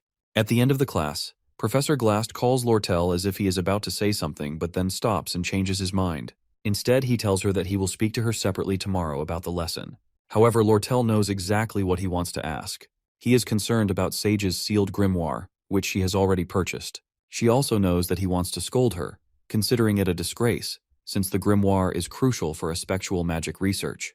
But Lortel is not worried, as the passing ceremony and the official transfer of the grimoire to her are just around the corner, and his talk will not be any use. At the academy, as Claire's class comes to an end, Ed gets ready, knowing that the sage's sealed grimoire connection ceremony is about to begin, marking the start of the final battle in Act 2. Ed's original plan is to closely follow Taylor as he fights his way through the stages from Phase 1 to Phase 5 to rescue Ayla, picking up any leftover items along the way, just as he planned. Looking at his must-have items list, Ed focuses on the crucial items he needs to collect, especially from Phase 3. These include Glock's Eye and Delheim's Hourglass. He needs these two items because their materials are difficult to obtain, and they can usually only be crafted in the final stages of the scenario. Collecting them will give him a major advantage in the upcoming story progress. At the same time, he plans to admire Taylor's progress up to Phase 5 before returning to camp once his mission is complete. To get Janica's help, Ed tells her that they need to go to the underground waterway because he lost something there and wants to find it together. Even though he expects Janica to dislike dark and narrow spaces, she enthusiastically agrees to help. This makes Ed feel a little guilty, as he can sense her concern for him, but he knows he still needs her support for the battles ahead. Just as Ed is preparing to leave, Assistant Professor Claire arrives and informs him that Professor Glast wants to see him in his office. Surprised and confused, Ed cannot figure out why he is being called. However, he assumes it might be because Professor Glast had previously summoned him, but he was unable to respond at the time due to passing out. Thinking Glast might want to discuss something important, Ed decides to go to his office. Upon arriving, Ed is even more surprised to see Ayla already there. She immediately takes a defensive stance, still wary of Ed's intentions ever since the Ophilis Hall incident, where he shot an arrow at her. Ed, on the other hand, is confused to see Ayla standing safely in the office, instead of being kidnapped as expected for tomorrow's event. Puzzled about why he was called, Ed quickly senses something is off and begins scanning the professor's desk and surroundings for any clues that might indicate a change in the future storyline. Eventually, he discovers a report on Glast's desk, written by Claire, detailing her observations and investigations of Ed about the Ophilis Hall incident. At that moment, Ed realizes that Professor Glast knows about his abilities and actions, and may have figured out what he did. As he is still processing the situation, the office door suddenly opens, and Professor Glast walks in. Instinctively, Ed draws his dagger. Ayla, startled by Ed's sudden reaction, screams and rushes toward the professor for help. However, Ed is not the villain, Professor Glast is. He has now revealed himself as the final boss of Act 2. Without hesitation, Glast uses his effectual magic to trap Ayla in a time prison. Reacting quickly, Ed throws his dagger at Glast while calling out to Mug to trigger an explosion. However, the experienced professor effortlessly blocks the attack and even praises Ed's quick response and ability to search through his research materials in such a short time. Despite being impressed, Glast tells Ed that it will take more than that to understand his true motives. Taking cover, Ed asks why the professor is restraining him, and even promises to stay quiet and not interfere if Glast only needs Ayla for his plans. However, Glast refuses to leave any potential threats unchecked. After witnessing Ed's combat skills and resourcefulness, he decides to eliminate him as a potential obstacle. Realizing that even if he manages to escape now, Professor Glast will continue to pursue him, disrupting the original storyline. Ed contemplates his options. If he allows himself to be captured, there is a high chance he will be taken to the secret laboratory, the very place he wants to go. After weighing his choices, Ed ultimately surrenders and allows Glast to kidnap him. Observing Ed, Glast remarks that Ed is a product of effort, not talent. Despite his impressive combat abilities and survival skills, Glast considers his approach weak. Seeing Ed, he is reminded of his daughter and her struggles in the past. As Ed is trapped in the time prison, Mug stealthily sneaks out of his pocket and escapes from the professor's office. The small creature rushes towards Ed's hut, where Janica is preparing lunch, unaware of the events unfolding. An old man writes his life story, chronicling his travels across the southern continents where he uncovers many magical truths. He dedicates much of his writing to his late master Sylvania, one of the greatest mages who tragically passed away at a young age. In his heart, she remains eternally beautiful, and throughout his life, he longs to break the natural laws of the world just to see her face once more. However, he understands that what is lost cannot be regained. Instead, he chooses to pass on his knowledge by training a young apprentice, preparing her to carry on his teachings. On his deathbed, he places Sylvania's hat on his apprentice and hands over his life's work. In the final words of his book, he dedicates his legacy to his young apprentice, Lucy Marcel. In the game's story, that old man, Glocked, accepts his approaching death with serenity, waiting for it more sincerely than anyone else. Lucy, his apprentice, has no choice but to let him go. Yet the sorrow of losing her beloved master, whom she calls grandfather, cuts deeply. Ed reflects on whether Lucy's pain will ever fully heal or if the scar will remain forever. The only small comfort Lucy finds is in the pouch of beef jerky she keeps from Ed's hut. As Lucy shakes her beef jerky pouch and finds it empty, she climbs down from the hut's roof to refill it. However, she spots Janica standing below, activating a deep, sinister purple aura filled with anger, while the spirit mug speaks to her. Meanwhile, at Trix Hall, the Academy's main conference room, the Sage's sealed grimoire passing ceremony begins. Elite members of the Merchantry and Academy faculty gather as Lortel stands ready to receive the grimoire from Principal Obel Forsyth in front of the audience. As she looks at Principal Obel, she recalls Kreppenroth Taylor, who is the same age but appears strikingly different. Back at after the bidding for the grimoire concluded, Kreppen personally met with Lortel, urging her to hand it over to him. In response, she countered with a bid of 12,000 gold coins, which Kreppen accepted without hesitation. Before leaving, he revealed crucial information to Lortel that her father, Elite Ketcheln, had hired a group of mercenaries who were now heading to Sylvania. Despite Kreppen's unpleasant personality, his information proves valuable to Lortel, strengthening their alliance. Holding the grimoire in her hands, Lortel contemplates her options to whether to sell it to Kreppen for a significant profit or use it as an opportunity to get closer to Ed. A subtle smile crosses her face as she gently touches the grimoire, weighing her choices. Suddenly, Professor Glast uses aspectual magic to create a powerful barrier, preventing anyone from approaching the grimoire. At the same time, he summons two enormous spirits, forcing Principal Obel and Lortel to retreat under their overwhelming pressure. Without hesitation, Glast seizes the grimoire and swiftly leaves the hall. With no obstacles left in the way, the story moves forward without any changes, signaling the official beginning of the final scene of Act 2. In Professor Glast's secret laboratory, Ed finds himself trapped in a prison cell alongside Ayla. Frustrated and angry, Ayla yells at Ed for being mean and expresses her hatred towards him. Suddenly, Coombe, Glast's friend and fellow researcher in aspectual studies, appears. He warns them to consider themselves lucky for not being used in experiments and advises them to stay quiet, fearing that the monstrous guard outside may awaken and put them in danger. However, Ed remains calm and responds confidently. Impressed by Ed's composure, Coombe tells them to sit silently and avoid any foolish actions, as he will be watching them closely. Ed leans back and waits patiently, expecting Taylor to barge in and rescue them. His plan is to seize the opportunity, gather all the magic engineering recipes and equipment, and quietly return to his hut. In the meantime, he tries to strike up a conversation with Ayla to pass the time. However, she snaps at him every time he speaks, still angry over the arrow he shot at her earlier. Ed attempts to calm her, insisting he holds no grudges and could have hurt her if he truly wanted to. Stunned by his reasoning, Ayla continues to yell, calling him a liar. Finally, Ed firmly tells her to stop and wait patiently for Taylor. As tension lingers, Ed eventually apologizes, explaining that his actions were driven by his own circumstances. Hearing an apology from Ed for the first time, Ayla is left speechless. Just then, Ed's spirit, Mug, appears, crying and asking if Ed is safe and unharmed. Seeing Mug, Ed feels relieved and grabs him tightly, finally having someone to talk to in the cell. Ayla, surprised to see Ed with a spirit companion, suggests that Mug should go and warn others for help. Mug excitedly informs them that he has already asked Janica for help, and Lucy is also preparing to come. Hearing Lucy's name, Ed's mood shifts instantly.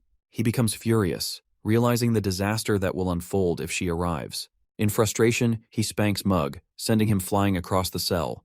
Coombe notices the commotion and approaches Ed, but Ed warns him to release them or risk facing serious trouble. Amused by Ed's confidence, Coombe ignores him and returns to his work. Meanwhile, Mug stealthily returns with the dungeon keys, having swiped them while Coombe was distracted. Ed quickly unlocks the cell and gets a chance to escape.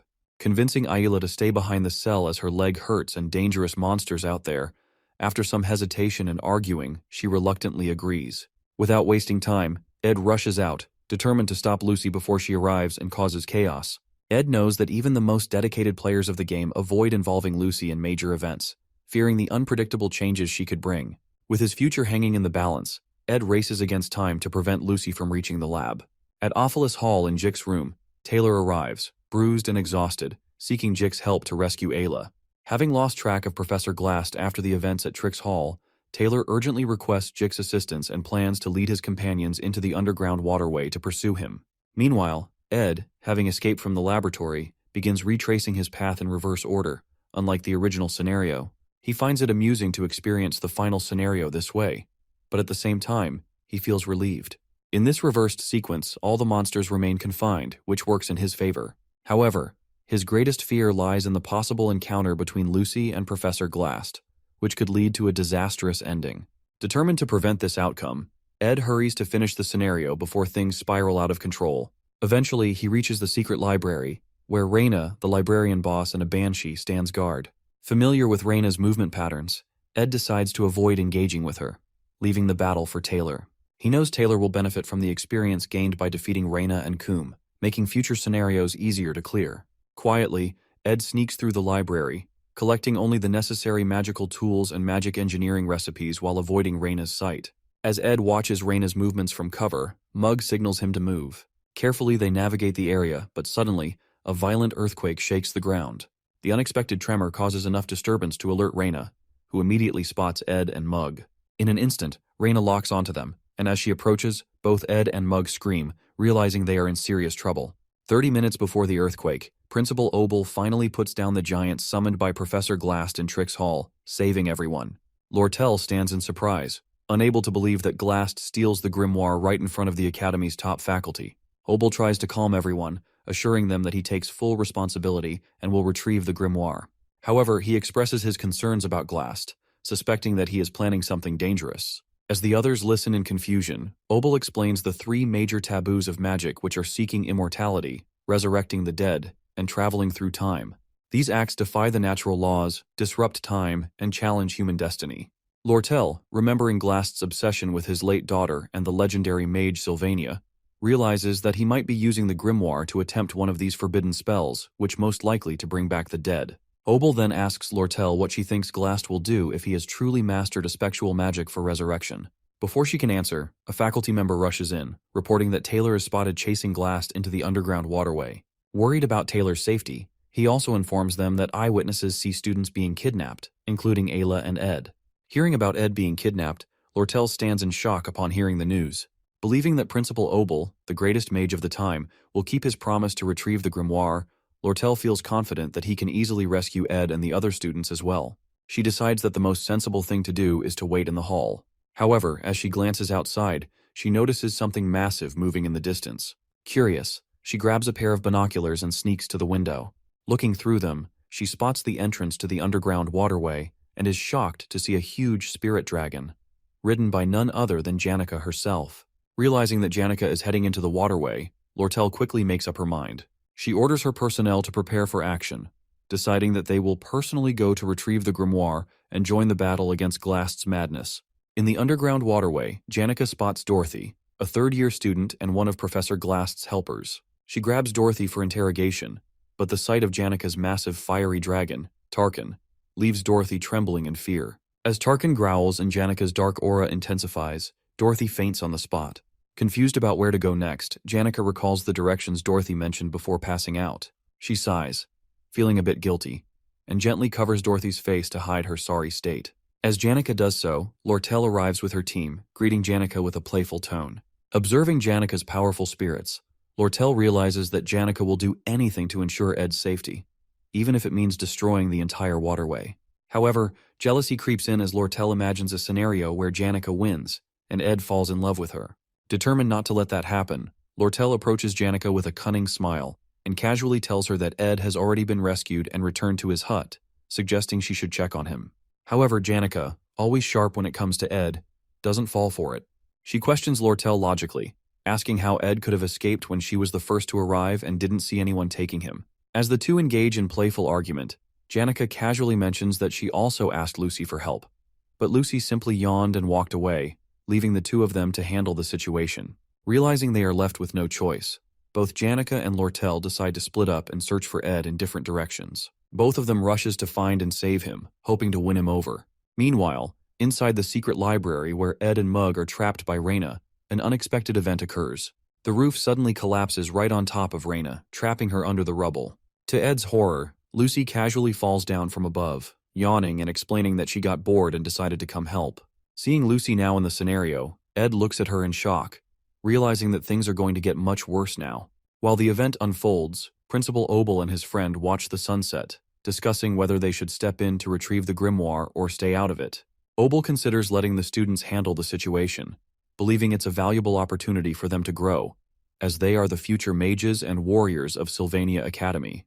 However, his friend questions if the students really need to push themselves so hard. He acknowledges that this is the greatest golden era in the Academy's history, but wonders if they should interfere to ease the burden.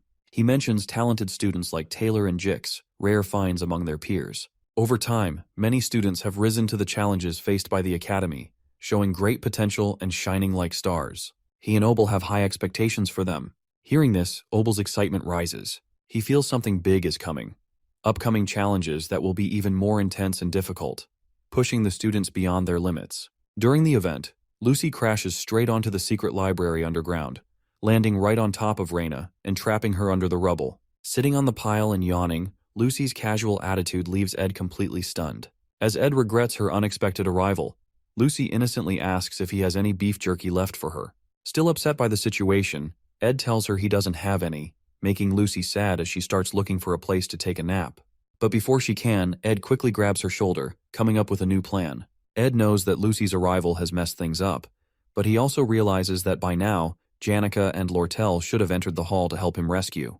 To allow Taylor to defeat the remaining enemies and gain experience, he needs to stop Janica and Lortel from interfering. Most importantly, he must keep Lucy from rushing into the final stage and defeating Glast, which would lead to the bad ending. Thinking fast, Ed convinces Lucy to stay with him and not wander off. He recalls something Janica once said, "Sticking quietly with someone ensures safety." Using the same logic, he tells Lucy to stay close, promising her beef jerky once they escape.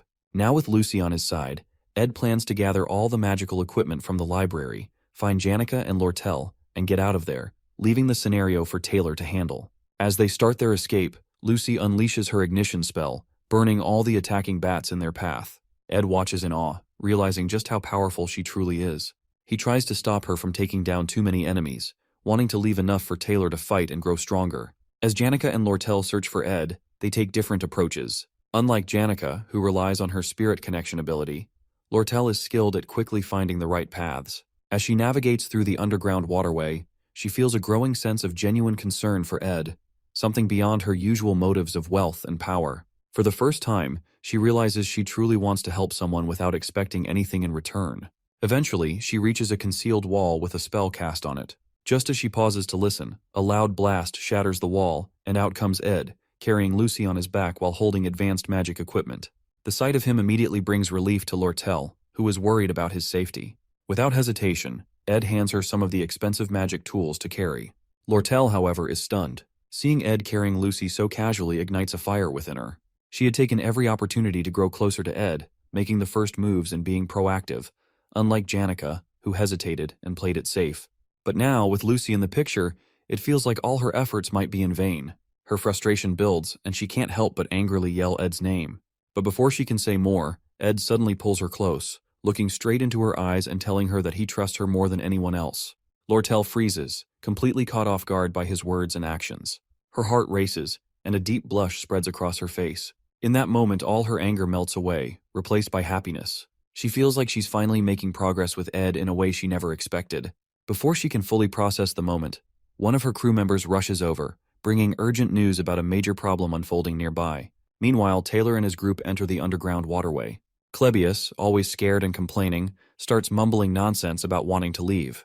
Annoyed, Elvira kicks his foot to shut him up. Clebius yells in pain and angrily asks why they even have to save Ed Roth along with Ayla.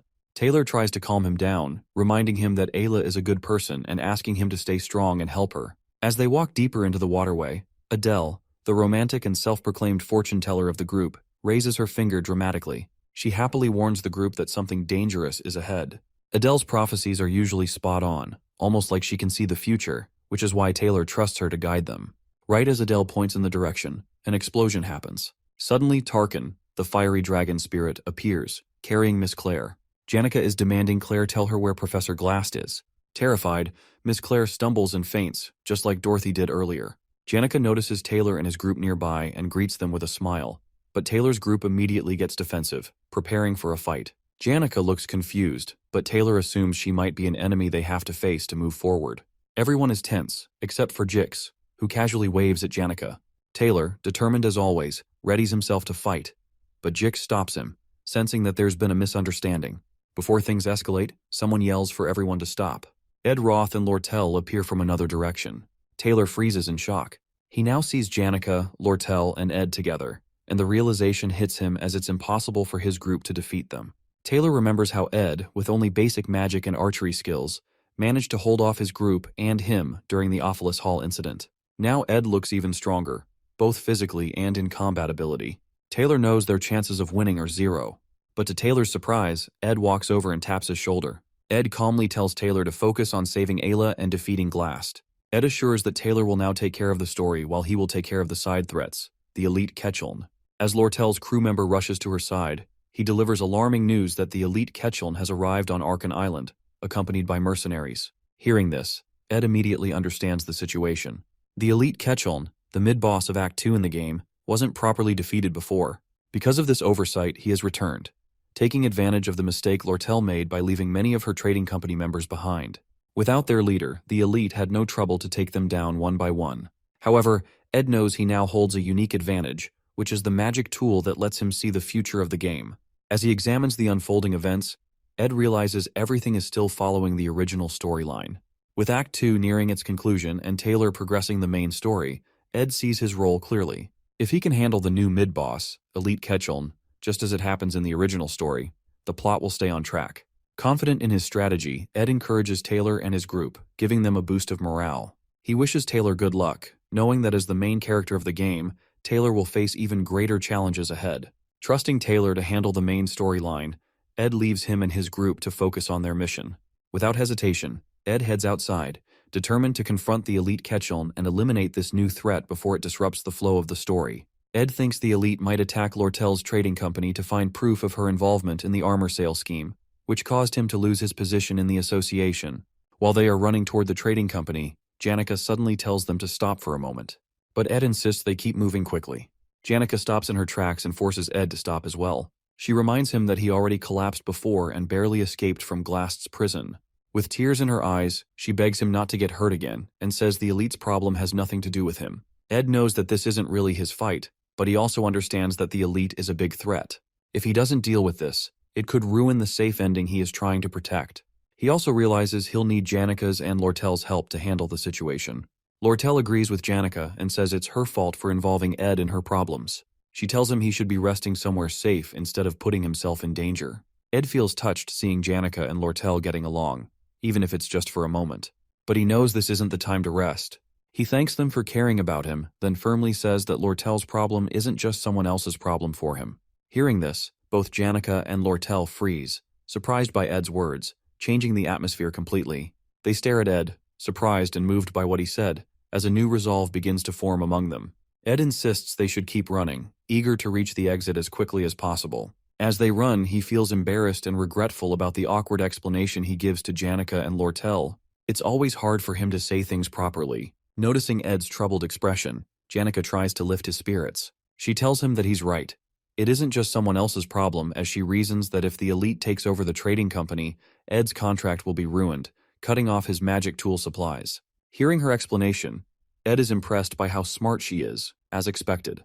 Meanwhile, Lortel blushes silently, lost in her own thoughts about Ed's words. As they near the exit, Ed notices the scene ahead is in complete chaos. Destruction is everywhere. For a moment, he wonders if Taylor could have been responsible, but he's surprised when Janica admits that she's the one who caused the destruction. She confesses that it was an accident, and explains nervously that Dorothy passed out in the chaos. Janica worries that Ed might think she's heartless, but she tries to convince him that it wasn't intentional. Lortel's crew member informs them that they are almost at the exit, and that there's a carriage waiting for them outside. The plan is to use the carriage to quickly reach the association building, where Lortel's staff is waiting. However, when they step outside, they're met with a horrifying sight. The carriage has been destroyed, and Lortel's crew members have been killed. Standing amidst the wreckage is none other than the elite himself, waiting for them. Lortel tries to play it cool, mocking the elite for showing up sooner than she expected. The elite chuckles darkly and replies that he once taught her how to handle company records, ensuring that no evidence would remain if anyone searched her files. But this time, he exploited a gap in her personnel management. By bribing one of her crew members, he was able to lead them all into this trap. Elite mocks Lortel, seeing her struggling with the betrayal of her crew. He cruelly taunts her, saying she has finally mastered the expression of smiling through betrayal, but that it's a shame he'll ruin her with torture to make her confess. With a snap of his fingers, he transforms Lortel's beaten crew members into zombies, who immediately attack Ed and Lortel. As the fight begins, Lortel mocks Elite, accusing him of never fighting alone and always relying on mercenaries to do his dirty work. With a dark smile, Elite responds that this time he has brought the best mercenaries on the continent. He orders them to kill everyone except Lortel, who they are to capture alive. The mercenaries unleash a volley of arrows at the group, but Janica quickly activates a wind spell, blocking the arrows just before they strike. Observing the mercenaries' precise and calculated moves, Janica warns everyone to stay alert. Elite, knowing how difficult spirit successors like Janica can be to deal with, reveals his trump card, the legendary item Belarus's Prejudice, which suppresses the surrounding mana. Ed recognizes the item as a powerful, high-ranking tool, but he also knows it has a major drawback. It takes time to activate, and the preparation is obvious. However, even with this knowledge, Ed realizes they are at a severe disadvantage. The mercenaries are veterans, and their group consists mostly of mages, making it nearly impossible to cast spells under pressure. Lortel informs Ed that Elite is well prepared and already knows all of their strengths and weaknesses. If Belarus's Prejudice is activated, their fight will end in defeat. When she questions Elite about how he plans to deal with the Academy holding him accountable for his actions, Elite grins darkly, saying that it's better than losing his life. Ed feels the weight of the battle as he watches the chaos unfold. He regrets leaving this third-rate villain alive earlier in the story, as the butterfly effect of that decision has now made Elite an almost impossible foe to defeat. Remembering Elite's dark backstory, including how he killed Lortel's parents and his ruthless rise to power, Ed sees him as the ultimate villain. But despite the overwhelming odds, Ed remains determined. He knows that in the original story, Elite was defeated, and he plans to make that outcome a reality. As Elite's mercenaries continue to block their path, Ed gets an idea. He crouches down, gently unloading Lucy from his back. Nudging her, he tells her it's time to wake up. Lucy yawns lazily, complaining about how noisy everyone is. Then, without hesitation, she activates her magic aura. The overwhelming power of her spell clears the way, sending mercenaries flying left and right. With Lucy, the slothful but immensely powerful mage, finally awake and joining the fight, the tide of the battle begins to turn. At Glock's small cabin, his travel journal, written in the final days of his life, was barely known to anyone. In it, Glock wrote about Lucy. He recognized her natural talent and her blessing from the stars, but warned her not to stop learning or become lazy because of her gifts. He also advised her never to be alone, as her great power would bring loneliness. Before finishing the journal, he made Lucy promise 3 things: never to kill anyone with her magic, avoid actions that might stain her hands with blood, even by accident, and to live a peaceful life as a student at Sylvania Academy. In the present, when Lucy activates her magic, the veteran mercenaries, who had faced danger and death countless times, become terrified. They had never seen such a powerful force before. Even Elite, who had been so confident, shouts at Lucy to stop and orders his men to fight her. One brave mercenary charges at her with a sword, but with just a snap of her fingers, Lucy uses her magic to throw him away with overwhelming force. Seeing this, the rest of the mercenaries panic and run, leaving Elite behind to face Lucy alone. Elite, now sweating and scared, tries to threaten Lucy by saying he'll use his magic tool if she comes closer. But when Lucy asks if he's the leader, her powerful presence terrifies him so much that he falls to the ground. Just as she's about to finish him off, Ed steps in and signals her to stop. Elite has already been defeated, and there's no need to do more. Suddenly, the ground shakes violently as a huge earthquake begins. In the sky, the 7 brightest stars align in a straight line. Ed realizes that Glast has advanced his magic to a point where he's breaking the laws of nature, causing the magical realm to descend. This signals the start of the final battle of Act 2. Ed thinks about Taylor, who has defeated the monsters in the underground waterway and is now stronger and ready to face Glast with his group. Feeling relieved that the story is progressing as it should, Ed starts to relax. But then, to his shock, he sees Lucy flying toward the magical realm. Lucy watches as the realm's towers begin absorbing magic from the air, hinting that reviving the dead might actually be possible. Surprised and worried, Ed realizes Lucy might now be caught up in something far more dangerous than anyone expected. As Ed watches Lucy, he recalls the bad ending of the game. In the original storyline, Lucy naps on the roof of Trix Hall during this event. However, if players awaken her early and bring her to face Glast, he offers to revive her mentor, Glocked. This temptation causes Lucy to turn against the players, becoming an enemy and annihilates the entire group, including the hero, leading to a bad ending. No matter how skilled or dedicated a player is, there's no way to defeat Lucy. Ed now fears that his actions of being kidnapped and escaping the prison cell may have unintentionally triggered this bad ending. As Lucy watches the realm and Ed watches her nervously, Elite seizes the moment to activate his legendary magic tool to suppress Lucy's mana. With Lucy temporarily weakened, Elite orders a mercenary to attack Ed. The mercenary charges, but Ed, remaining calm, uses his Windblade magic to counter, throwing the attacker aside. Elite is stunned by Ed's skill. However, Lucy's overflowing mana proves too much for the tool to handle, and it shatters under the immense pressure. Once again, Elite finds himself defeated. Realizing his situation is hopeless, he falls to his knees, begging for mercy. But Lucy, furious, is ready to end his life. Just as she's about to strike, Ed steps in between them and urges her to stop. He reminds her that killing, even if it feels justified, is not the answer. His words echo Glock's advice to her about avoiding bloodshed and keeping her hands clean. Lucy hesitates, remembering her mentor's teachings. She spares Elite and turns her attention to the realm once more. As she prepares to leave, Ed asks where she's going. Lucy responds vaguely, but Ed presses further, asking if she will regret her decision. Lucy recalls Glock's final advice from his book, to be strong and accept that what's lost is lost. He dedicated his life and his writings to her, urging her to move forward. With a calm resolution, Lucy assures Ed she won't regret her choice and flies away, disappearing into the sky. With the battle over, Janica oversees the mercenaries, ensuring they retreat safely by boat. Meanwhile, Lortel captures Elite and takes responsibility for handing him over to the authorities for his crimes. With the situation under control, Ed climbs to the top of Trick's hall. His body feels heavy, but he pushes forward, knowing he must reach Lucy. When he finally reaches the roof, he finds Lucy sitting alone, gazing at the realm. Quietly, Ed sits beside her. He reflects on how much Glock contributed to the academy, even founding the scholarship that Ed benefits from. Despite living a frugal life, Glock donated all his wealth to the academy, shaping the future of countless students.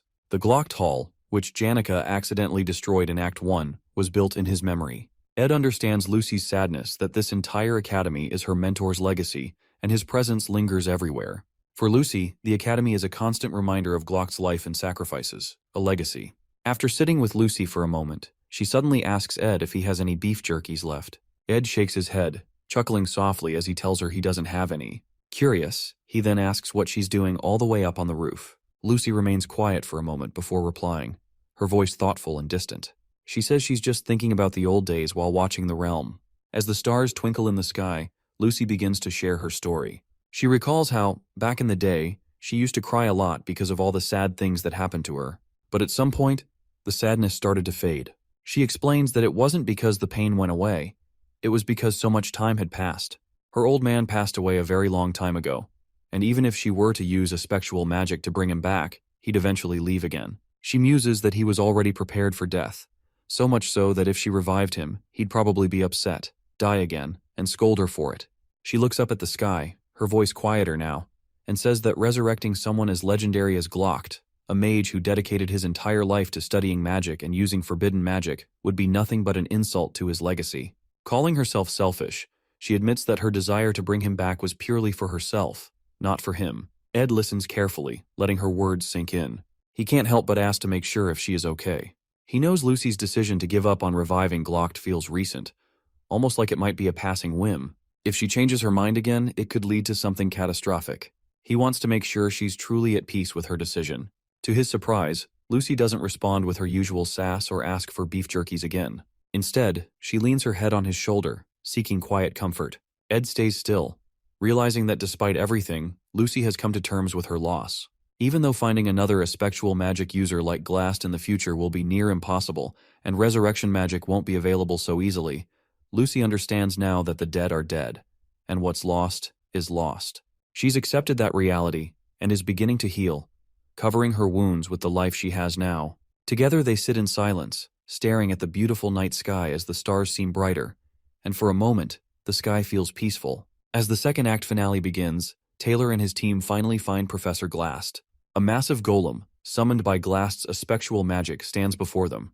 Trapped in its heart is Ayla, unconscious, about to be sacrificed.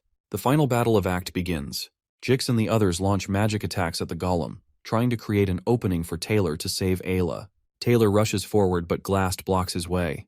While fighting, Glast remembers his life as a teacher. He spent his days reading ancient books, studying magic, and creating lessons for his students. He hardly noticed the seasons changing outside his window. His visitors, Dorothy, Miss Claire, and Principal Obel, who would stop by for tea, but Glast stayed focused on his work. However, one memory never left him: the death of his daughter, Muiri. That pain pushed him to do anything to bring her back.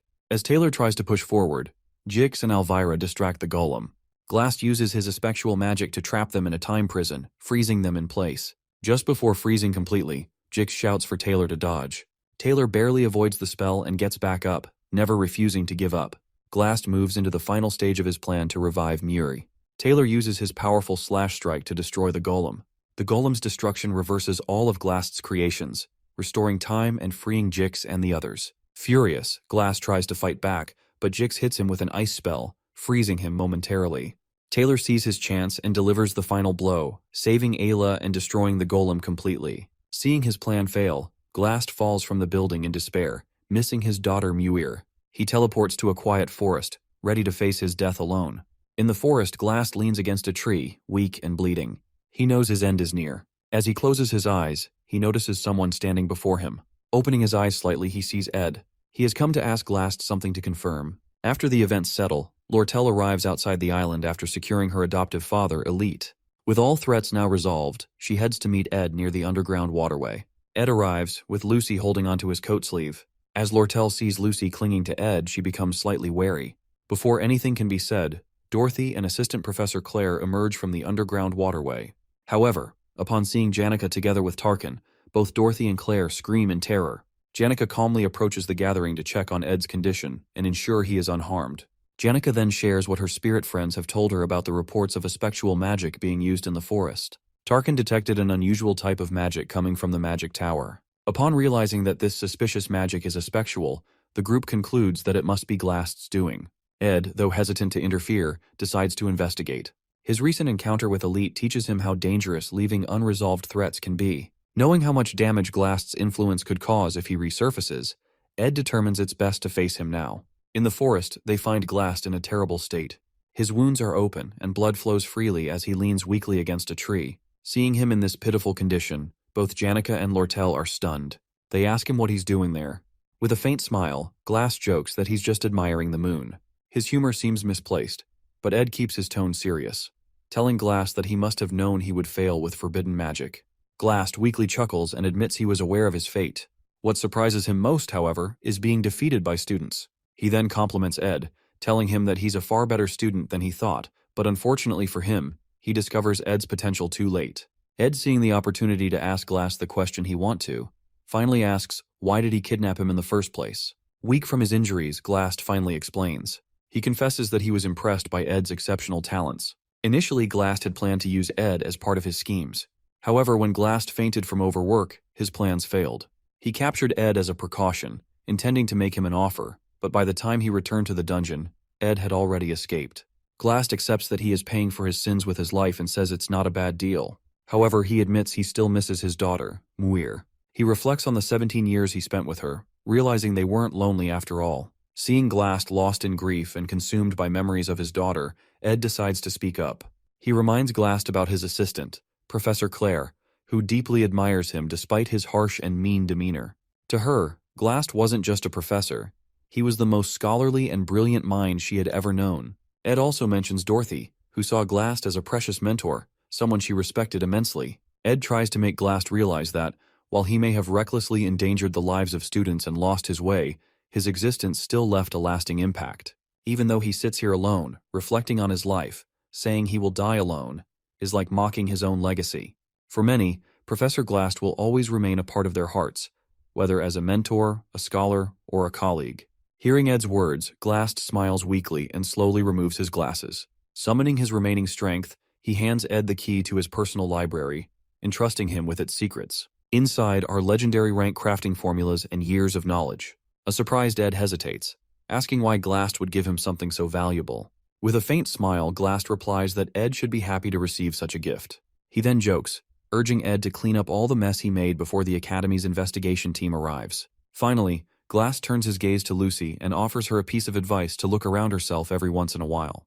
With those final words, Glast closes his eyes forever. His body rests peacefully beneath the moonlit Zelkova tree, as if he is merely in a deep sleep. Ed, Lucy, Janica, and Lortel stand in silence, watching him, each carrying their own thoughts about the man who had once been their enemy and, in some way, their teacher. The next morning, Ed is summoned to the dean's office for an investigation into the recent events. The dean questions him about Professor Glast's motives for kidnapping him, how Ed managed to escape without bringing Ayla along, and his unexpected involvement with Taylor's group. Ed explains everything him about his actions during the event, his encounters with Janica and Lortel, and how they worked together to resolve the dangerous situations. After hearing the full account, the dean pauses, observing Ed carefully. He expresses some suspicion, pointing out how Ed seems to know a lot while claiming to know very little. However, after reviewing Ed's past reports, including the Ophelis Hall incident and the recent Glast event, the dean acknowledges Ed's exceptional talent. Apologizing for the Academy's negligence and the suffering Ed endured, he decides to reward him.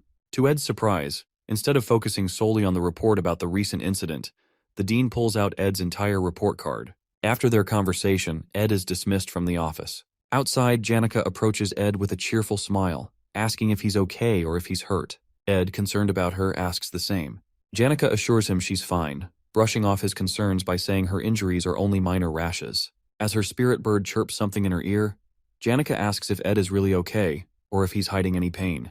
Ed, reflecting on everything that happened, tells Janica that he realized something during the event, that she is always the one working tirelessly to help, and often ends up suffering in the process. Feeling guilty, Ed apologizes for taking her kindness for granted and unintentionally causing her pain. Janica, initially trying to cheer him up, suddenly grows worried. She stops him and admits she lies and isn't hurt at all, as she only pretending to be injured to get his attention. Ed is surprised but quickly reassures her, revealing something unexpected, that starting next semester, he will be living in Dex's hall, same where Janica lives. The dean rewarded him with proper student housing, allowing him to finally leave the wilderness behind. Hearing this, Janica's face lights up with excitement as she congratulates him with genuine happiness. Later, Ed returns to his hut, feeling a mix of relief and nostalgia. Although he has grown fond of his small hut and the peaceful woods, the idea of living a normal student life feels like a significant change. As he approaches the door, ready to rest, something unexpected happens. Lucy suddenly crashes in front of his door, landing behind him. Surprised, Ed turns to face her, wondering what brings her here this time. Meanwhile, in a dream, Lucy walks through the woods and realizes she's no longer on Arkan Island, but in the northern Ramelin mountain range, where she grew up. She wonders why she's dreaming of her childhood now, but decides to go to her old house to see her father's face regardless. When she steps in, she finds him on a rocking chair in a house filled with cobwebs. However, when he turns to face her, his face is deformed, and he demands to know why she didn't save him when she had the chance. She soon realizes she's having a nightmare and wakes up. After getting up, her maid arrives to prepare her for school. Oddly, Lucy doesn't respond, but instead uses high-level spatial magic because, for some reason, she feels an urgent need to go to the northern forest immediately. She lands on the roof of Ed Roth Taylor's cabin and watches as he walks toward the house after speaking with the principal. Finally, a smile crosses her face as she feels an unexplainable sense of relief. Suddenly, she overhears Ed talking about how his camping life is about to end, causing her to slip off the roof and land in front of him. Meanwhile, a professor named Flurben teaches his students how unpredictable cats are. They let you think you've gotten close to them, but once you try to pet them, they act aloof and distant. However, when you lose interest and get busy, they become clingy. Professor Flurben explains to the students who want a cat-type familiar that the best way to attract one is to act indifferent, which will make them approach first. The ladies in the class laugh about how this is even harder than dating, while the ecology class on cat creatures continues. These lectures are very popular, and most students have good grades, but Ed's were initially among the lower ranks. However, he soon got ahead in his preparation and ensured his notes were better than everyone else's. After class ends, Professor Flurben calls Ed to his office to inform him about the Academy's scholarship program. It's a system where students contribute to academic tasks in exchange for tuition discounts. The professor recommends that Ed consider it while he pets his snake. When Ed asks what kind of tasks he'd be doing, Flurben smirks and vaguely says he'll handle various academic duties, including assisting Assistant Professor Claire. Claire already has a capable assistant named Anis, but the workload is too much, so there's work to do, including semester-end evaluations, academic society agendas, and freshman class assignment tests. Flurben reminds him not to be too strict when dealing with the freshmen. Ed then realizes that someone he knows will be among them when the professor continues talking about the new students. Meanwhile, Lortel appraises the sage's sealed grimoire, now in her possession, and senses its immense magical resonance. She wonders if it's wise to sell the grimoire to Crepin Rothtaylor, the head of the Rothtaylor family, recalling that Ed desperately begged her not to let Crepin have it. She finds herself in a dilemma, considering that she originally bought the grimoire to resell it, Yet she also recognizes that she needs to be more ruthless in her business dealings. She gazes once more at the message she received from Ed about how he'd do anything for her if he could obtain the Sage's Grimoire purchase certificate, which ultimately changes her mind. Additionally, she considers signing up for a special winter break class at the end of the semester to keep herself occupied since Janica, Ed, and Lucy will also be busy. However, as she prepares to sign the documents, she hesitates, feeling uneasy. Back at the cabin, Lucy notifies Ed that they're running out of firewood and asks why he hasn't been hunting lately. He's surprised that she's saying something productive, which is unlike her usual lazy self. Although it's true that he has been neglecting camp activities, and that's because he's thinking of moving to Dex Hall. If that happens, he won't see Lucy as often, though he hopes it turns out well. While they're walking around the compound, Janica arrives after one of her classes gets cancelled and decides to rest in the cabin. She takes a seat and pushes Lucy away, stating that they won't be able to stay at the camp once winter break starts, so she has to come as often as possible. She explains that she really enjoys spending time there, and it's a bit sad that it's coming to an end. She also adds that she hopes Ed calls her if he eventually decides to move to Dex Hall since she can help him with anything he needs. She keeps talking about how they'll see each other more, how they should eat together in the cafeteria, and how she can show him around the hall. While she's talking, Ed takes out the key that Professor Glast gave him before he passed away, and considers that it's time to unlock the secret vault in the library that the late professor mentioned. While he's lost in thought, Janica hands him an application form for Dex Hall, warning him that he might miss his chance if he applies late. Surprised, Ed thanks her for her thoughtfulness, and she urges him to fill it out with her. While she's speaking, Lucy stands between them, looking tense. She signals for Janica to stop and then turns to Ed, insisting that he not move to Dex Hall. That moment marks the beginning of an intense rivalry between the two ladies. Shortly after, while Janica helps Ed increase his spirit and mana resonance, she can't help but notice Lucy glaring at her, making her wonder if she did something wrong. However, Ed's magic power keeps increasing until he decides it's time to try intermediate magic. During that time, Lucy keeps clinging to him everywhere he goes and continues to be particularly hostile toward Janica, but her hostility seems more like fear than resentment. Eventually, Ed realizes that intermediate magic is much harder than he expected when he fails to grasp the basics, despite practicing all day. Suddenly, Lucy approaches him and asks what he plans to do once she leaves. He explains that he needs to run an errand and check the fireplace, something he wouldn't have to worry about if he moved into Dex Hall. Without warning, she kneels in front of him and proposes that they go together. Shortly after, they both create a secret entrance through the top of the school library, and Ed uses a rope to get down. While entering, he asks Lucy why she followed him to a place like this. She doesn't reply but insists that she could have helped him with magic. However, he refuses because he needs to know how to get down himself since he won't be able to take everything there all at once. Eventually, they find the secret safe and Ed tries the key. After opening it, a bright light bursts out and he sees something spectacular inside. Not long after, Ed climbs back up and recalls that it's almost time for Lortel to send the magic engineering item he requested. The object they found is a legendary rank magic tool known as Glast's Golden Phoenix Ring, which can distort the timeline to bring the magic one possesses in the future into the present.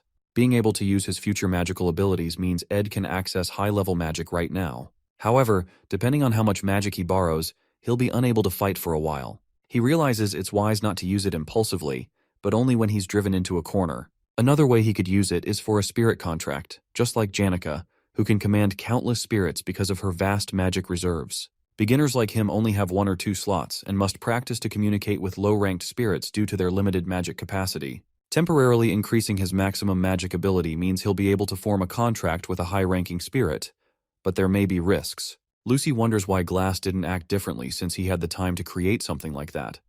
But Ed reminds her that it's all in the past. He believes this is the most precious thing the professor could have left them, because he didn't have a habit of wasting time. This ring can break the barrier of talent known as maximum magic capacity, and must have been the reason the professor was researching magic engineering items. The reason he hid it until the very end was that it was supposed to be a gift for his daughter. When they get out, Lucy talks about how she usually only realizes the importance of something after it's gone, and she tells Ed she followed him because she had something to ask. Finally, with a solemn expression, she asks if he's going to Dex Hall and whether he can avoid going. Her words shock Ed because it must have been difficult for Lucy to say that. Eventually, he confesses that entering Dex Hall would make life more comfortable. After all, it's not normal to live outdoors in the cold winter. Lucy glumly agrees. Lucy sees the clouds in the sky and senses that it's going to rain, but it turns out to be little specks of snow, which is unusual for the weather. However, Ed mentions that he hasn't gathered enough firewood for the winter and asks Lucy for help. With a smirk, he watches as she jumps on him, realizing what he's saying. Excitedly, she asks if he means it, and he nods. He's completely adjusted to camp life. This is how the second act of the failed Swordsman of Sylvania game ended. It's now officially the third act, where the scale of the trials will grow. There's much to deal with, including Princess Phenia, who is aiming for the Student Council President position, and her clash with Lortel. Additionally, new enemies and main characters will enter as new students, and the final boss of the third act will be none other than Lucy Merrill herself. It won't be easy, but Ed decides to put aside his worries for a moment, hopeful that they will both be living well and staying healthy. He had never seen Lucy display such emotions in any scene or route while playing the game, so he's hopeful. Soon after, winter arrives in full force, and Ed spends half the day shoveling snow. He then begins cutting wood, determined to finish his chores quickly because he's been called for a student scholarship task. Eventually, Ed goes to meet Principal Obel to turn down the dorm privileges, but ends up receiving tuition privileges, which grant him more free time. However, he still can't just come home to rest because of Lucy.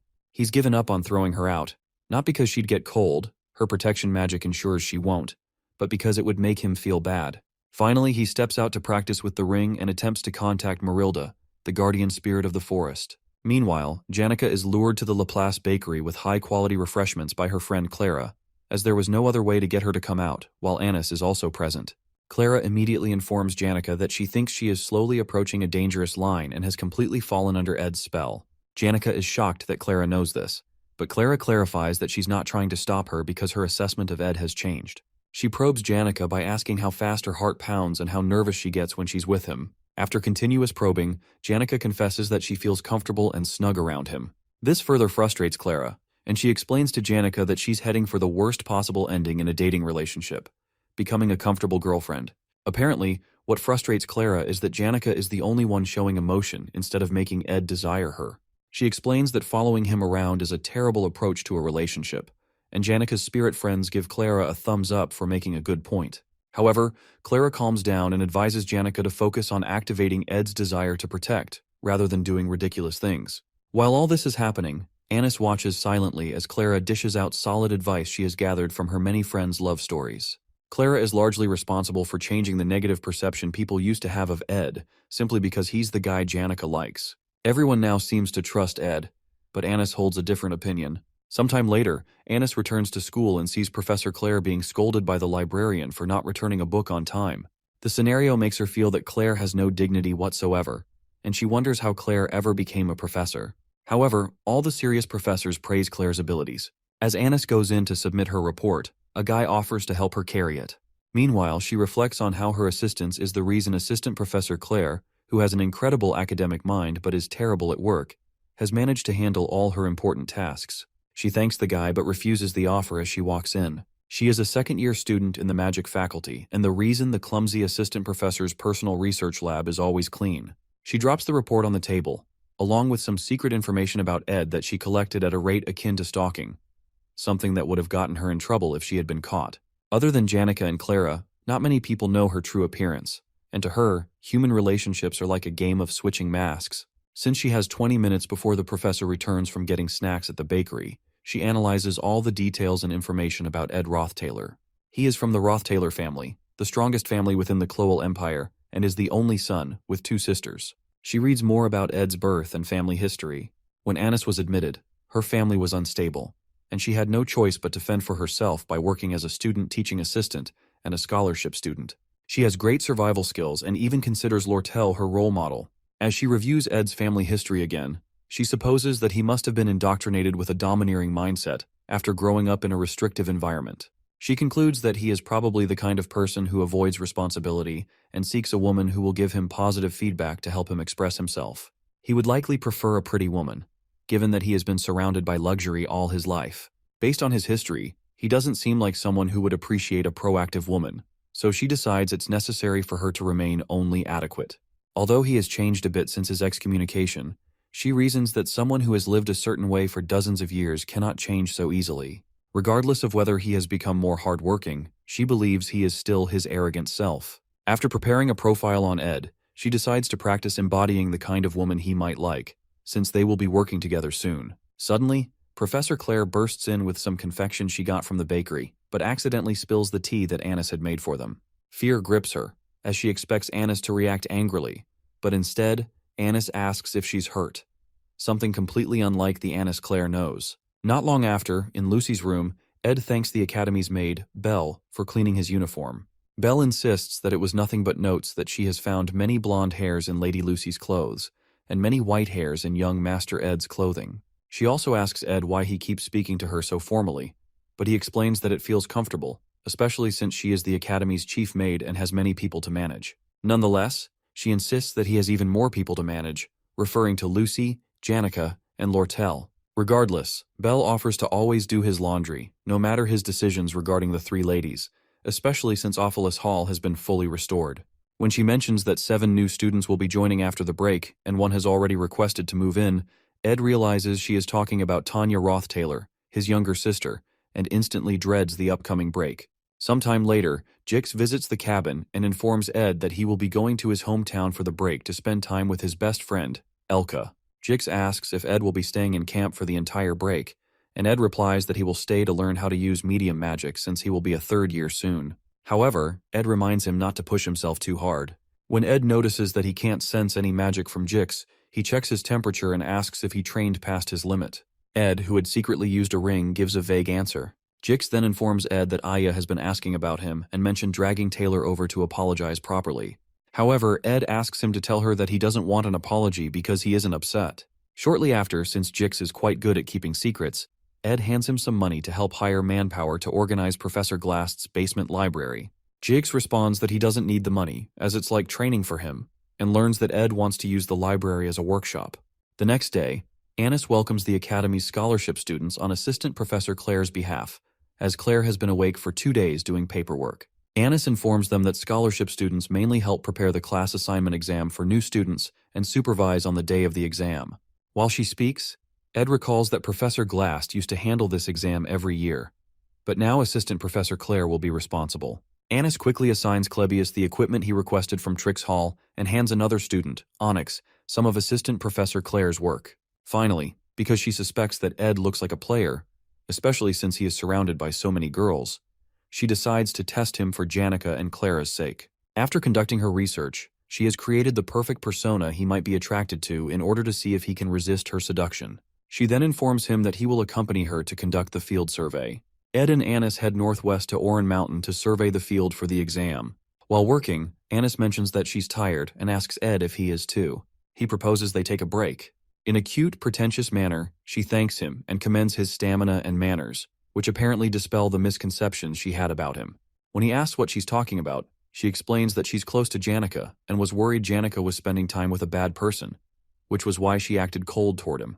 However, Ed replies that it's fine and that he doesn't care about that stuff. He comments that she must be tired from being a student TA and working so hard, but she seductively grabs his arm and replies that it's okay since he's here now. She starts talking about how she feels supported by his presence and shares that she was also excommunicated from her family, but had to support herself through school. Ed respects her strong ability to survive and solve problems that come her way, so he tells her not to be too distressed since she's endured it very well. Excited, she thanks him and remarks that they have a lot in common. However, Ed notes that something seems to have changed about her usual cool-headed and realistic image. Suddenly, she trips over nothing and falls into Ed's embrace. He catches her and asks her to be careful, but is surprised to notice she tripped over nothing. When she becomes more dramatic, he grows confused, so she asks him to wait while she goes to handle something. While alone, Annis notes that he's reliable and trustworthy and wonders if he's putting up an act. She had played her cards right by forming a relatable point of affinity, sharing that she also endured a difficult academy life, displaying her weakness so he'd want to protect her. She also tried creating contact a few times, but that didn't seem to change much. Oddly, she finds herself admiring how muscular his body feels, even though he acts like a nerd, and how he's much better at work than she expected, considering she thought he was a noble family's young master who couldn't do any work. Apart from that, she thinks he looks gorgeous, and it's no wonder Janica fell for him. Suddenly, it occurs to her that this is how Ed makes women fall for him. So she decides to stand her ground because she's different. Meanwhile, Ed waits for her while enjoying the beautiful view from the top of the mountain, which briefly makes him forget all his worries. One of his major concerns is Tanya Roth-Taylor, a villainous young lady. Tanya is a genius when it comes to politics and trickery, and she is trying to become the first student council president in Sylvanian history. She will soon begin gathering the influential figures in the academy. The reason Tanya is arriving at the dorm earlier than others is to cement her position before the semester starts. She's a villainess, and Ed had thought he'd have time to prepare before her appearance. But the problem is that he doesn't know how Tanya Roth-Taylor will treat him. In the game, Ed Roth-Taylor is a villain who briefly appeared at the beginning before disappearing, and there was nothing much about him in the epilogue, meaning he was really just an extra. This is why he has no idea how to handle this problem. To Tanya Roth-Taylor, Ed Roth-Taylor is garbage. Meanwhile, Tanya arrives at the academy in a coach. To her, Sylvania consists of elites, including Princess Phenia of the Clowell Empire, Lortel, an elite trading company's executive Janica, a spirit sorcery prodigy, Alvira, a great alchemist, Clebius, Nortondale's sword demon, and the coolest one, Lucy, a rare genius mage. This gathering of nobility makes Tanya's heart pound, and she can't help but long to be part of it. She soon arrives, and Belle comes to direct her to her room and help her complete the entrance procedures. Before they do that, Tanya states that she has somewhere to be first. The first thing she plans to do at Sylvania is get rid of Ed Roth-Taylor, the trash who disgraced the family name. Not long after reaching the academy, Tanya receives a letter from her father, Creepin, who encourages her ambition, instructing her to show her face around to represent him and strengthen her position. She eagerly promises herself to satisfy her father's expectations. He told her that Sylvania is a land of learning, and as such, she must treat her professors with respect as masters, so as not to commit discourtesies just because she's a noble. He also reminded her to regard everyone a grade higher than her as a senior. Just as her father counseled, she thanks a specific senior for taking the time to speak with her. Tanya talks about Ed, referring to him as a disgrace and blemish on their family. The senior finds her words interesting, so she continues, saying that Ed is full of bluff, a crude person, and was only the heir of their family because of his age. She comments that his pride is so high he never acknowledges his incompetence, and that he barely managed to get into Sylvania. The senior responds with intrigue again, but Tanya becomes uncomfortable because the conversation seems to be one-sided. Her father had warned her to be careful when meeting people he introduced her to, so as not to disrespect them, especially when it came to Lortel, as he had met with her regarding the sage's seal grimoire business. She notices Lortel's hostility and stops talking, but Lortel asks her what's wrong and urges her to continue. However, she stammeringly asks if Lortel is upset, but Lortel only smirks and asks what she's talking about. Sometime later, Ed checks off establishing a workshop organization plan, finishing academy scholarship student work, understanding medium magic theory, and contracting with a high-ranking spirit from his winter break list. He has acquired a mid-rank magic skill known as Particle Explosion, and another named Root's Desire. He got these skills from a book in Professor Gast's library last night. That morning, he heads out and tries to ignite a flame, but he still can't use magic due to the effect of the ring, preventing him from practicing what he's been learning. To light the fire, he wakes up Lucy, who is curled up under his blanket, and carries her outside to help. He points at the fire, and she lazily blasts it with flames before requesting that he leave her outside so she can enjoy the warmth. As they sit together, she mentions that she smells perfume on him, which must have come from the flower scent on Anis's body since he was working with her all day. Lucy also asks if he's feverish or sick, and when he confirms, she tells him not to die. She attempts to release his magic in case it's twisted, but when she notices it's empty, she accuses him of doing something reckless. However, he replies that it's manageable. Suddenly, Lucy makes a strange request, asking him to pat her head. He obliges while reading a book. She rests her head on his legs and enjoys the warmth of his gentle touch. Out of nowhere, Lortel appears and tells Ed it's been a while since she last saw him. He assumes she's here because of the favor he asked her, and wonders why she didn't just call him to the trading company. However, Lortel tensely clarifies that she has other matters to discuss and wanted to ask him something. Meanwhile, Tanya thanks some seniors for listening to her and offers to reward them the best she can if they help her punish Ed. She offers several antiques from the Roth-Taylor family storage, which excites Elka, but Jix gives her an intense look, wanting to confirm if she's really Ed's younger sister. The ominous aura he exudes suggests his body is well trained, and Tanya realizes she needs to be wary of him because of the strength of his magic. When Jix confirms she's Ed's younger sister, he smiles at her and announces it to Elka. Excitedly, he hands Tanya a mandatory magic engineering item for new students to help train her magic resonance. Tanya looks confused, but Jix also gives her Elka's copy of Professor Delorf's elemental study notes. After gathering several essentials for her first year, they fill an entire box with useful items. Surprised, Tanya asks if they properly heard her offer, but Jix dismisses it, saying that siblings always have trouble with one another. Soon after, Jix and Elka board a ship to their hometown, and Jix finally introduces himself as a second-year student. He explains that he's Ed's junior and is close to him because they're indebted to each other. He reassures Tanya that she'll do great and pats her on the back, acknowledging her noble lineage. As they depart, Tanya collapses under the weight of the gifts they gave her, annoyed at how things turned out. Meanwhile, in Assistant Professor Claire's office, Anis commends Claire's hard work and mentions that they'll be able to take it easy for the rest of the break if the new student's assignment exam goes well.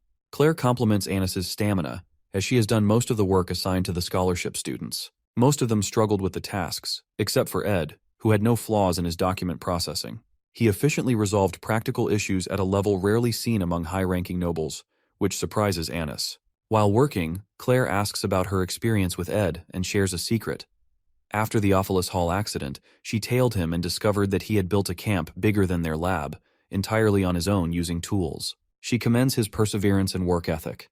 When she also mentions that Ed contracted with a spirit, an incredibly difficult feat, Anis realizes she may have underestimated his practical abilities, which are vastly different from his noble upbringing. After some thought, Anis, who had investigated Ed due to Janika's interest in him, concludes that he's simply a decent and hard-working man. His appearance is outstanding. He's not arrogant, and even Claire likes him. As she starts thinking about his good physique, pleasant scent, and how well he takes care of himself, Claire notices her spacing out and calls her back to reality. Embarrassed, Anis quickly opens the windows to let in fresh air. Concerned, Claire asks if she's feeling well and suggests she may have overexerted herself. However, Anis realizes she's in big trouble. She recalls Claire mentioning that Ed made a contract with a spirit and suspects that he must have required Janika's help. If that's the case, the spirit he contracted with must be trustworthy and could report everything to Janika, including her attempts to seduce him. Trembling, she rushes out of the office, ignoring Claire's offer to grab a bite. By the way, the Failover family's motto is harmony and coexistence, and Janika Failover's love for everyone always made her shine. She gained many genuine friends, but what currently troubles her is learning about Anis and Ed. Meanwhile, Tanya approaches Janika to introduce herself and talk about Ed, just as she has been doing with others. Tanya came here on Lortel's advice, believing it would help her achieve her goal of ruining Ed. However, as she approaches Janika, the normally peaceful sorcerer rises with a fearsome spirit looming behind her. Lortel had told Tanya that Janika is kind and considerate by nature, but the Janika standing before her now looks ready to rain hail and brimstone upon her. In Ed's camp, Janika informs him that they've finished arranging most of the production materials he requested, but the legendary rank materials are difficult to find during the winter. However, he thanks her for accepting his request despite her schedule, but she tells him not to worry about it. When he asks why she went through all the trouble to come to him, she assures him that she came here to rest. Shortly after, Lortel notices Lucy and asks why she's sleeping here. Caught off guard, Ed replies that it's winter, but Lortel doesn't know how that's an appropriate answer. Eventually, she calms down and informs him that she came to talk to him about something other than engineering items. When he asks what it is, she shows him the sage's sealed grimoire she won, and the letter where he had promised to do anything for her, as long as she bid on the grimoire for him. With a smirk on her face, she informs him she's willing to get her money's worth from him. Tense, he asks her how much she's willing to get from him, so she clarifies that she won't ask him for something that's too much of a burden. Her request is for him to pick her side. It's about time for the third act, and the opposition between Princess Phenia and Lortel will begin. Lortel is getting started on her politics and strategizing. The benevolent Princess Phenia Elias Cloel is Lortel's fated enemy, and according to the storyline, will rise to the position of student council president, control the academy, and gain power. With that power, she is the main character who begins to dig up the darkness of the Roth-Taylor family in the fourth act. In the time when people in the academy have to choose sides, Lortel asks Ed to choose her side. However, the winner of this election depends on Taylor, the main character, and not on Ed, so he informs Lortel that his support won't change much. Lortel agrees since he's just a student, but explains that his reputation is improving in the academy. However, she clarifies that she wants him on her side, not for political reasons, but for reasons that are private to her. Upon hearing that, Ed agrees to join her. Oddly, Lortel is always the person who devises plans and is known for having 1,000 faces. But for the first time, he sees her genuinely happy just because he promised to join her. The next morning, Ed wakes up early as usual and asks Lucy to light the fire as usual. During his long conversation with Lortel last night, she had told him about how his little sister had been preparing something. Lortel isn't sure if Tanya really sees him as an enemy of the family or just holds a light grudge against him like all siblings do, but she explains that she introduced her to a few people. That morning, Tanya arrives with some of her workers to meet Ed. She mentions that it's been a while and shows him a present she brought for him. She seems nervous or scared of him, but she's not carrying any ill intentions as he had expected. He wonders why she's scared and recalls that he must have lived a very terrible life in her eyes while at the estate. He realizes he has misjudged Tanya. When he gets up, she shrieks in fear, and he remembers a time when he stepped on a maid who offered him food in Tanya's presence years ago. He recalls how she begged him to stop, but he condescended to her for feeling attachment to maids who were mere tools. In the present day, he thanks her for the present and promises to wear it at the start of the next semester. He also explains that he's been excommunicated and is no longer technically her brother, but he appreciates her gesture. When he turns to go in, he signals her to sit by the fire and tells Lucy, who groggily sits by the fire, trying to figure out what universe she woke up in, to give the guests a seat. He soon comes out with a few drinks and asks Tanya about those she's been speaking with. She confesses that she's been talking to them about him, and when he mentions Janika's name, an expression of fear develops on their faces. Ed comments that Janika is the kindest person he knows, and Tanya forcefully replies that she was truly kind. She mentions that Janika was very strong and summoned a high-level spirit fire lizard that threw all their workers around. To avoid him relaying the information to Janika, she eventually lies, saying that Janika was very kind and wished her luck in her school life. Ed asks her if Janika really summoned a high-level spirit, but Tanya lies that it didn't happen and that she didn't know what she was saying. At that point, Ed realizes why Tanya is being this awkward, so he decides to clear the air. He explains that he's living to the best of his abilities now and paying the price as someone who's been excommunicated. He accepts that he must have lived a terrible life at the estate and apologizes for the things he can't take back. Our boy mentions that he heard she plans to run for student council president and promises to cheer her on. Even though he's saying this, he knows Tanya will not become president since she is a villain who is here to help Fenia, but he's attached to her since she's a relative. Shocked, she stares at him as if she had seen a ghost, and Ed doesn't know how their relationship will go judging from her expression. When she returns to her dorm in Opilus Hall, she convinces herself that Ed is still trash who is just hiding his true nature. However, since she was almost burned to death for talking badly about him, she realizes that Janika truly believes in Ed and is following him. But it's strange to her that a land full of elites can tolerate Ed's acting, so she hopes that his true nature is eventually exposed. As she trudges to her door, she spots an inelegant and unsophisticated human who is her next-door neighbor, someone she had seen at Ed's camp. The girl immediately asks her if she's Ed's younger sister and offers to let Tanya know if she needs anything. When the lady walks into her room, Tanya notices the golden nameplate on her door, which only the top students have, and is shocked that the person who just spoke to her is the legendary genius mage, Lucy Merrill. At this point, nothing makes sense to Tanya.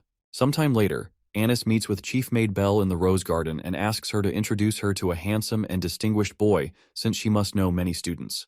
However, Belle knows she's not someone who casually meets boys, especially because she's always so busy and has no interest in dating. Unsure of what to say, Belle mentions the young master Ed, who she thinks shares similar attributes with Anis. Anis, already feeling guilty, then confesses her sins. She admits that she met Ed to confirm the negative rumors about him, but eventually discovered they're more similar than she thought. She also found him to be quite thoughtful and considerate. When Belle probes further, Anis admits she feels a bit attracted to Ed and accepts that it's good news because it means Janika has truly found the one. Her plan is to rid herself of these feelings like a malignant tumor by finding another boy to replace him and making it known that they're dating. Upon hearing this, Belle asks if Janika has caught on to her feelings, but then corrects her, pointing out that finding another person just to replace Ed is incredibly disrespectful to the new person. Anis recounts how she ran into Janika yesterday, how awkward it was, and the dark expression Janika had. Apparently, she will have to supervise Ed in the next exam, and she feels sorry for hurting Janika. However, Belle reassures her that it may not be as bad as she thinks. After all, it's true that Anis and Clara were simply trying to watch Janika's back, so her goody-two-shoes attitude wouldn't lead her into trouble. Belle expresses how grateful she is that Anis opened up to her, and eventually Anis starts to feel better about her guilt. That evening, Ed walks around the camp and finds Janika waiting for him. He plans to collect materials to build storage for himself and expand his living room space, but when he notices Janika's aloof expression, he pours her a cup of tea and asks her to talk to him. However, she refuses because she can't bring herself to say it, so he tells her she doesn't have to. She is surprised to hear that and watches as he covers her with a cloth to protect her from the snow. Concerned that she may be struggling academically and looking like an animal backed into a corner, he can't bring himself to brush her off. Eventually, she rests her head on his shoulder, and they both warm each other in the cold. Meanwhile, Tanya recalls how the Roth-Taylor residence was always peaceful. However, after the heir and eldest daughter Arwen Roth-Taylor died, a new heir took over, and everything changed. Ed changed once he gained power. becoming a pathetic piece of trash who acted as if the whole world belonged to him. She remembers a time when he spitefully reminded her that she could do nothing to him and forcefully handed her a sword, telling her to kill him and become the next heir.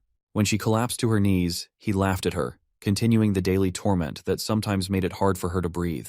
She always lived under his oppressive gaze, but he never hit her because they shared the same blood. Still, she couldn't save her family or the estate from him, making her life miserable, as if she were already dead.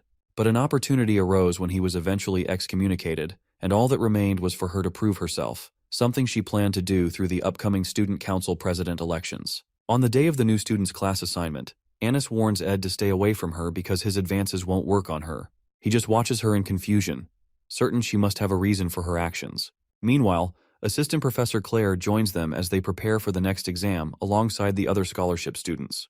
This class assignment exam is taking place on Oran Mountain, and Claire is in charge this time. Unlike previous exams where students had to find difficult-to-locate magic marbles, this time, there are easy-to-find magic stones. They aren't particularly hidden and don't have varying point values. Anyone in this exam can qualify for A class as long as they find a stone and place it on the altar of substitution. That's the easy part. However, because she is the disciple of the ruthless Glast, there is also the challenge of fighting and defeating countless monsters and wild animals. Only the students who survive will qualify for A class, which is why she calls it the Oran Mountain Survival Exam of Hell. In the end, none of the new students make it to A class at Sylvania Academy this year. At least, that's the original scenario according to the gameplay, and it's crucial that no one advances to A class because it directly ties into an important future event in the game. That's precisely why Ed decides not to comment on the difficulty of Claire's exam. However, he only feels comfortable because no casualties occurred, even though the exam is essentially diabolical. This is because the students will be fighting imaginary monsters, summoned using a magical engineering device called the Vision Disc. There are standard Vision Discs, which summon apparitions of low-level monsters and beasts. However, there are also Purple Vision Discs, which summon high-level monsters, beasts, and even humans. This latter type ensures that no one will reach A class, and Anis is responsible for handling them. Because she struggles to carry them, Onyx offers to help, but she refuses. However, Lynn swoops in and signals for her to give him the purple disc. She instinctively jerks backward upon seeing him and mistakenly trips over a rock. To stop her from falling, Ed wraps a hand around her waist, and they end up in an unexpectedly intimate position. Unfortunately, the purple disc slips from Anis's hands and tumbles away, but they are lucky that Clebius catches it in time. Ed is relieved it didn't break but fails to notice Anis, who is nearly exploding due to the way he is holding her. However, Clebius doesn't notice the small crack on the disc, and moments later, it completely shatters in his hands. When Ed sees this, he immediately releases Anis, realizing that they've messed things up. Last year was the year that the failing student, Taylor, picked up a sword for the first time, and that was when he was supposed to beat Lucy and receive attention. But the scenario went wrong when Lucy beat him instead, leading to Janica going off the rails. The joint combat training for this year is equally important. The elite first years get to request combat training against the previous generations, and when the match begins, the first years go on a rampage against their seniors to win by any means possible. However, according to the storyline, they're all supposed to lose to Taylor alone. At that point, Taylor, who had gotten stronger during the year, becomes known to everyone. St. Clarice, who has also been hiding her identity, fixes her gaze on Taylor, and this act ends. The relationship between the Saintess and Taylor is important because her power plays a crucial role in the third act, Lucy's showdown, and what happens after. She has to help Taylor, so this class assignment exam has to follow the initial storyline to ensure that the elite first-year students can go crazy as planned during the joint combat training. However, the only reason they'll go into a frenzy is that none of the students get placed in the A class, and that is because Assistant Professor Claire used 2 purple discs to make the class assignment exam harder. They all look at the broken circuit and realize that it's beyond repair. Anis feels devastated and apologizes for being careless, but Ed clarifies that apologizing won't bring back the purple disc. At this rate, there'll be too many A-class students, so he proposes a solution and chooses Clebius, who doesn't know what he's talking about, as the one they're going to use. At the Oran Mountain entrance, Tanya is happy to meet other noble students as her classmates. Even the princess and the chancellor are part of her class, and everyone is dressed without showing their status or birth. However, there is one peculiar person among them from the Telos order, Saintess Clarice. The other first years bow to her, but she asks them to spare her the formalities to maintain the Academy's order. While she's speaking, Tanya introduces herself and expresses how much of an honor it is to meet her. The Saintess is happy to hear that Tanya is from the Roth-Taylor family, and comments that Crepin, the patriarch, was baptized by her, although she was too young to remember. Regardless, Tanya replies that it was an honor and expresses her hope to be baptized when she becomes an adult. Soon after, an announcement signals the start of the exam, and each faculty member is directed to their assigned area, even though the goal for all of them is to get into A class. Everyone soon sprints toward A class, which affords them free student welfare activities, fame, tuition exemption, and access to Ophelis Hall. One redhead quickly finds a stone and rushes to place it on the altar before anyone else so he can secure A class. While he's talking, another student named Joseph runs past him and reminds him to stop yapping and start running.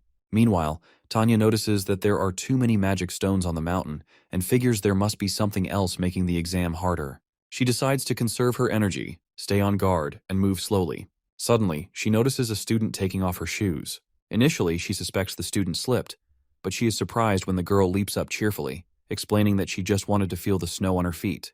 Tanya is confused as to why she'd do that now of all times, but the girl doesn't see the issue.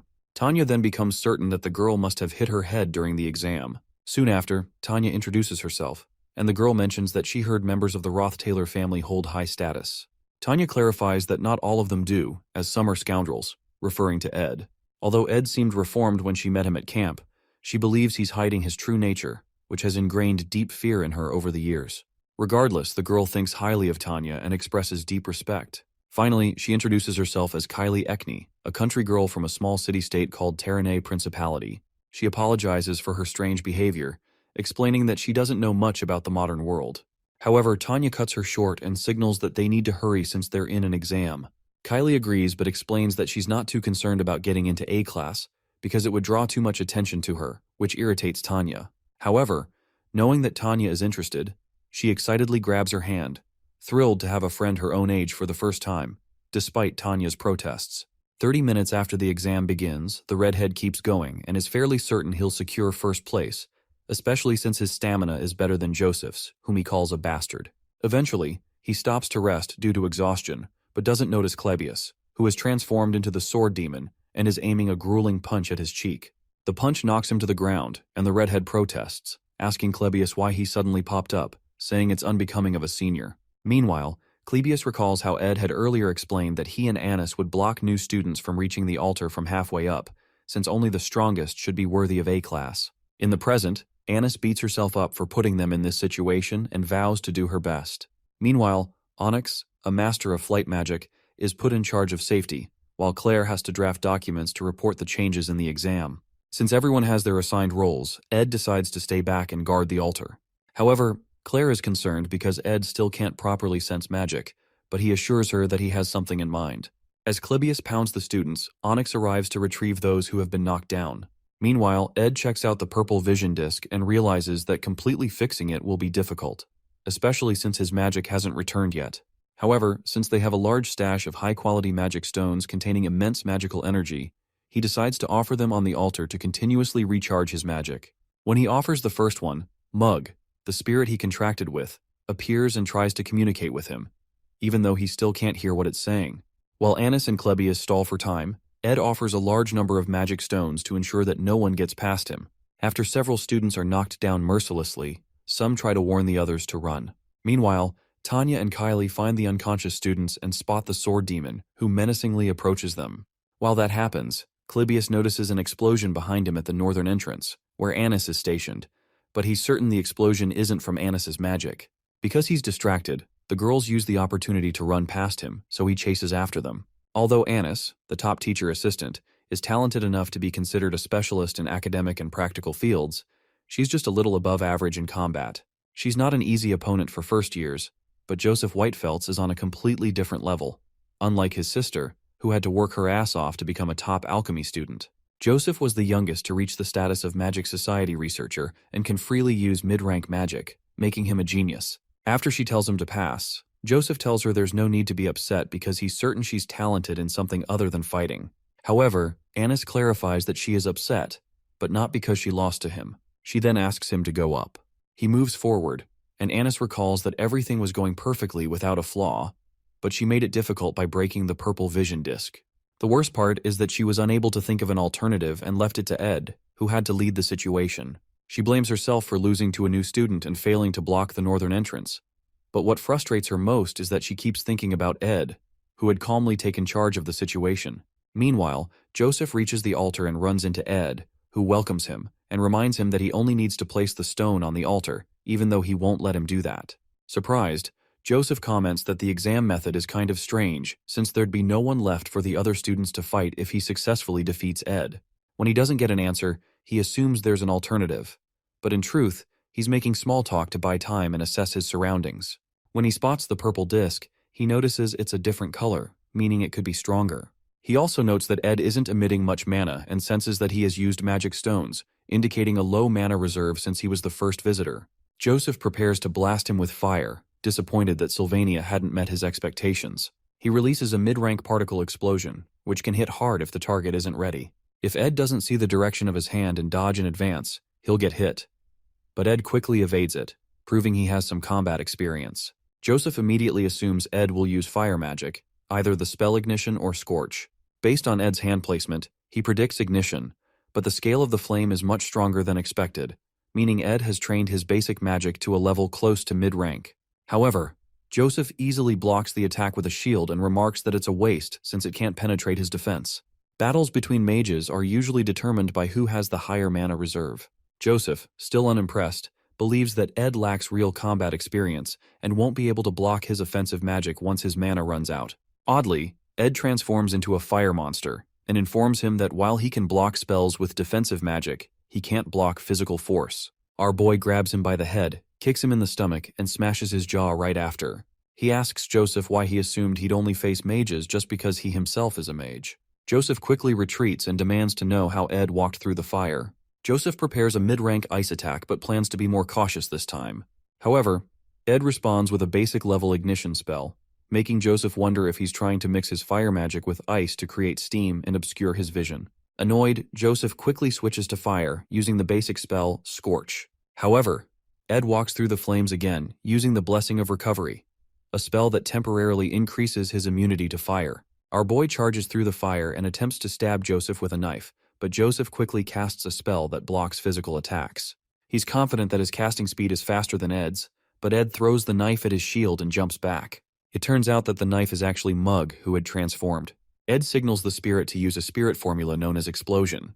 The explosion easily shatters the shield and sends Joseph tumbling several feet backward. Badly injured, Joseph remains certain that Ed's casting speed isn't faster than his, and deduces that he used a spirit formula, which also explains how he walked through the fire. Exhausted, Joseph wonders who this person is and drops the stone when Ed approaches him with a knife, conceding defeat. As soon as Ed lowers his guard, Joseph rushes forward with a mid-rank ice spear attack, but suddenly switches to a punch to confuse Ed, landing a solid hit on his jaw. After being punched, Ed is surprised that Joseph, who had spent his entire life researching magic, was able to make such an impact with his fist. However, a strange energy suddenly appears around Ed, Marilda's spirit formula. It's the protection of the wind, which blows enemies away when an unexpected attack occurs. A powerful gust sends Joseph flying several feet into a nearby rock. Now more injured than before, Joseph finally accepts his loss. Ed commends his punch, and Joseph soon asks for his name. When Ed tells him, Onyx arrives to pick up the wounded boy. Meanwhile, in a carriage, Elka asks Jix why he joined the magic faculty. He's surprised by the question, so she mentions that he would have been the top student if he had joined alchemy or combat, and she feels bad that he gave up so much for her. However, Jix explains that he doesn't place much importance on being the top student. He admits he may have been the best in alchemy, but certainly not in combat, because the top student of the combat faculty is Clebius Northendale. Meanwhile, Clebius is knocked down by a terrible energy that completely stuns him. Kylie, who landed the hit, hopes she hadn't injured him, but Onyx quickly arrives to tend to him and tells the girls to continue the exam. With only 20 minutes left, Tanya and Kylie reach the altar, where several other students lay unconscious. Tanya spots Ed, the object of her fear and hatred, and he immediately tells her to give up. In the past, Saintess Clarice had two dreams. One of the dreams she had that day was planted by Archbishop Verdio, and the other was a beautiful song by Adele about the outside world, the woman in charge of the holy fire. After leaving the Telos Order, she called herself the Romantic. Although it was unclear how she moved from building to building, she sang a song at Clarice's window when the world went to sleep. The second dream Clarice had was about the outside world, which her only friend, Adele, whispered to her while looking at the stars. Adele told her about a life where she could take classes normally, have normal friends, love normally, and hug someone who loves her, rather than receiving countless prayers from believers who revered her. After leaving the order, Adele joined Sylvania, and when vacation came, she traveled around the world and visited Clarice. However, after Adele left, Clarice went to the places she spoke of in her dreams every night, and at the end of each dream, she would share a deep hug with someone. She and that person would explore the world together and enjoy a colorful journey, which contrasted with her pure white life up to that point.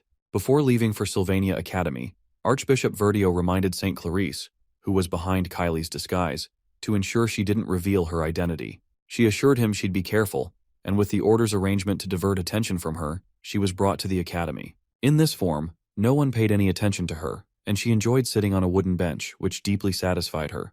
No one revered or bowed to her, and no one suspected that Kylie was the saintess, except Ed, of course. Meanwhile, in the present, Ed tells the girls to give up. Tanya watches in surprise as it turns out that facing her brother is the final exam. Ed pleads with the girls to return, but then activates a gnarly aura and challenges them to step forward if they insist. The aura is incredibly strong, and Tanya feels that this level of power is impossible even for people who have trained in spirit magic their entire lives. It surpasses even graduate-level skills. Currently, spirit sorcerers are called veterans if they can handle 5 to 6 mid-rank spirits, but Tanya is shocked to see a high-level spirit, Marilda, behind him. After seeing that, Kylie proposes that surrendering is the rational choice, and Tanya recalls the trauma she suffered when facing another high-level spirit while meeting Janica. However, she can't accept the idea of running away from her brother again, just as she did in the past, so she refuses to give up. Tanya recalls how Ed was 2 years ago, and wonders how someone who couldn't even use elementary magic could suddenly summon a high-level spirit. She concludes that it must be a fake. She plans to defeat the real spirit behind him, assuming it must be weaker. But as she moves closer, the energy is so overwhelming that she has to accept the reality. She really might be facing a high-level spirit. After a series of attempts, the energy knocks both girls backward, and Kylie is shocked to learn that this person is Tanya's brother. Secretly, Kylie had a fantasy about noblemen, neatly groomed, with charming smiles and graceful manners. However, meeting Ed, she is shocked to see that this is the same person Tanya had spoken of so disdainfully. Eventually, Kylie gets up and signals to Tanya to go for the spirit's main body, as planned, while she acts as bait, since she can't die except in special cases. Tanya worries she'll get injured, but Clarice assures her that she'll do it. After all, Tanya had said Ed was truly a bad person, and Clarice is willing to protect her first friend at Sylvania. Normally, Tanya would have dismissed such absurd words, but she had witnessed Kylie's abilities during their fight with Clebius, and how effortlessly she deflected his attack. She wonders if Kylie possesses a special power as she watches her charge into the storm with tears in her eyes. The sudden action confuses Marilda, who immediately tries to smash Kylie into the ground, but Kylie's holy magic blessing is suddenly activated. The blessing manifests a mid-rank or above power that automatically defends against any hostile force attempting to harm her. The clash between the two forces knocks Kylie backward, though her shield still protects her. Ed asks if she thought she could make him give up, but he soon notices Tanya leaping at him from the side with a basic magic attack known as Emit. The attack knocks him away from the altar and onto the ground, where Tanya spots the purple vision disc lying nearby. As she scans the area for Ed's body, she notices several arrows flying around her, and hears Ed's voice telling her to stay still. She is stunned to see that the same person who once couldn't wield a sword properly now skillfully wields a bow. He reminds her that the first shot was a warning, and as Tanya observes the arrows made of magic, she wonders if the person standing before her is truly Ed Rothtaylor. Realizing that nothing has changed since childhood, when he used to oppress her, tears fill her eyes because no matter how hard she tries, she still feels powerless. However, Ed acknowledges her efforts, commends her for working so hard, and apologizes for putting up such a fight. He explains that there is a reason behind his actions, and adds that she wouldn't have enjoyed the challenge if he hadn't resisted. As she listens, he praises her incredible performance, admitting that he would have given up if he were in her position. When she notices him wearing the gift she gave him, she realizes that something truly has changed about him. Ed reminds her that she should be proud that she fought till the end, even though it was an illusion caused by the purple disc vision. As she cries, he tells her she's impressive, but that doesn't seem to help as she keeps crying because she didn't get into Class A. Suddenly, Kyle hugs Tanya and cautions Ed to step back so she doesn't attack him. Suddenly, Claire calls out to Ed for help because Clebius is completely knocked out and the exam is over. However, Kylia notices that her voice is beginning to revert to its original tone, meaning her transformation magic is being undone. This must have happened when she pushed back and dropped the magic engineering item Verdio told her to carry. She begins to panic that her identity will be revealed and her school life will end, but Mug suddenly shows up with the magic item. Ed hands it to her and almost calls her by her title but quickly corrects himself. She looks at him in shock as he walks away to meet Claire. The class assignment exam ended, and Ed was able to return everything to the original storyline, except for one thing. One change that was created, even though it was quite meaningless, is that the Saintess's eyes, which were supposed to focus on Taylor, are now focused on Ed, because she noticed he almost referred to her by her title. While Ed lies on the ground, Matilda speaks to him about beauty that transcends generations and values, such as what is seen in the setting's nonsense. Ed, however, interjects that she's talking nonsense, so she protests that humans are unable to appreciate the moment, even though they live short lives. It turns out that Matilda wasn't just a vision, she was really there. But Ed didn't want to tell his sister. Matilda reminds him that he needs to learn how to appreciate small things, and Ed realizes she's a chatterbox, just like Janica told him. However, Matilda chastises him for always being thorough about everything and not paying attention to his well-being. Eventually, she spells it out for him. He needs to date someone who can help his well-being. To gain some credibility, she asks Mug if she's right. Mug agrees and even tells Ed to listen to Matilda, and at least pretend to agree. When Matilda asks what he means by pretend, the little guy apologizes for misspeaking and attempts to repent by offering up his death. Ed, tired of their yapping, throws Mug away and asks Matilda why Janica looked unhappy the last time he saw her. She asks him if he's worried but states that she can't tell him since Janica didn't want to tell him herself. However, she reminds him not to worry too much because even Janica needs to go through difficult seasons and grow from them, especially since the world isn't a fairy tale. Soon after, Matilda hurries them along so she doesn't consume all of his mana. She explains that she's an expensive spirit, and the only reason he was able to handle summoning her, apart from the mana stones he consumed recently, is because someone else was handling part of the mana load. She clarifies that a spirit like herself wouldn't contract with just one person, and Ed realizes he truly can't summon a high-level spirit for long. As he wonders whose mana it was, the answer becomes clear. Climbing to the top of a nearby structure, he finds Lucy and teases her about coming up here to take a nap. However, she clarifies that she didn't come here to sleep. She just didn't want to stay in the hut alone, so she took a walk that led her to the altar of substitution. The thing is, Ed knows that her coming here marks the final stage of the third act. Soon, the distrustful Saintess will begin to suspect the Order after she realizes the darkness of the Holy City. Then, Telos's apostles will come to Arkan Island to condemn Clarice, and the characters in the Academy will decide to follow the Archbishop's orders since they don't know the whole story. In the end, everyone's swords will be pointed at the one girl trying to protect Arkan Island, Lucy, who is following her master's final will. Regardless of their insults, Lucy will not complain and will remain firm until she finally awakens. When that time comes, she will defeat all the main characters at Arkan Island and take down more than half of the raid party by herself. But in the end, her stamina will run out, and she will be defeated by Taylor, who has learned the final swordsman form. After the truth is revealed, everyone will learn why Lucy was trying to kill the god's apostles and realize she wasn't a villain after all. However, at that point, it will be too late to change anything. Perhaps it's her innate nature or because she felt they wouldn't have listened, but Lucy will keep everything to herself until the very end. Back in the present, Ed still plans to stop her. He can't handle sacrificing her just to keep the storyline intact. In a flashback to the past, the old man Glock explains to a younger Lucy that Sylvania will be able to overcome most trials on its own, but a time will come when a trial arrives that they cannot overcome. He pleads with her to lend them her strength, even if only for his sake. He told her of the events to come before they happened, and it felt terrible for her to lose her master and only family. Suddenly, she leans over and places her head on Ed's legs. She tells him that she recently realized she gets lonely, so Ed decides to always inform her in advance whenever he plans to leave the hut. The next day, Clara returns from her trip home and reunites with her family. She gives Belle a gift she got for her. Clara, who is from a very wealthy noble family, ached to return and quickly heads out to see her friends, Annis and Janica, for a tea party since she hasn't seen them in a long time. Eventually, when she finds Annis and Janica, the table is awfully silent, and Clara wonders if the two had a fight. In all the years of their friendship, she's never seen this kind of tense atmosphere and wonders what she should say to lighten the mood. Before she can say anything, Janica finally asks Annis about the hug she received from Ed. Meanwhile, Ed Roth-Taylor builds a wooden wind-blocking wall and realizes that working on such low-rated items no longer raises his stats or production proficiency, so he considers looking for something new. He's doing this to prepare for strong winds, but he's soon approached by Belle, who has come to forcefully take Lucy. Belle explains that the Academy has implemented a new policy.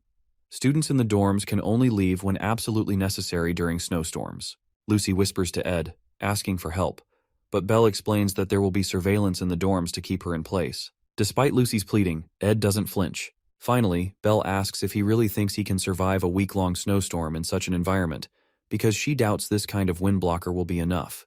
However, Ed explains that he's only setting this up to protect his supplies, but he used twine to secure his hut's roof and tie it to the ground. Since he plans to focus on magic engineering research at the Spirit Library during the storm, he assures her that he has another place to stay. When Ed notices the worry on Belle's face, he urges her to speak, but she only wishes him the best of luck and says nothing. Meanwhile, after Janica accuses Anis of hugging Ed, Clara turns to Anis in shock. Backed into a corner, Anis says nothing, while Clara tries to clarify that there must be a misunderstanding. To break the tension, Anis admits that she did flirt with Ed and apologizes. She explains that she didn't find him trustworthy because he looked like a playboy, so she was trying to get to know him. When Janica hears that, she asks Anis if she's lying, but Anis assures her that Ed isn't even her type since he looks like a thug and is quite rash. At that point, Janica stops her from speaking poorly about Ed, so Anis apologizes for flirting with him without talking to her. However, Janica, now crying, asks Anis why she's doing things she never asked her to, making her so worried she couldn't even sleep one night because her precious friend betrayed her. She's also distressed that she's not in a position to be betrayed because she doesn't even know where she stands. But Anis assures her that from what she's seen, she's more than a friend to Ed. After hearing that, Janica protests that it wasn't right for Anis to assess Ed like she did, but since she did it for her, there's no reason to be mad. She thanks Anis for being honest that she doesn't have feelings for Ed, and Clara is relieved because she was afraid Anis had fallen for him. Suddenly, Janica rushes away when she realizes she hasn't been to the Northern Forest in a while. With Clara and Anis left alone, Anis asks Clara to introduce her to a man, but when she realizes that's not enough, she decides to break the stereotype by asking Clara to date her. Confused, Clara just watches as Anis rambles. When Clara doesn't respond, Anis plans to kill her feelings by avoiding Ed once the Academy Scholarship student work ends after the break. However, she's devastated to learn that the Academy Scholarship students will continue working as student assistants when she returns, because they were quite proficient. Becoming student assistants will grant them more scholarships and other privileges, but to Anis, it sounds like a nightmare. Going through Ed's magic power details, he finds that he can now learn intermediate magic. He has 4 spirit slots, with Mug in one and Marilda in the other. When Janica arrives at the camp, she informs him that he needs to make a contract with a mid-level spirit soon. Ed comments that she looks back to normal since she seemed rather sad the last time she visited, but Janica pretends not to remember. Her reaction makes Ed smile as he realizes Janica makes him loosen up. She's the only third year he can truly call a friend. Soon after, Janica mentions that she knows about his contract with Marilda, but she finds it strange since it's too early for him to handle a high-level spirit. However, Ed is up front and shows her the golden phoenix ring that Glast gave him, informing her of his future plans. When she realizes he can't use magic for a while, she understands that making a contract with a mid-level spirit will be difficult for him right now. It turns out that Ed's magic will return when the break ends and the semester begins. Janica congratulates him for making a contract with a high-level spirit, as it's rare among spirit sorcerers. Finally, she asks if he plans to stay in the spirit library through the snowstorm and comments that he works quite hard. In response, Ed teases her, saying she works even harder since she's the top student. He mentions that people will probably pay attention to her in the upcoming student council president elections. Regardless, Janica responds that she intends to stay neutral during the elections. She asks if Tanya is also running and whether he's close to his sister. Ed admits he can't say so confidently since he's been excommunicated, but that doesn't change the fact that they're related, and he plans to maintain a good relationship with her because he cares about her. Hearing that, Janica concludes that Tanya's reaction was just sibling rivalry. Suddenly, she grabs his hand, and with tears in her eyes, she asks if there's something Tanya would like as a gift or food she enjoys. At that moment, Ed realizes Janica must have done something wrong to Tanya and is trying to make up for it. However, Janica insists she didn't do anything. Ed just keeps staring at her, knowing she's a terrible liar, and soon, the guilt overwhelms her into confessing. However, Ed doesn't think it's such a serious issue. Meanwhile, Kylie is informed that the storm will begin in the morning, and that leaving the dorms will not be allowed except for special reasons. As she hears this, she can't help but recall the terrifying sight of Ed, the third-year student she saw a few days ago.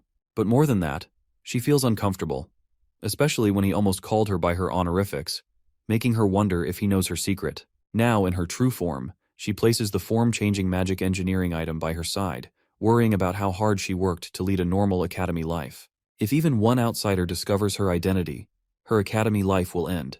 It wasn't hard for her to gather information on Ed because she overheard Joseph scolding the red-haired boy about failing to get close to the altar. Joseph mentioned that Ed isn't human at all and that he heard Ed built a hut in the northern forest where he lives.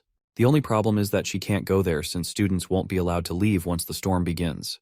And once the snowstorm ends and spring arrives, the new semester will begin, leaving her with no chance to seal his lips or do anything else. She soon opens her window, but fear grips her. The fear of Ed, the darkness, and the bitter cold. Living surrounded by pure white walls and ceilings has deteriorated her ability to appreciate the world's beauty, but she decides she must experience it for herself. So, she jumps out the window with the form-changing item in her hands. Landing on the ground, determined not to lose the freedom she fought for, she heads to meet Ed to ensure he isn't planning anything. Meanwhile, in the academic building, Klebius recalls how his eyes have long adapted to the dark because darkness is all he's ever known. The most vivid memory he has is of his brother, who stayed by his side even when everyone in the household avoided him, especially the memory of when he stabbed him through the heart. After the break ends, Claire asks him if he doesn't want to be a student assistant. He explains that he felt like a burden to them last time, even though he liked the good treatment. From the way he's talking, Claire suspects that another lab is trying to scout him, but she soon gets him to agree to take the job as a student assistant. Meanwhile, Ed feels like he is trained to the limits of what he can handle. During the break, he was able to concentrate on training and increase his stats in the advanced crafting skill slot for spirit formula infusion and magic engineering. He has improved both advanced skills enough to be considered his specialties, and he plans to spend the remaining week working on them in the library to use them more effectively. As he climbs out, he recalls that he gave Jix some money to clean up the mess in the library with a bit of magic, but Jix had even helped organize the books by theme and title. For that to happen, it seems he got some help from Elka, even though he had told him it was a secret. He'll have to find a way to repay them later. He picks a book from the shelf and decides to focus on a few formulas instead of trying to learn hundreds, aiming to create at least one legendary magic engineering item. After that, he plans to craft a few more to raise his magic engineering skills, and then make other rare items once he masters the basics. While working on his plans, he reaches into his bag but doesn't find the items he needs. It seems he left them in the hut, so he's forced to return in the storm to retrieve them. Meanwhile, Kylie pushes through the painful storm and eventually finds the river in the northern forest that Joseph mentioned. She checks the map she brought and tries to pinpoint the hut's location. At this point, she feels like she's on an adventure. Clarice is not weak. She's more talented than most mages, and her holy magic is even stronger than others.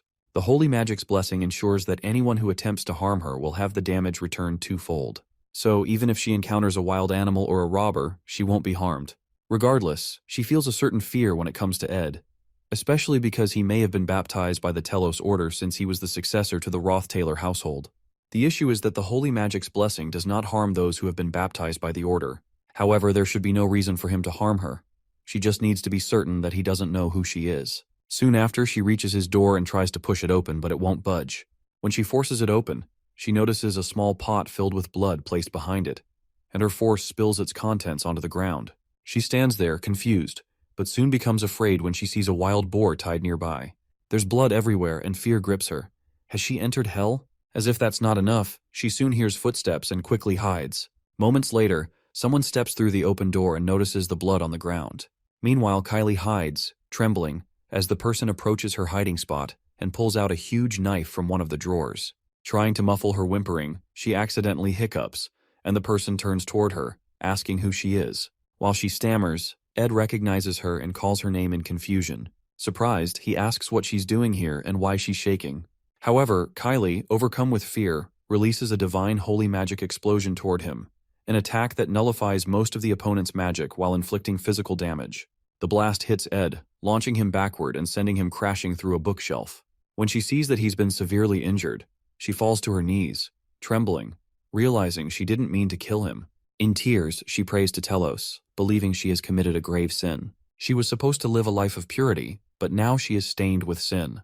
Pledging to burn in the depths of hell to atone, her prayer is abruptly interrupted by an angry Ed, who walks up to her and asks if she's kidding him.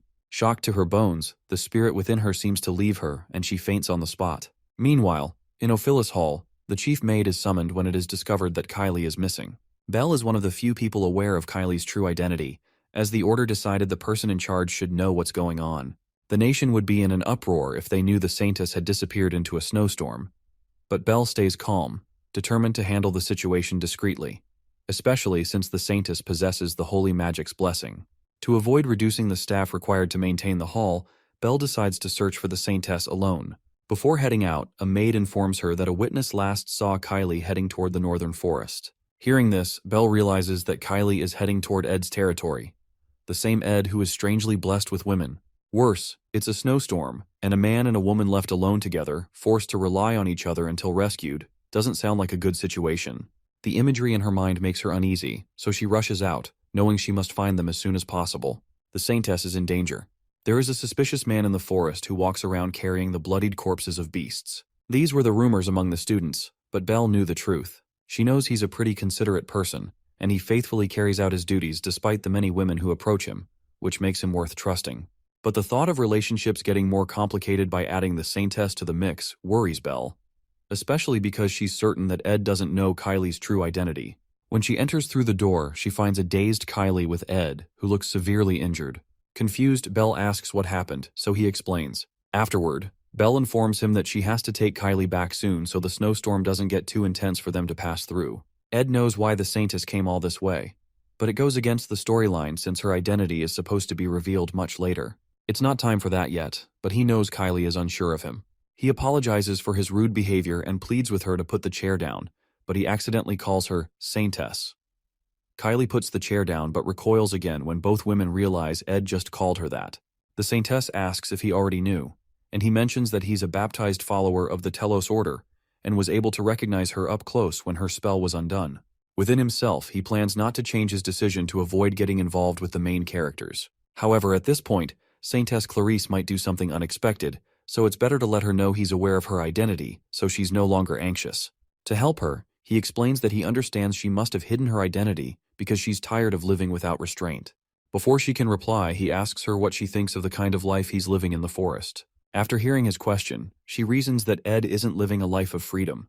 It looks more like survival. It seems there is a light and dark side to everything, and Ed's life is the dark part of freedom. However, Ed apologizes for being so rash, explaining that he spoke that way because he felt no one else would say it to her. Shortly after, he asks them to leave, so Belle takes the Saintess back to the hall.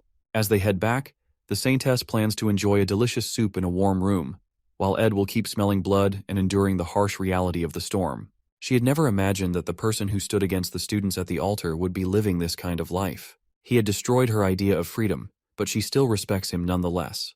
While they're leaving, Belle notices the Saintess looking back and hopes she hasn't also fallen for Ed, but she's not certain. Soon after, spring comes and the Laplace bakery opens again. Lortel meets Ed at the bakery, securing a seat for them without reservations because she supplies them with goods, and they can't refuse since she runs a monopoly. She finds it amusing, but Ed doubts the baker does. Later, Lortel explains that there was a bit of an error in the distribution process due to the snowstorm. The bakery had ordered a bunch of supplies they didn't need beforehand, but canceled all their orders when the storm got closer. It was unethical for them to monopolize food that could have gone to other businesses by placing fake orders, so Lortel had to handle it. While they chat, the baker returns to beg Lortel to change her colleagues' minds about limiting orders, as it will affect the bakery. However, Lortel ignores him and simply asks Ed if he'd like to walk her to her afternoon class. Ed notices Lortel's cold attitude toward the bakery. She explains that she doesn't want to be harsh, but the snowstorm cut off their main distribution base, and funds are tight at the moment. Ed accepts her explanation, so she reassures him that she's an expert in managing money and will ensure the company's funds aren't wasted because that's what it takes to run a business. Suddenly, she notices he isn't carrying his textbook, so he explains that he'll have to run to the library to borrow one, but running is good for his health. That surprises her since the textbook isn't expensive, so she asks why he doesn't just buy one. When she thinks about it more, she realizes that textbooks aren't actually cheap for most students, so she asks him how much it costs. Seeing her pull out her purse, Ed replies that he appreciates the offer, but it's not necessary. Soon after, she mentions that the student council election is approaching, but she won't run for a position because the trading company is her priority. However, she wants someone who likes her to become student council president, so she suggests Ed run for the position, promising to support him. Ed refuses, so Lortel asks if his sister is running, especially since she doesn't want to suck up to Princess Phenia if she becomes president. However, it will be hard for Tanya to win, even if all the top students support her, because the gap between her and the princess is too large. Hearing that, Ed realizes Lortel is right. It makes more sense for the princess to become president. Tanya, on the other hand, does almost anything to get votes, no matter how desperate, but she can't close the gap and will eventually lose by an overwhelming margin. Suddenly, Lortel asks if Ed supports the princess. He confesses that he leans more toward Tanya. That answer makes Lortel happy, because most people admire Princess Phinia, and she was worried he might be the same. Lowering her head, she asks if he knows she likes him, admitting that she almost got jealous. In a vulnerable moment, she places her hand on his chest, but isn't sure if her attempt works, since Ed doesn't say anything. Regardless, she rests her head against his chest and suggests checking his heartbeat. Immediately, Ed pushes her away. Lortel protests, asking if she did something wrong. Ed responds that she didn't, but he doesn't plan to date anyone until he graduates. Hearing that, Lortel asks if he plans to date after graduation, but he doesn't reply. Happy that she's gained some insight, she rejoices. Graduation isn't too far off, and she's eager to see if he can keep rejecting her. While she talks, Ed remains silent, thinking about how graduating safely isn't an easy goal. The main character must defeat the final boss at the end of the story to restore peace, allowing him to graduate. Clarice, the symbol of the Order, and Phinia, the symbol of the royal family, need to support the protagonist in order for him to defeat the final boss, the Sacred Lance Dragon. In other words, Taylor must grow as the storyline intends and make allies. The class placements went as planned, and Clarice seems to be hiding her identity well. Even though he feels bad for Tanya, Phinia will become the council president, allowing the storyline to return to normal so he can rest easy. However, despite Ed's expectations, the scenario is already breaking down, because Princess Phinia suddenly wakes up one day and decides she doesn't want to run for council president after all. Meanwhile, Clebius freaks out because a first-year student had sent him a duel request form and wonders why they didn't pick someone else. He's the first person the student sent the form to, and he begins to curse about his damned life and why it has to be him that this person wants to duel. While that is going on, this first-year student also goes to inform Jix that he'd like to duel with him. When Jix asks why, the guy says he'd like to learn from him, but Jix tells him not to give some shallow reason like that. When the guy hears that, he comes out plain that he'd like to prove his worth. Jix asks him why he needs the duel since he's already claimed the position of top student in his year.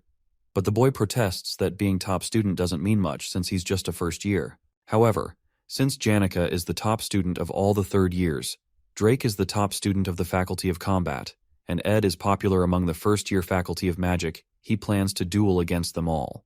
But, to follow the proper order of things, he sent a request to Clebius, the top student of the second-year Faculty of Combat, but it seems like he's avoiding it.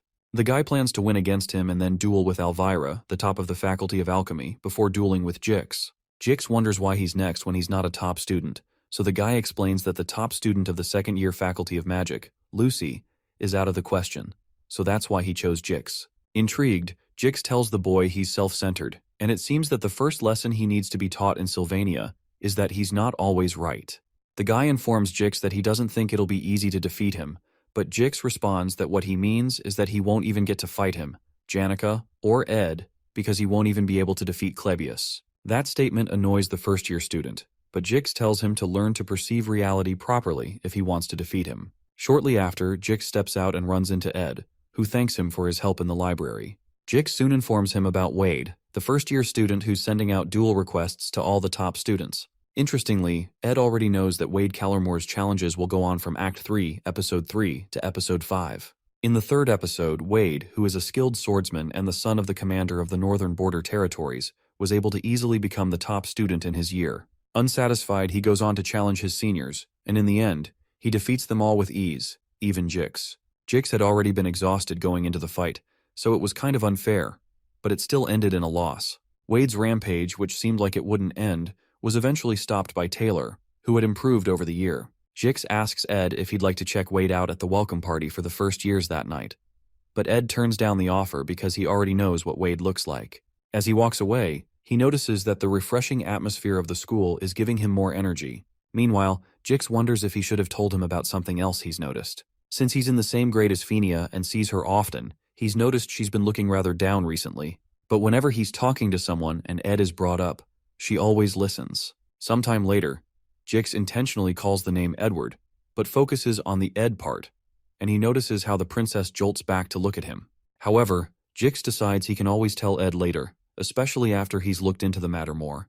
Because it's spring, the scenery of the northern forest soon becomes warm. Lucy, who's chilling on the hut's roof, chases away butterflies that are disturbing her while Janica teaches Ed and compliments his improvement. She explains that he should be able to enter a contract with a mid-rank spirit now, and adds that it would be unbelievable that he did this in 1 year. Janica seems to be in her teacher mode, so to play along, Ed comments that he was able to because he has a great teacher. Surprised by the comment, she replies that usually he'd have to climb mountains and valleys to find a spirit whose mana flow matches him well.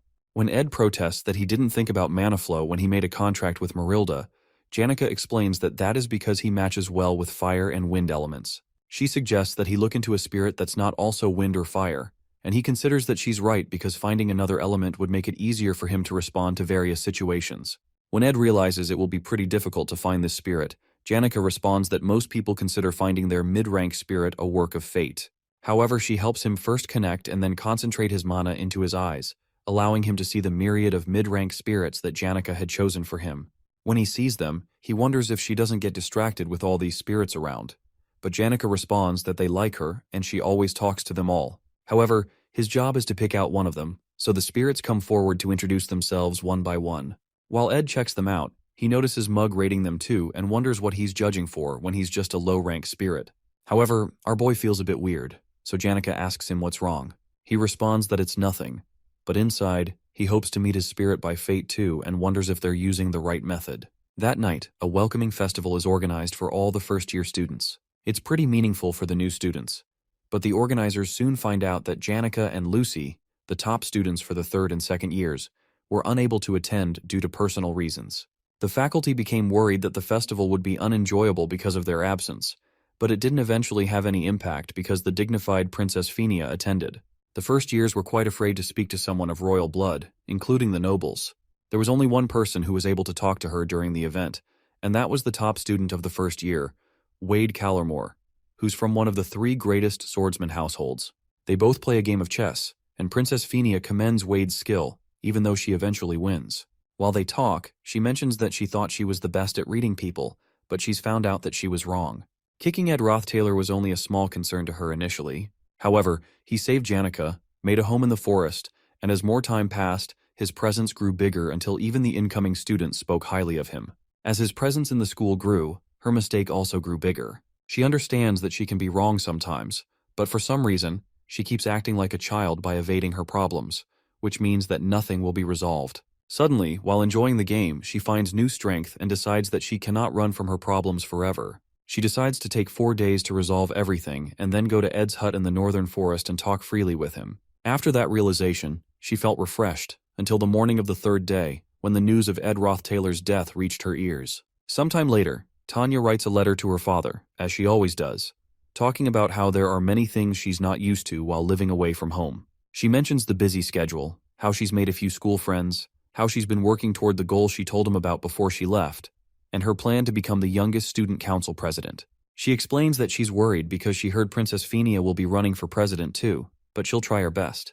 She also adds that she's met with Lortel, and negotiations for the purchase of the sage's sealed grimoire will begin soon. Finally, she talks about how she met Ed, noting that he seems to have become hardworking and diligent, as if he's a completely different person. She recalls a dream from her childhood where her older sister Arwen held one of her hands, while the other person was either her father or Ed, back when he wasn't much of a scoundrel. She suggests that he's either turned over a new leaf or returned to the way he was before, and she ends the letter. After reading through the letter, Crepin holds a deadly poisoned sword, capable of killing with even a slight graze. Soon after, he hands it to a butler and informs him that he's sent a response to Tanya to assist her with the student council president elections and the negotiation for the grimoire's purchase. He has decided to send her a trustworthy subordinate, to whom he also hands the poisonous sword. Normally, sending a subordinate into Sylvania isn't allowed, but since this is for business purposes, the Academy has to permit it. After dismissing the men so they can set off for Sylvania, Crepin removes his gloves, exposing a very red-colored hand with eyes on it. The eye is of the highest-ranked magic called Cause and Effect, which allows him to see the results of any action he sets in motion. He places his hands on a round ball, which drains a significant amount of his mana. He can't use it often for that reason, but the method is tremendously powerful. Suddenly, a vision appears before him, one of his subordinates driving the poisoned sword through Ed's stomach, then dropping him off a cliff as Janica rushes to save him. Crepin doesn't consider this the best plan, but he views it as a necessary sacrifice. 3 days before Ed's death, Tanya considers how popular Princess Phinia is and realizes her chances of winning against her are nearly zero. As she thinks about giving up, Jix walks past and asks if she's heard of elemental studies training. Noticing her expression, he asks what's bothering her and suggests they have tea with Elka later. Meanwhile, the other girls in their class fawn over Jix, whom they consider the strongest person in the academy, impressed that he's talking to Tanya. Later, Lortel shows up in Tanya's classroom to set a time for their negotiation meeting. Her classmates are also impressed that she just spoke with an executive from the elite trading company. Shortly after, Lucy Merrill, known as the academy's greatest genius, greets Tanya while passing by. The other students are amazed by Tanya's high-profile connections, noting how she never boasts about them. Tanya overhears her classmates' chatter and uses it to motivate them, encouraging everyone to work hard to become exceptional students. As she steps out, she realizes her status within the academy has risen drastically in the past few days, even though she hasn't done anything. The only reason she's receiving this treatment is that she's Ed's younger sister. She had always thought of him as trash, but now she feels like the trashy one. The overwhelming realization unsettles her, but she's soon distracted when two of her father's subordinates, Kadek and Nox, arrive to greet her after a long time. She's glad to see them and appreciates her father's thoughtfulness. Kadek informs her that he'll be gathering information on the grimoire's market price and the trading company's funding to facilitate negotiations. Meanwhile, Nox explains that he's here to assist with the student council president election. When he suggests gathering intel on Fenia, Tanya stops him, revealing that they've received news that Princess Fenia will no longer be running for president. Meanwhile, elsewhere, Janica and Ed have a drink together when she mentions hearing an announcement that the princess is withdrawing from the election. The news surprises him, so he asks if the announcement is final or still subject to change. The final boss of Act 4 is Crepin Rothtailor, known to the world as the benevolent patriarch of the Rothtailor family. However, only Princess Fenia recognizes his true darkness. With her influence in the imperial family and the academy, she is the only ally who can lead the fight against Crepin. Her withdrawal from the election is a major problem. Suddenly, Janica walks up to Ed and tells him she has a feeling he's about to do something reckless again. She protests that she can't bear the thought of him getting hurt and bleeding on his own while she remains unaware. To avoid making things harder for himself, she offers to help him. In response, he admits that he believes it would be better if Princess Fenia became student council president. Janica finds this odd, considering that the princess has always been mean to him and that Tanya is his sister. As they talk, Jix approaches and jokingly remarks that they're being scandalous in broad daylight because of how Janica is holding Ed. Apologizing for interrupting their quality time, he mentions that he thinks he knows why Princess Fenia withdrew from the election. Embarrassed, Janica quickly lets go of Ed, but Jix pays her no mind and explains that Fenia is like an alpha wolf that has lost her pack. Because she made the wrong decision, her pack died, and now she has lost her confidence and is incapable of acting. Before leaving, he casually mentions that it's going to rain tomorrow, so they should prepare accordingly. After Jix leaves, Ed reflects on how Jix's animal-like instincts often surpass human senses. The worst possibility he considers is that Princess Fenia has lost all hostility toward the Rothtailor family. He wonders what he should do.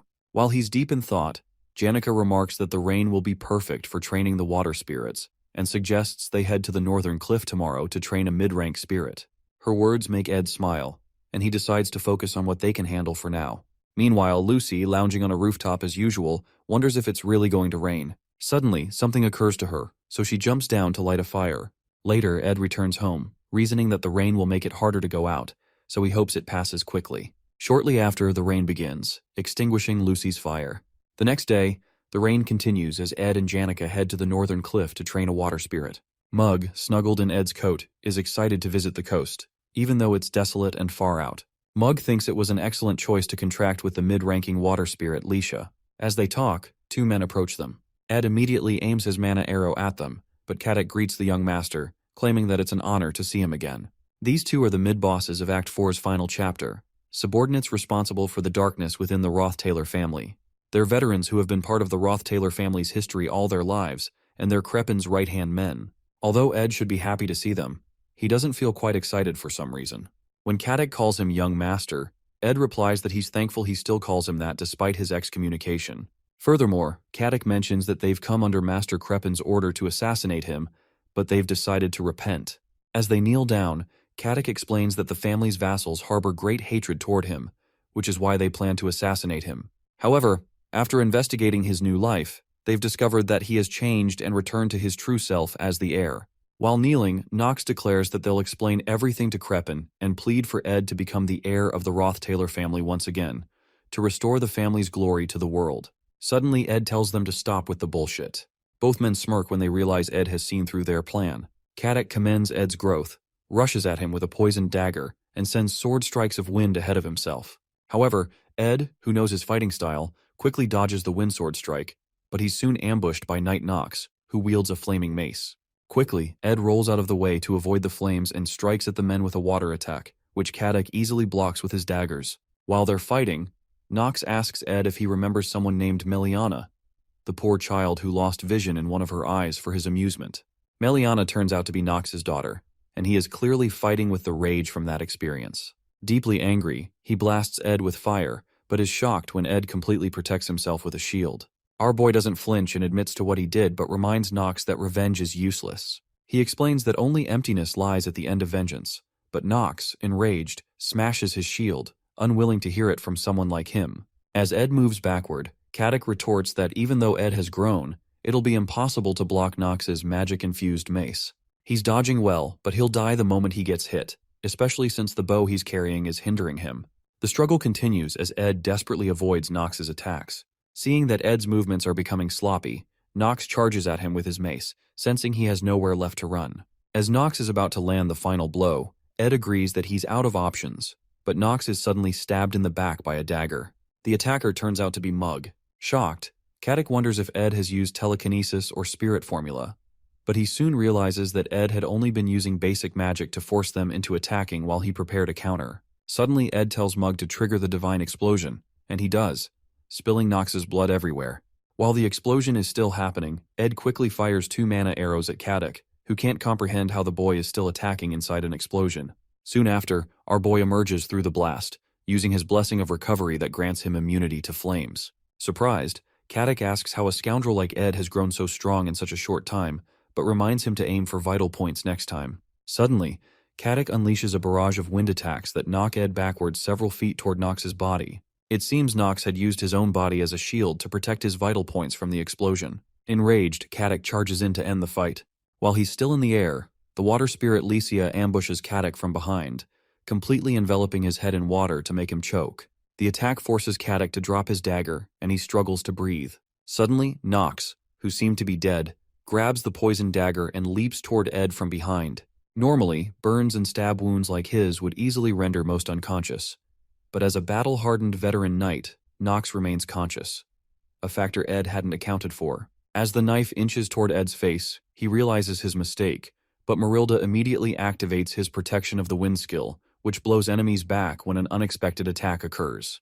The blast of wind strikes Nox, but instead of launching him backward, it only dazes him, causing him to collapse. On his knees, Nox asks Ed to finish things quickly, but Ed grabs his hands and tells him he's the one who should be making that request. Ed acknowledges that the two of them would only be here if his father truly wanted him dead, meaning he is destined to die regardless. He concludes that killing them won't end this, so he'd rather die here. He informs Nox that his death would only leave emptiness, but it wouldn't be meaningless, because at least Nox wouldn't live shackled by revenge anymore. He offers this as a small gift for his loyalty to the Roth-Taylor family, so Nox pushes the knife through his stomach. Soon after, Janica arrives, apologizing for being late because her class ended later than usual. As soon as she reaches the scene, she sees Nox pushing Ed's body off the cliff and rushes toward him, but she's too late to catch him. Nox realizes they're in trouble because there's a witness. Suddenly his body becomes immobilized, and he doesn't understand what's happening. A strange energy bursts from Janica's body, and the seasoned warrior, who thought he had seen everything on the battlefield, realizes there are things he has never encountered before. He soon beholds the summoning of the highest-level spirit, one even stronger than a high-level spirit, of which only one exists per element in the natural world, and only one girl who can execute it. She turns to him, bloodlust in her eyes, and asks if he understands what he just did. A giant white circle appears, which not many people can understand. This is the summoning of the highest-ranked darkness spirit, Glaskin's right hand, the sun that scorches the earth. It possesses a tail larger than the Imperial City, and is the one who burned down the Alphonse Mountains during the Age of Myth. This is the highest-ranked fire spirit, Teorphus. Even summoning just one of his hands would be enough to burn all the northern forest to ashes, and Nox doesn't even know whether to be in awe or afraid. It is clear that what comes next for him is absolute death. When Janica turns to him again to ask if he understands what he just did, he starts choking on his spit. Suddenly, an intense wave of heat covers him and begins burning his skin. Out of nowhere, Marilda appears behind him, shielding him from the heat wave, and urges him to run. When she repeats the instruction, it makes no sense to him why she's helping him. but she insists he must survive and report everything he has seen and experienced. Severely injured, Nox crawls away from the site. Annoyed, Janica demands to know what Marilda is doing and orders her to move. Marilda refuses and explains that she wasn't the one who summoned Teorphus, urging Janica to think about it carefully. In a flashback, Lortel asks Ed how his magic engineering is going, since she had given him some magic engineering items and ingredients before. Actually, all Ed did throughout the break was train his magic engineering skills, and his efforts were so successful that he managed to create a legendary rank engineering item. The item he created was Delheim's Hourglass, which reverts all physical states by a few seconds, removing all damage and wounds. However, it is a one-time use item. As Ed crawls out of the water onto shore, he recalls how he reversed the effects of falling off the cliff and the poisonous dagger. Since he only reversed time by a few seconds, the injuries he sustained earlier remain, but the salt water that seeped into his wounds is causing his temperature to drop rapidly. He had summoned Marilda because the situation at the top of the cliff seemed abnormal, but he doesn't know how things turned out because of how injured he is. This legendary item shouldn't exist in the third act, and he never expected to use it this early. His long-term efforts now seem wasted. However, at least he survived. To him, Crepin's cause and effect determination magic is extremely troublesome. Even if he were to defeat Katic and Nox and survive, Crepin could repeatedly use his enormous mana pool to find a future where Ed truly dies. That's why he needed to die once. So Crepin would lose interest in him for a while, believing him to be dead. He figures that the only reason the Academy would allow the subordinates inside would be to help Tanya with her election and purchase the grimoire. After that, they would have to leave. In the meantime, he'll have to live like a dead man. He can survive, but the issue is that his body isn't moving well. While lying on the ground, a fire spirit belonging to Janica finds Ed, which brings him relief. Before he can say anything, Janica jumps on him, hugging him tightly and pushing him to the ground. Happy, Ed apologizes to Janica for always making her worry and hugs her back. Later, he explains to her that it's better for him to stay hidden until the election ends. To help, Janica promises to bring him essential supplies and daily tools. When he mentions that his injuries hurt, she quickly removes her hands from around his neck and apologizes for hugging him so tightly. Meanwhile, Lucy hides under the hut's covering, watching the falling rain. Although it seems like she's doing nothing, she's practicing the art of waiting. Normally, Ed would walk through the forest grass, and once he confirmed the fire had gone out, he'd kick the wooden reinforcements to ensure they were sturdy. Then, he'd put away all the clothes drying on the line, place rust-prone tools under the tent, greet Lucy, and sit at his desk to read a magic engineering book. Meanwhile, Lucy would always sit near the fire and sleep while listening to the rain and the sound of Ed flipping through his books. Suddenly, she detects mana laced with the scent of blood but chooses to ignore it.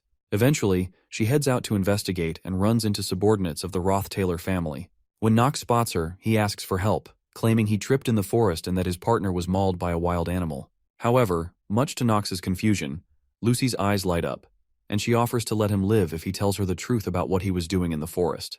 Meanwhile, some guards discover the seal of the deadly poison dagger, an advanced seal so rare that one might only see it once in a lifetime. The lead guard laments that these kinds of incident reports always happen during his shift. However, from the traces on the dagger, he deduces that it was used to kill someone. Considering the fall from the cliff, finding the body will be difficult, especially after the rain stops.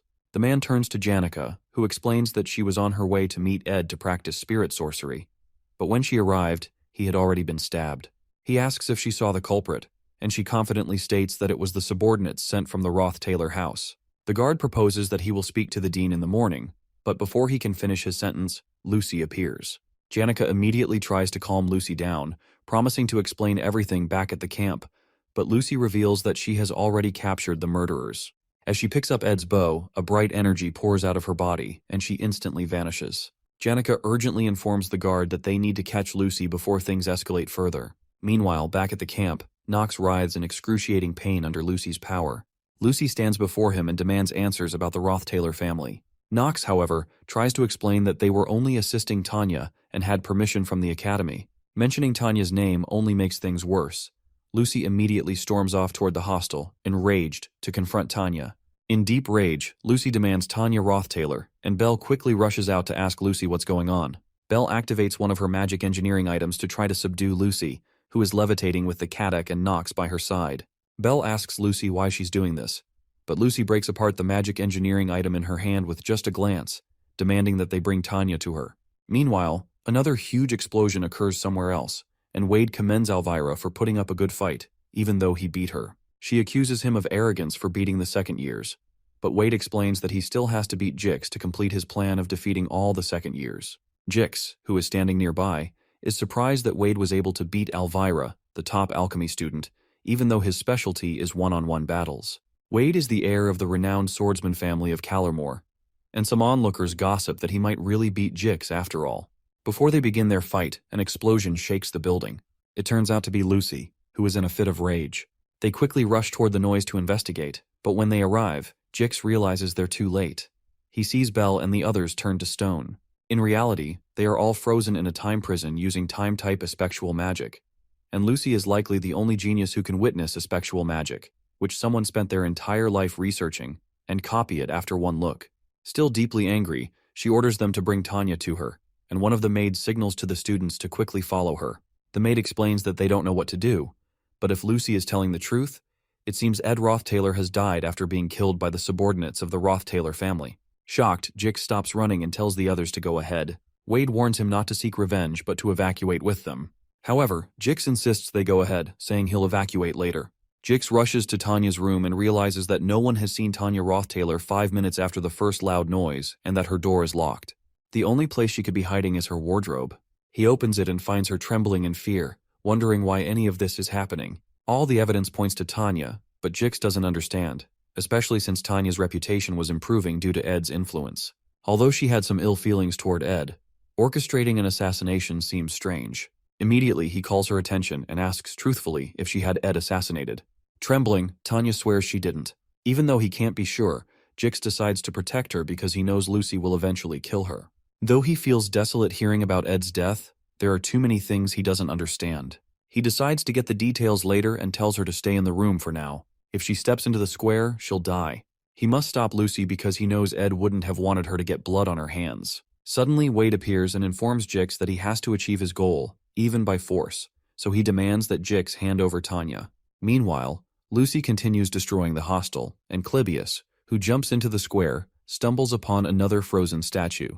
Dorothy, a top third-year alchemy student. Shocked that even a top student has fallen victim, he notices Lucy spotting him from above. He quickly runs for his life, lamenting that there is no peace in his life and that he didn't come to Sylvania to die. Suddenly, he trips over a stone, falls on his face, and curses once more about how much he hates this.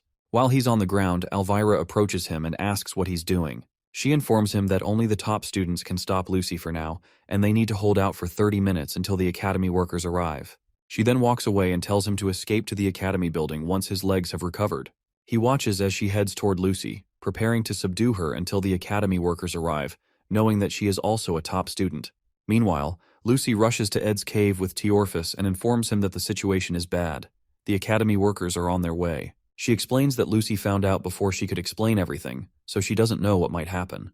When Ed asks about Lucy's whereabouts, she replies that Lucy has gone to the hall to find Tanya. Upon hearing this, he immediately gets up, realizing he must go himself. In a flashback, Lucy recalls how Glock had attended to her while she was sick, and how he warned that she'd get sick like this again if she kept rolling around in the rain. In a funny manner, he reminds her to remember this feeling because, slowly, the number of times she will get injured or sick will reduce. He informs her that she will meet weak people who could spend their entire lives just barely managing to do the things she does easily. In the present, several academy workers fire different attacks at Lucy, but they don't affect her at all. When she realizes they're not going to bring Tanya to her, she tells them it's fine because it won't be long before she finds Tanya herself.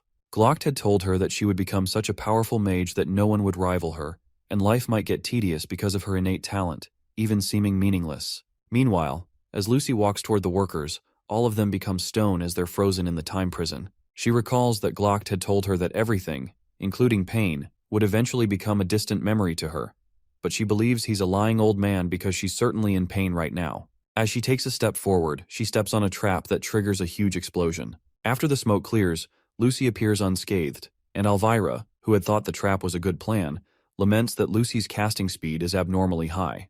With one wave of her hand, Lucy commands Elvira to move, and a huge power envelops and throws away the poor girl. As she's being thrown away, she realizes that Lucy was able to cast so fast not because of a specific type of magic, but because of the level of mana she was emitting. So, in the end, the problem was mana, because a mage is only as strong as the level of their mana.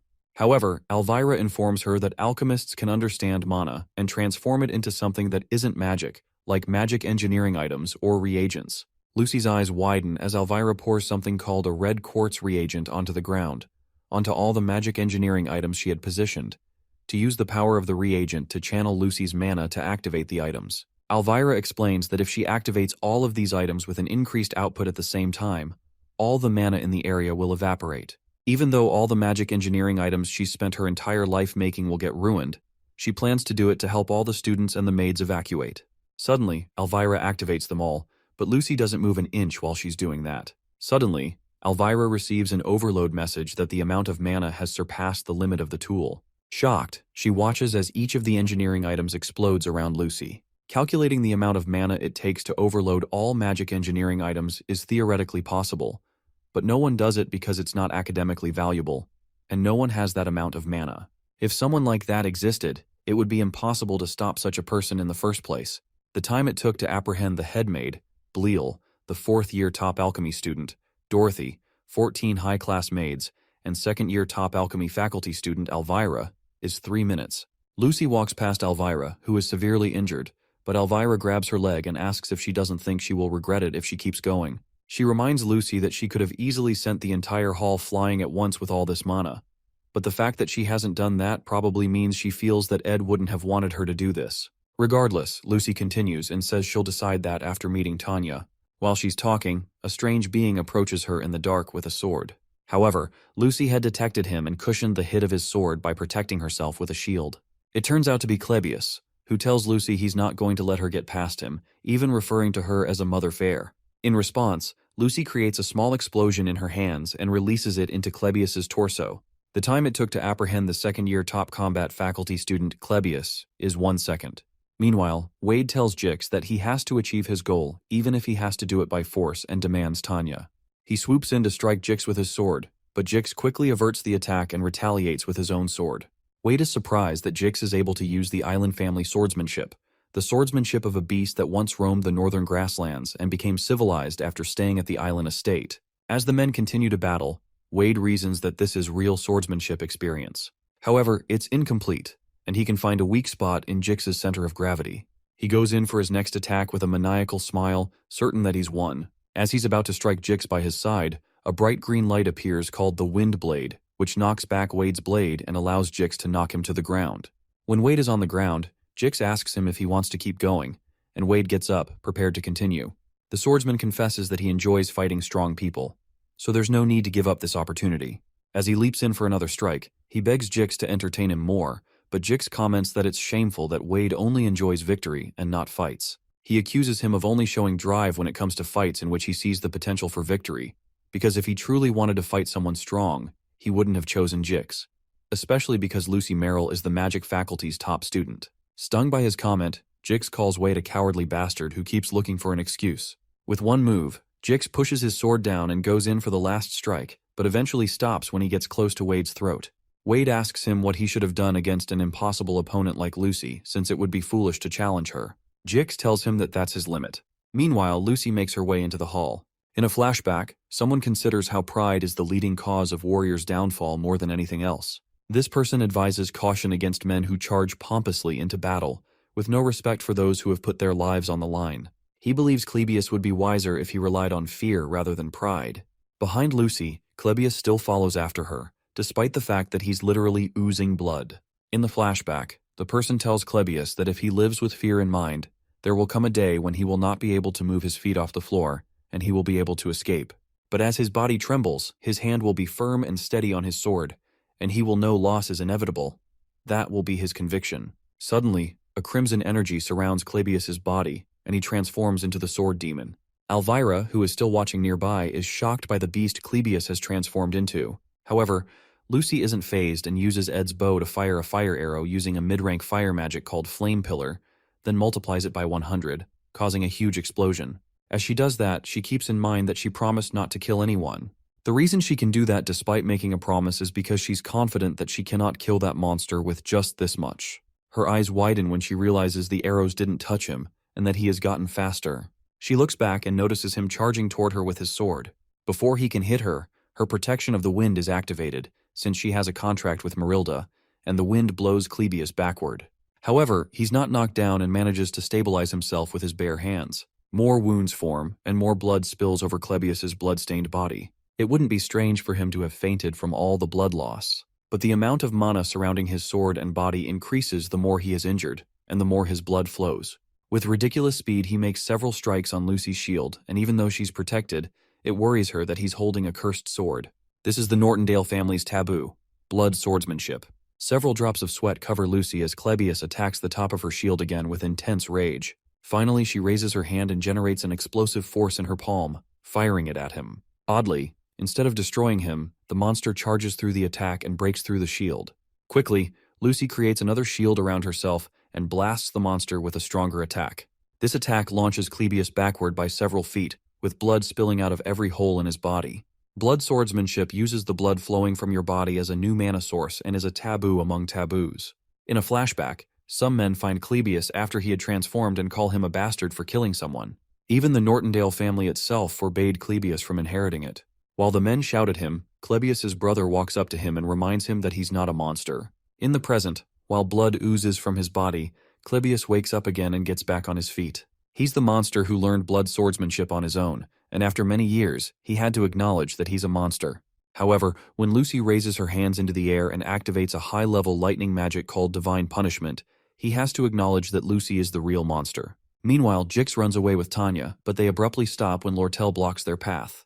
Lortel tells Jix that he can escape if he goes through the door at the end of the hallway, but Jix stops Tanya from moving forward because he senses that something is off.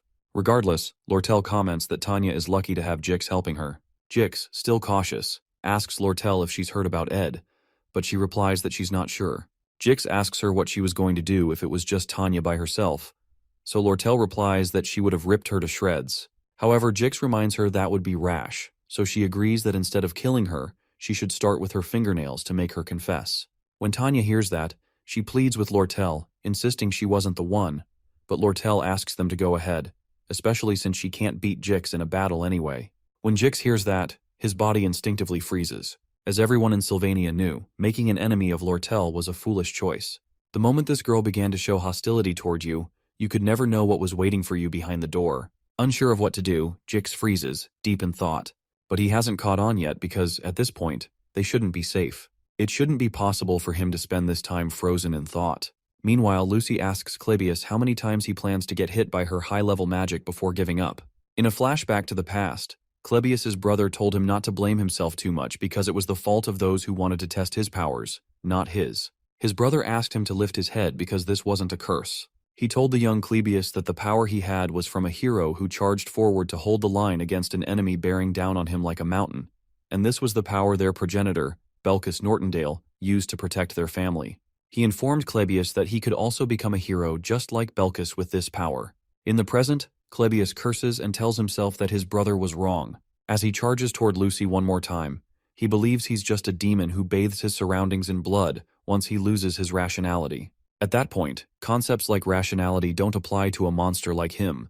As Lucy blasts Divine Punishment lightning once more, Clebius leaps into the air to avoid the trajectory of the lightning, inching closer to tearing her in half. As he comes in close, Lucy intensifies the power of the lightning around her to stop him, but is shocked when Clebius manages to charge through it and point his sword at her neck. Clebius remembers how his brother told him he could become a hero with this power, until he finally killed him. After Clebius stabbed his brother told him it was a relief that he was the one who got killed this time and not someone else because he could at least forgive him.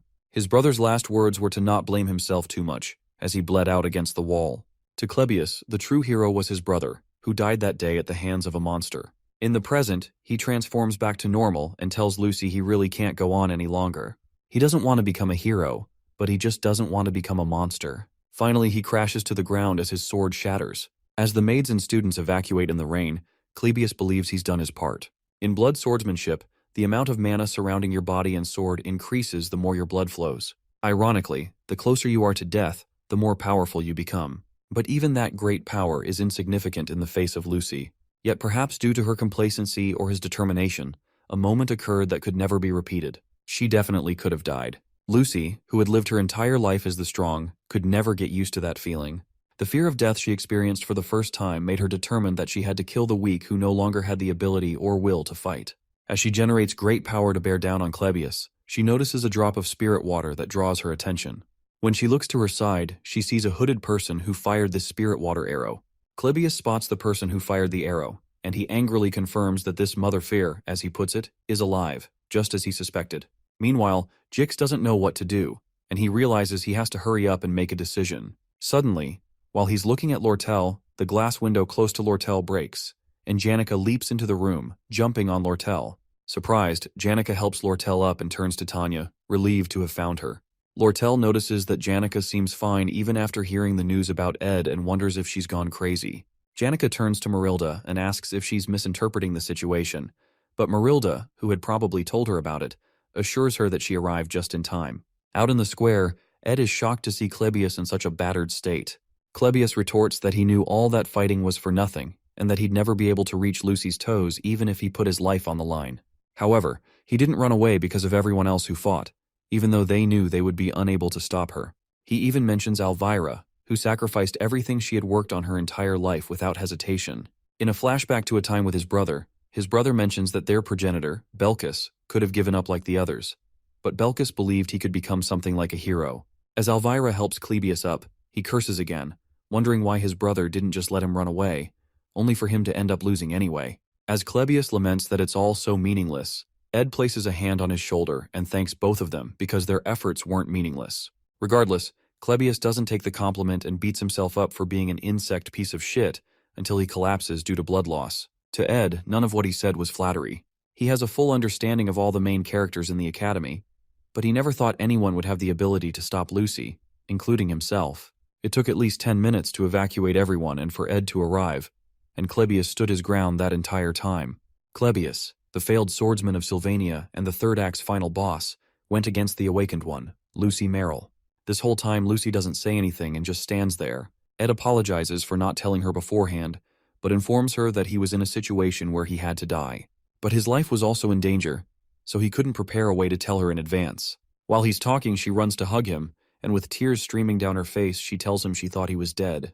Ed places a hand on her shoulder, reminding her that he's still here, and then puts his arms around her. Meanwhile, Jix reasons that he was certain nothing would cause him to feel fear again after entering civilization. In front of him are the high-level spirit, Marilda, and now Janica, who proclaims that she's been looking for Tanya all along. He believes that the two ladies aren't in their right minds due to the news of Ed's death.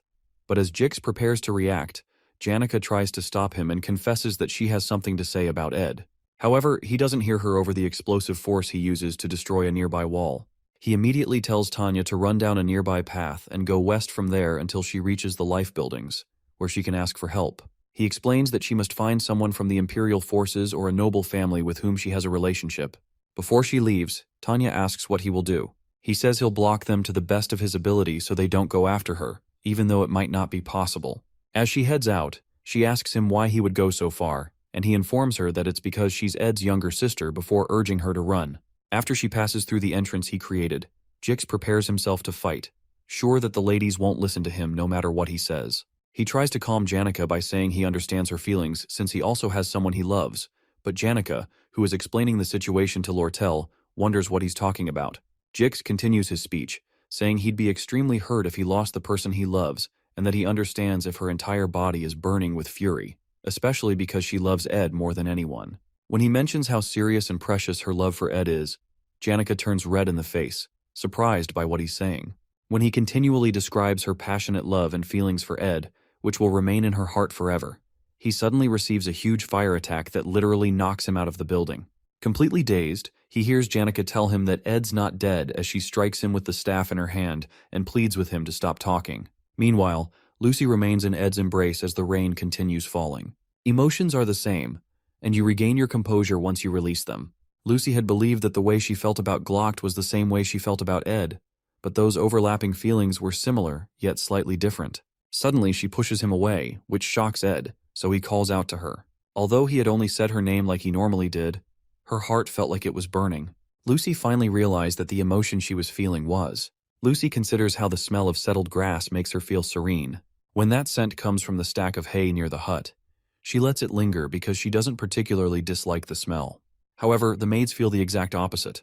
While Ed speaks, she detects that familiar scent of grass on him that makes her feel serene. Ed informs her that those from the academy will arrive soon, and he'd have to explain his circumstances. He proposes that they go see the others since the rain has stopped, but Lucy, whose face is as red as a tomato and has just been staring at his face all along, asks him what he said. Ed chides her for not listening and explains again that she'd probably have to face a disciplinary committee and apologize to Elvira and Clebius because they got really hurt, and Elvira lost all of her engineering items. Lucy is surprised by that because, according to her, Elvira came at her first, and Clebius cut himself to lose all that blood. Even though the magic she used may be cruel from their perspective, she feels like she worked really hard to ensure she didn't kill them. When Ed notices Lucy crying because he said she'd have to apologize, he sighs and informs her he'll take care of it since he's also responsible. She doesn't even hear any of that, but is stung by the fact that Ed sighed. She feels like she's been treated like a pathetic person, that she's been hated, and that Ed is disappointed in her. To avoid him becoming disappointed, she quickly proposes that she'll apologize, and Ed commends her wisdom. The scent of grass wafts past her again, and Ed proposes that they start moving since she's not hurt. Meanwhile, Lucy, who is love-struck, just keeps staring at Ed's face. When she smells that scent of grass, if she lets her guard down for even a second, she can't breathe and feels shivers run down her spine. She wonders why this has happened since she had just considered Ed as someone who took care of her perfect nap spot at camp, who fed her, sat with her, and allowed her to lay on his leg. She realizes they've spent most of the year together, and now she's awestruck by his scent. Meanwhile, Ed turns to go look for Janica, but Lucy suddenly grabs him from behind. With tears in her eyes, she asks him if he really has to leave now, but Ed doesn't seem to understand what the heck is going on. At the Ophilus Hall central entrance, Janica chides Jix for talking too much, and Ed soon arrives with Lucy. Suddenly he notices Lortel looking the other way and asks her what she's doing. She's obviously red in the face, so she clears her throat and calmly turns around to acknowledge the fact that Ed is safe after all. Our boy immediately apologizes for making her worry, but Lortel claims she didn't, because she had logically thought that he wasn't someone who would die easily, especially since he had the Delheim's hourglass that he requested from her. As she continues to narrate how merchants always remain calm and rational, Jix looks at her in confusion, and she turns to Jix to confirm how calm she was. Since he's scared of her, Jix affirms that she wasn't emotionally stirred at all. Furthermore, when Tanya glares at him, he also covers up her own emotional outburst. Soon after, Lortel fixes Ed's collar and claims that she didn't think he had died. She explains that seeing his face puts her at ease and confesses that she was a bit anxious though. Suddenly, she grabs him by the collar and attempts to pull his face toward her because he has to pay for making her anxious. But Ed doesn't understand that logic. Before she can make her move, Lucy comes between them and pushes Lortel away, red in the face with jealousy. For a moment, everyone remains silent, and Jix just looks at them all in confusion. At this point, Lortel becomes extremely angry that Lucy just blocked her chance. Worried, Ed places a hand on Lucy's head and asks her what's wrong.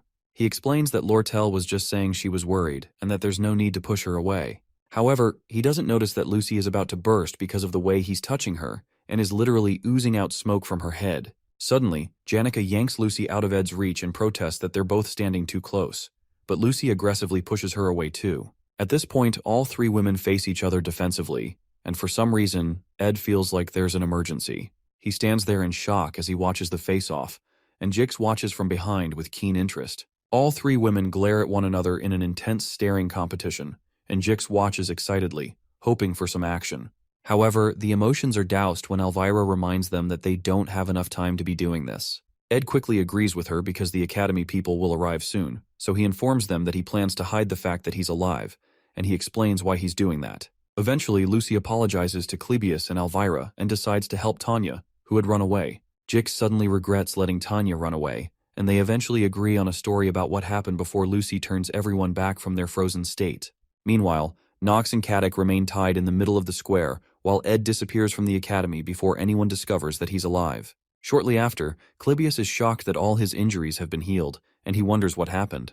When he looks up, he sees Elvira, and he starts to panic because he thinks he's dead since he was certain that he was bleeding profusely just a moment ago. Elvira soon stops his yapping and informs him that the Academy workers are coming soon, and he has to testify that he stopped Lucy. Moments before, Lucy bowed her head to apologize and healed Clebius's injuries.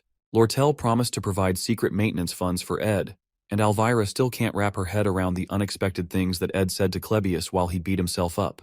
After Elvira drags him down to rest, Clebius concludes that it must have been Ed who blocked Lucy and beats himself up for not being able to beat Ed again. While he talks, Elvira considers how the most intriguing thing she's discovered from this experience is Clebius.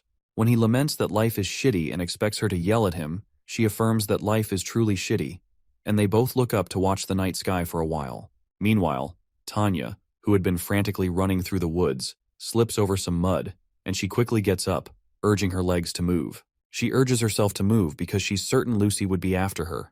Unfortunately, no one is chasing Tanya, but her plan is to get to a safe place and find out the truth about how Ed died to clear her name. With tears in her eyes, she runs through the woods so she doesn't get caught, but there's no one to stop her. Sometime later, the guard who was summoned to the site of Ed's murder reports that the investigation into Ed's death is nearly concluded. They use something called thoughtography magic to analyze the scene and attempt a reenactment, which matches Janika's testimony. It appears that subordinates of the Roth-Taylor family stabbed Ed, causing him to fall off the cliff. The subordinates, who seem to be the culprits, have been imprisoned in a facility in the academy basement, and their punishment will be transferred to the royal palace. The principal, Obel, listens to the guard's report and confirms that Ed's death has been essentially verified. He proposes organizing the facts properly for an official report to the royal palace, aiding in the conclusion of the investigation. The influence of a student's death seems greater than expected. Lucy had an extreme reaction upon hearing the news, leading to a situation where students had to be evacuated in the middle of the night. It's clear that Ed had a significant impact on many people, and reports indicate that Lucy was eventually stopped by Clebius. Obel is intrigued by Clebius's strength and suggests that the academy prepare a commendation for him. Regarding Lucy, they plan to hold a disciplinary committee hearing, which is overseen by the academy's vice principal, Rachel. During the hearing, Elvira and Clebius are called to testify. While the damage to Ophilus Hall is not insignificant, it is minimal compared to the previous Ophilus Hall occupation incident. Lucy might have received a lighter punishment if she had shown any sign of remorse. Other educational institutions, as well as the royal family, consider Sylvania the best academy because it produced the rare genius mage, Lucy, and the academy frequently uses this for promotion. At this point, expulsion is not an option, and it would be preferable not to leave any disciplinary records. However, Lucy's attitude toward the situation greatly frustrates Vice Principal Rachel, despite her intent to be lenient. Eventually, Rachel revokes Lucy's scholarship eligibility, suspends her for 10 days, restricts her access to student facilities for 70 days, lowers her practical exam score by 2 ranks, and revokes her eligibility to stay in Ophilus Hall. Although the punishment seems harsh, the scholarship means little to Lucy since the Glocked Scholarship Association has already covered her tuition. Even with a 2-rank grade reduction, the gap between her and Jix, who ranks second, remains vast. She also rarely uses the school's facilities, so the restrictions do not affect her significantly. Lucy is about to sign the punishment agreement when Belle interrupts the proceedings. As a witness, Belle suggests that forcing Lucy out of Ophilus Hall is not an effective punishment and won't make her truly reflect on her actions. When Belle starts speaking, Lucy frantically urges the vice principal to hand her the document so she can sign it quickly. But Belle argues that expelling Lucy from Ophilus Hall is a reward rather than a punishment. Instead, Belle suggests restricting her movements within the dormitory for a probationary period.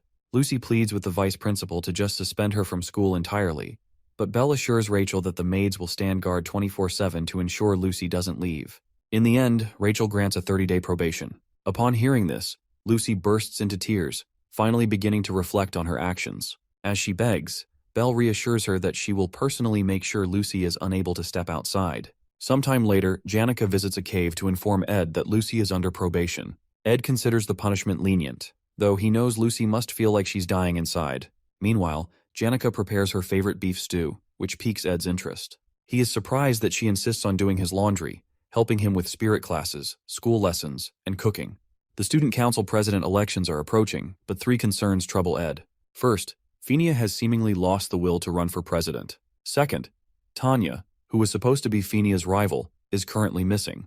Third, the Roth-Taylor subordinates Caddick and Knox remain imprisoned at the academy. Ed staged his own death so that Krepp and Roth-Taylor would hear about it and stop searching for him.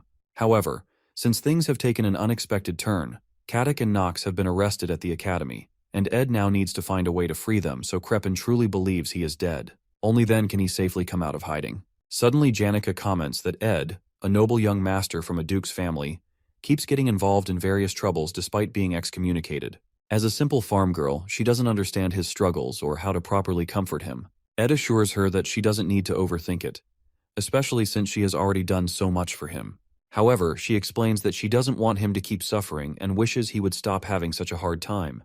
Her words surprise Ed, and for a moment they share an awkward silence before abruptly looking away from each other. Shortly after, Ed thanks Janica, acknowledging that she is the only one who worries about him this much. She laughs, embarrassed by her own words. Anyway, their top priority now is finding Tanya. Ed mentions that he has a hunch about where she might be. In the failed Swordsman of Sylvania game, Tanya Roth-Taylor was always portrayed as a proud, fearless, and strong girl. Since he has witnessed her strength firsthand, he is certain that Tanya is fine and is somewhere, confidently planning for the future as always. Meanwhile, Tanya is in tears in front of Princess Fenia, desperately trying to explain that she never ordered anyone to kill her brother. Before Tanya arrived, Fenia had already heard of Ed's death and had cancelled most of her work to deal with her complicated emotions about him. She had wanted to talk to him, and with just one more day, she might have done so. But she was too late. If she had acted sooner, things might have been different. But her pride held her back. The goal she had pursued since enrolling, the presidency of the student council, now seems out of reach. Although the position holds little power compared to the royal family, it would have given her authority within Sylvania, ensuring she didn't end up like the third prince, who relied solely on royal influence. She wanted to win the presidency on her own merit, to challenge the darkness within the Roth-Taylor family. However, now she wonders if she even deserves power. As she cries, Claire knocks on the door and brings in Tanya, who had been on the run.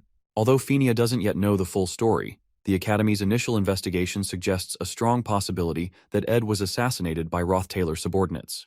With Ed gone, Tanya is now the only remaining Roth-Taylor family member on Arkan Island. Uncertain whether the princess will believe her, Tanya tearfully insists that she did not kill her brother. In response, Fenia hugs her, sympathizing with her suffering. Realizing she must learn from past mistakes, Fenia asks Tanya to explain everything, so she doesn't jump to conclusions about the Roth-Taylor family. After hearing Tanya's account, Fenia decides to believe her and promises to help her hide until the situation clears up.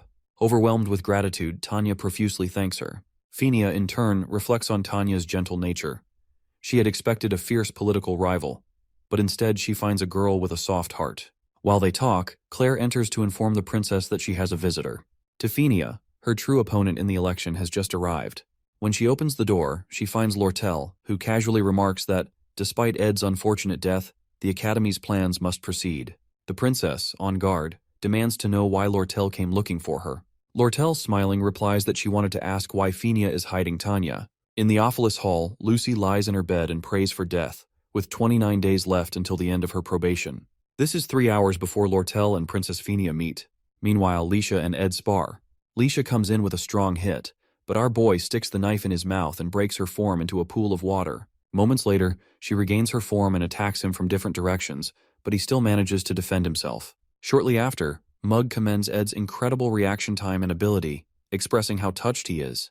Leisha, on the other hand, proposes they end things here for today because his close combat skills are outstanding for a mage. She comments that he must have been training for a while, and Ed replies that it's because she's an excellent duel partner. Ed mentions that Mug is too small and training with Marilda is a bit too much, but Lacia interjects, saying she thinks fighting with Marilda would be more helpful.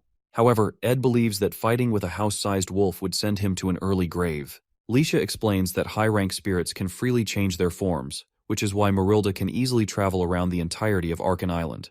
After a workout session, Ed realizes his stats barely increase once they pass 15. Once you go past that, you need to fulfill special conditions like clearing hidden quests. Considering what he can obtain as Ed Roth-Taylor, he's certainly getting closer to his upper limit, so he considers acquiring a special ability once his long-term goal of mid-rank magic is achieved. He can't afford to grow complacent and stop improving. Suddenly, Lortel enters the cave and turns red in the face upon seeing him with his shirt open. She comments that she was enjoying the view and comes closer to attend to him, noting that he needs to find time to rest. When Ed mentions that he's at ease because his needs are mostly provided by others, especially Janica, Lortel realizes that he must have been training with spirits. When she notices the spirits are watching all of this, she wraps her hands around his arm, prompting Mug to start screaming about an emergency. Lortel enjoys a good laugh, and Ed asks what she's planning to do. She informs him that she's planning to see Princess Fenia soon, because she realized there are things she can profit from before the election begins. Based on his request, she explains that releasing the 2 knights, Kadok and Nox, would be easy, but it's not free, so she'd like to take the deposit for it now. Ed wonders what she's talking about, so he asks if he can hug her once. She's initially shocked, but then decides to play along. When he pulls her close, she immediately turns red. With her hands on his chest, she pushes him away and pleads for him to wait. Her reaction makes Ed ask what's wrong, and she responds that it feels different from how she imagined it before coming. She asks why he's not wearing clothes, protesting that he should know she's already walking a tightrope in her heart and should have some courtesy. When he replies that he only did what she wanted, she hugs him again and says he was supposed to do it slowly. Eventually, she confesses that she came because she wanted an answer in advance to her request for him to take her side once the election begins. Ed wraps his arms around her and suspects she's up to something regarding the elections. With her head still on his chest, she explains that she thinks she'll have many enemies soon, but if the entire school turns against her, she at least wants him to remain her ally. Later on, at the royal dorm, which is exclusive to Princess Phinia, Lortel informs her that she's come to find out why she's hiding Tanya. Lortel had overheard Jix telling Tanya to run to the imperial or royal family for help, so she deduced that Tanya would most likely be here. The princess asks why Lortel is even looking for Tanya in the first place, and Lortel explains that she has business with her. She states that Tanya acts weak to those she can't dare touch, but cruel to those weaker than her. In response, the princess mentions that the Roth-Taylor family holds enough power to make the royal family cautious, so Lortel realizes that getting Tanya will be difficult since the princess is on her side. In preparation for something like this, Lortel declares that she's going to run for student council president because becoming both the student council president and association leader will force Tanya to come to her. After Lortel leaves, Phinia tells Tanya that this isn't a situation where she can keep hiding. The Roth-Taylor Knights have been arrested, and all the routes off Arkan Island are in Lortel's hands. Because of Lortel's evident feelings for Ed, she mentions that Lortel must believe Tanya is the culprit, which is a dangerous situation. Suddenly, Princess Phinia asks Tanya who she thinks may have killed Ed since she didn't. Finally, Tanya confesses that she was the one who killed Ed, shocking Phinia. The girl explains that Caddick and Nox came to Sylvania under the pretext of assisting her, and the one who gave the order was their patriarch, Crepin Roth-Taylor, who didn't care about Ed. She suspects he did it because she mentioned Ed in her letter, making her believe she was the one who caused Ed's dreadful fate. Princess Phinia assures Tanya that she didn't commit any crimes and asks what her plans are. Tanya recalls how Ed never gave up and showed her how much a person can change, so she proposes that the only way to survive and uncover the truth behind his murder is to run for student council president. The princess reminds her that it won't be easy since she's currently a murder suspect, but Tanya considers Ed and those who have helped her. Since she's been backed into a corner, she refuses to remain intimidated.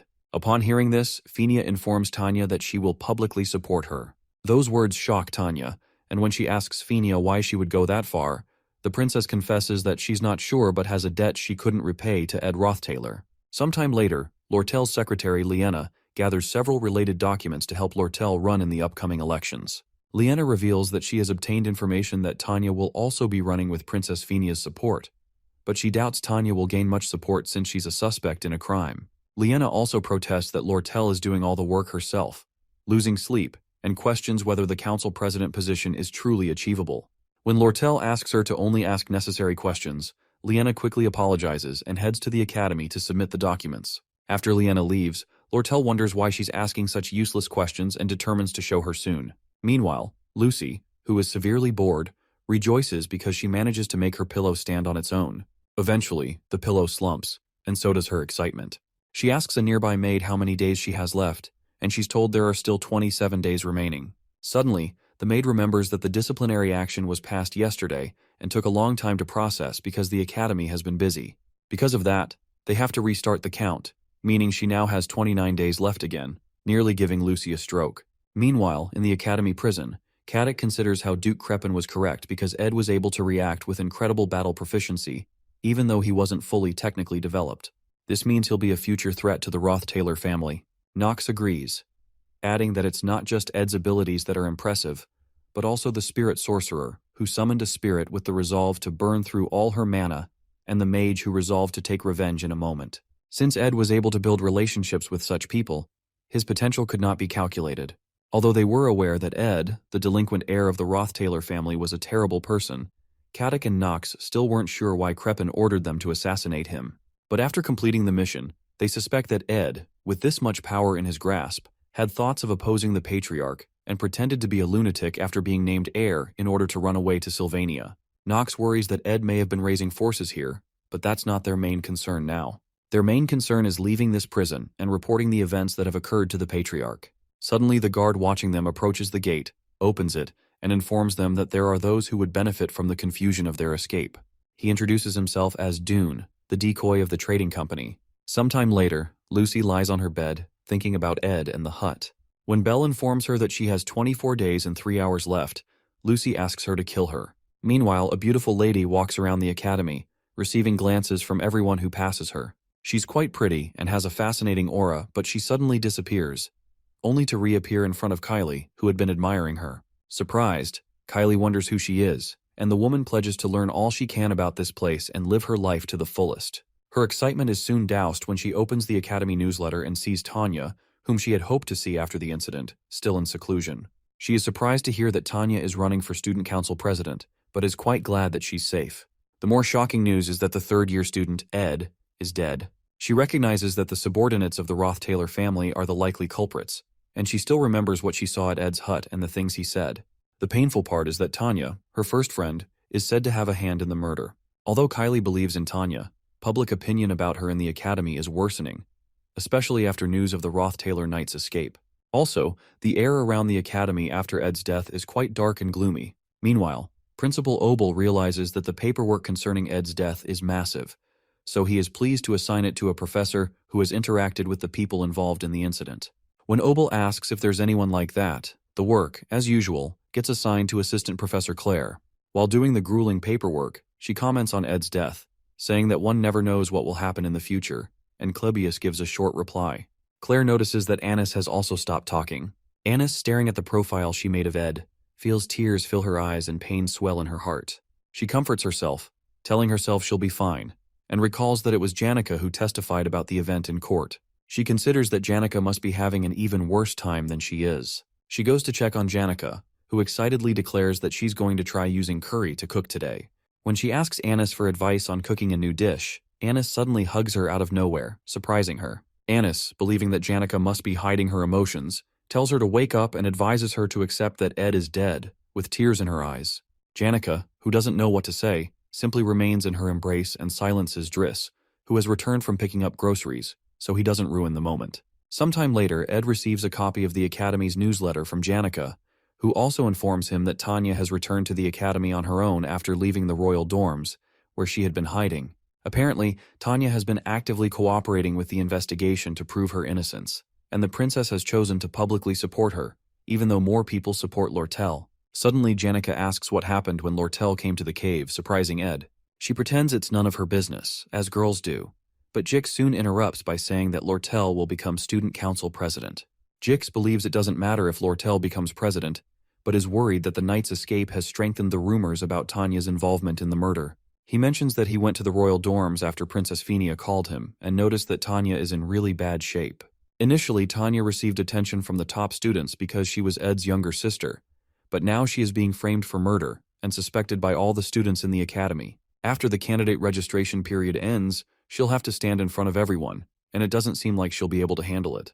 Jix hints that Ed should do something about it. Right now it's Act 3, Scene 2, right before the election. According to Ed's memories, this act doesn't have a single fight scene. It is meant to clearly show all the relationships the protagonist, Taylor, has built so far. Normally, Taylor would actively support Princess Phenia since she was the one who chased Ed Roth-Taylor out at the beginning and saved him. Because the top students in each year have a large influence on the students, Taylor would go convince the top students he has a relationship with. However, Lucy, who doesn't vote because she's lazy, Janica, who wants to give everyone a vote, Wade, who is on the princess's side, and fourth-year Dorothy, who supports Tanya, cannot be convinced. The ones who can be convinced are Joseph, a first year in the magic faculty, Claude, a first year in the alchemy faculty, Klebius, a second year in the combat faculty, Alvira, a second year in alchemy, Drake, a third year in combat, Adelante, a third year in alchemy, Deke, a third year in alchemy, and Traciana, a fourth year in the magic faculty. These top students make a total of 8 people. In the elections, as long as you can get 5 of these 8 on your side, you can win. With this method, the princess would win the election, and Taylor would obtain the royal family's support, which is the biggest force backing him until the end. In the 4th act, he especially needs the royal family's power to go against Crepin and the final boss. Maintaining the flow of the scenario is a matter of life and death because it's the most assured way of guaranteeing survival in future trials. Although small aspects have changed, Ed considers that he needs to ensure the major parts of the storyline continue and that the princess becomes student council president. If he continues to hide, opinions about Tanya will worsen, and to prevent Lortel from becoming president, Princess Phinia might decide to run. It might be better for him to let the princess know he's alive so he can convince her to run and persuade the top students he knows to sway things in her favor. However, until the registration period is over, there are still many ways to turn Princess Phinia into a candidate. Another issue is Tanya, who was supposed to be a one-time villain that would disappear later, is now being accused of murder. She's experiencing a great ordeal that was never in the storyline, and Ed must choose between Tanya and the storyline. While he's thinking, Jix notices his concern and asks if he'd like to cancel their plans for today. But Ed assures him he's fine and proposes they begin. Our boy plans to confirm the results of all the training he's been doing and find something to distract him. Jix thanks him for the opportunity, as he hasn't had a proper opponent in a while and has been itching to sweat. With a maniacal look in both boys' eyes, they prepare for their light sparring. Meanwhile, Tanya thinks about old memories of her time with Arwen and Ed when she was much younger. She tries to recall every scene of how they walked hand in hand to the hill covered in blooming flowers. Perhaps that was her last happy memory, and her life has been filled with great responsibility and heavy pressures since then. Looking out the window, she hears the chants of several students protesting that she stepped down since she's a murderer, and she wonders how things ended up like this. Meanwhile, because Tanya, who has been driven into a corner, will have a heavy influence on the storyline, Ed hesitates a bit before taking action. They soon begin their sparring, and Ed considers how Jix, the strongest second year other than Lucy, who was a comrade to Taylor until the end and should have lost his fight to Wade due to exhaustion, charges towards him. Jix lands the first strike on the ground using a skill called the First Sword. Although it's a small detail that Jix didn't lose the fight to Wade, it still bothers Ed. As he blocks the attack, he wants to check how much Jix has improved and how much he himself has improved, since he's the one who has changed the most from the original scenario. He uses basic defensive magic to create a shield around himself to block the attack that shatters the ground before him. The moment the dust clears, he's surprised to see Jix leap right at him, realizing he's fast. He wonders how Jix is moving so quickly, but he considers that it may also be difficult for him to dodge because of the speed. He throws his burning dagger, crafted from Mug, at Jix but misses. Jix stares at the dagger on the ground, and in an instant Ed calls out to Mug, triggering a huge explosion of the sword. As the fire clears, Ed is surprised that Jix has phased backward and blocked the flames. He wonders about Jix's unnatural movements, and as he picks up the dagger to slash at Jix, who also slides backward without moving his legs, Ed realizes he's using telekinesis magic to move his body during battle. No matter how much control Jix has over his magic and physical abilities, those movements aren't ones that can be replicated because they require a battle sense that surpasses simple theory. Suddenly, Jix uses mid-rank magic, Ice Spear, and blasts Ed, who realizes Jix is fighting with no mercy. He wonders if Jix assumes he'll dodge it, but in reality, he's just barely managing to. It's clear to him that this move was a diversion to activate greater magic. Ed comments that he thought this was supposed to be a light spar, and Jix agrees, saying he thought the same but changed his mind. Suddenly, Jix activates high-rank magic called Advanced Mana Armament. With a smirk, Jix explains that practice should feel like the real thing, so he delivers an explosion so great that Janica, who is cooking far away, gets worried. She also wonders if Ed will be okay with the curry she put in the food and decides to hurry up. Meanwhile, Jix immediately moves in to crack Ed's shield right after the explosion. He slams his axe against the shield and it eventually cracks. As the impact pushes Ed backward, he quickly prepares a water spirit arrow and fires 3 arrows toward Jix. However, the arrows are stopped by an energy field around Jix because the mana armament move creates equipment around the user using their mana. Most mages don't have a reason to arm themselves in such a way, so there's usually no need for such high-rank magic. But as the only mage who can use all types of weapons without limitation, this is Jix's unique magic. As Ed keeps firing arrows from all angles, Jix abruptly moves out of view, using telekinesis to get behind him. As he wields 2 of his weapons toward Ed, our boy turns around in shock, realizing that these telekinetic movements can't be predicted.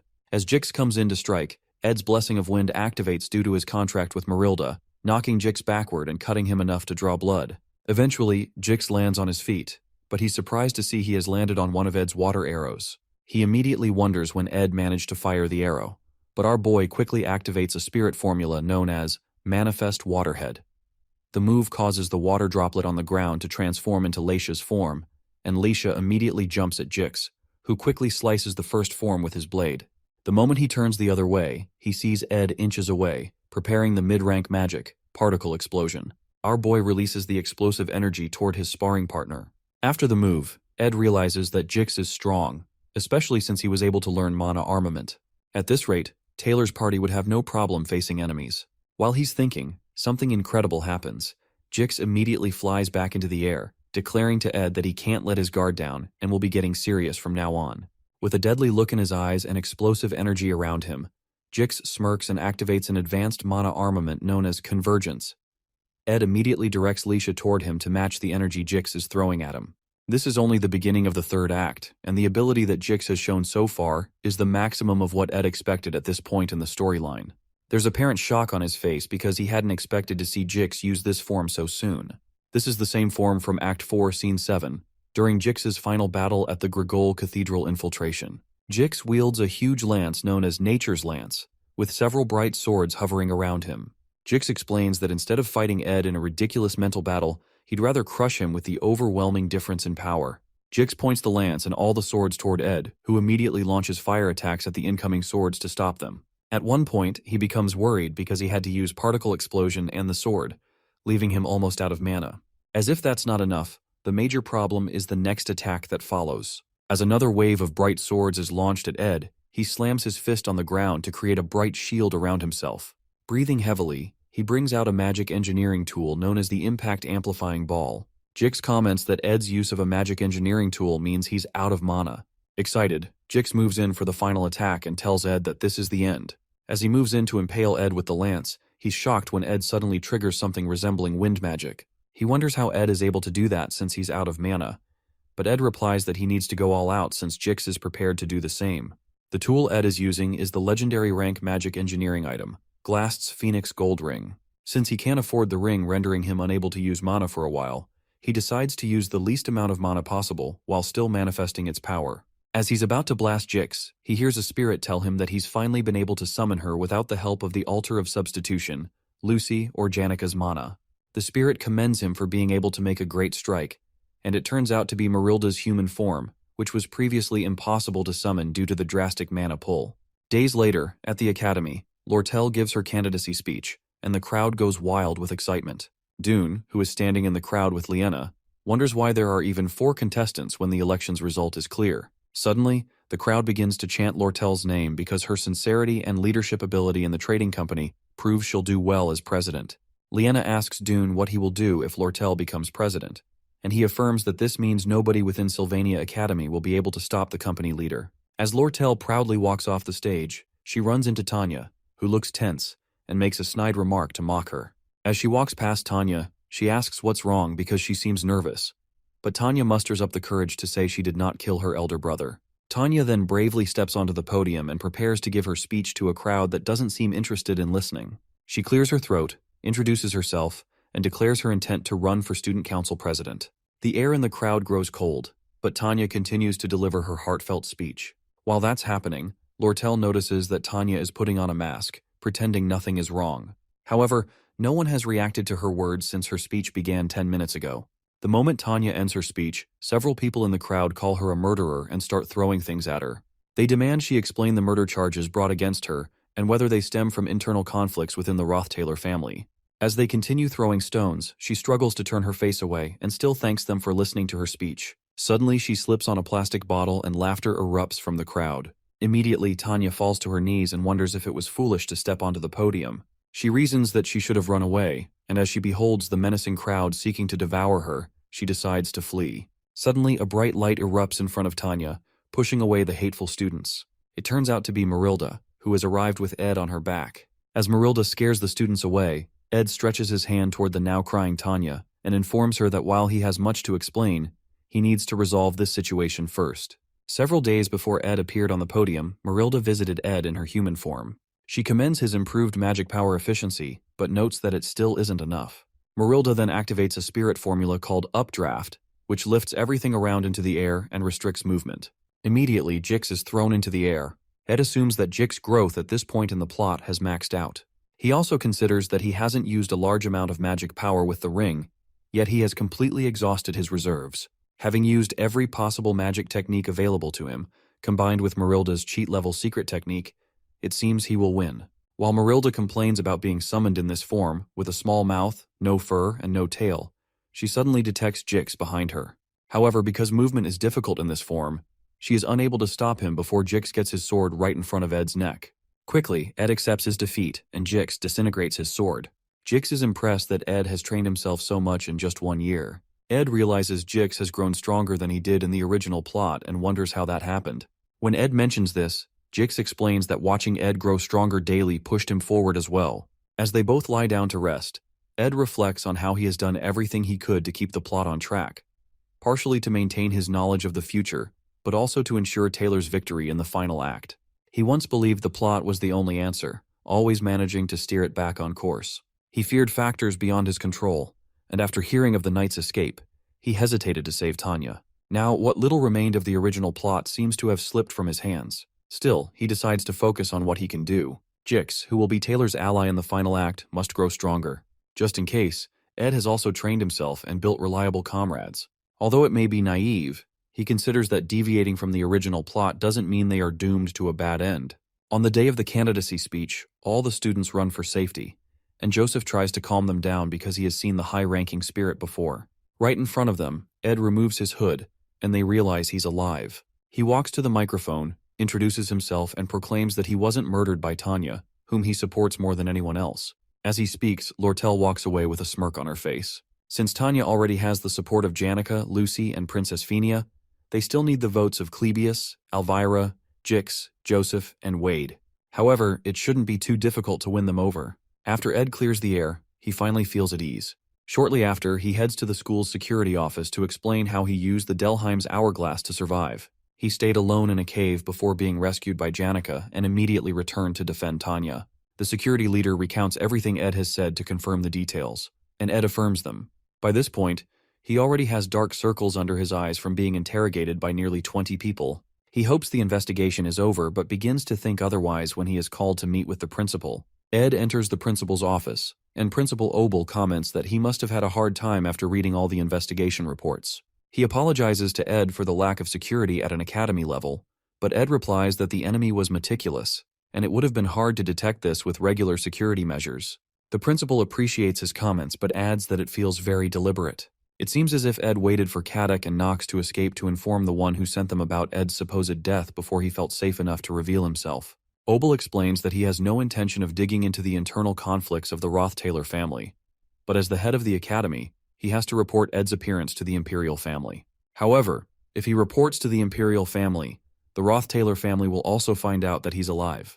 When Ed suggests postponing the report, Obel asks why. Ed explains that his death was ordered by Krepin, his father, who is the real power behind the Imperial family, but Obel comments that he has no interest in matters outside the academy. When Ed continues to plead for a postponement, Principal Obel mentions that his grades are rising rapidly, and his reputation among the students is increasing.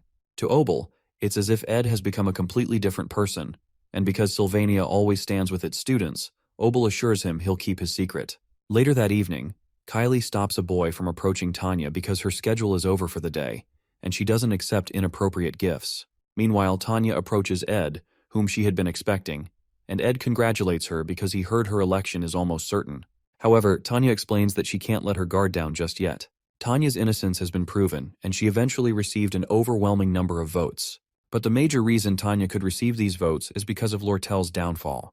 Lortel persistently framed the election as a one-on-one battle between herself and Tanya, making everyone forget the other minor candidates.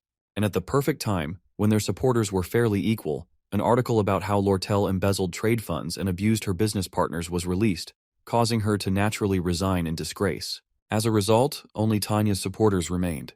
Sometime later, Tanya meets with Ed and notes that they haven't had time to talk since she's been busy running for office. She mentions that she wanted to thank him, but he reminds her that he's told her it's fine, especially as she kneeled before him with tears in her eyes on the day she announced her candidacy. However, Tanya interjects that the thing she wanted to thank him for was something else. She considers asking him an inappropriate question, but decides to ask anyway. She asks him why he supported her when she announced her candidacy, especially because he was supposed to stay hidden. She mentions that she felt as if he couldn't stand the injustice she was going through, so Ed agrees that that's why he did it. He mentions that she's his family, so it's clear that he'd take her side, which makes her smile. Since she's now student council president, she requests that he inform her if a crisis comes so she can do whatever she can to help.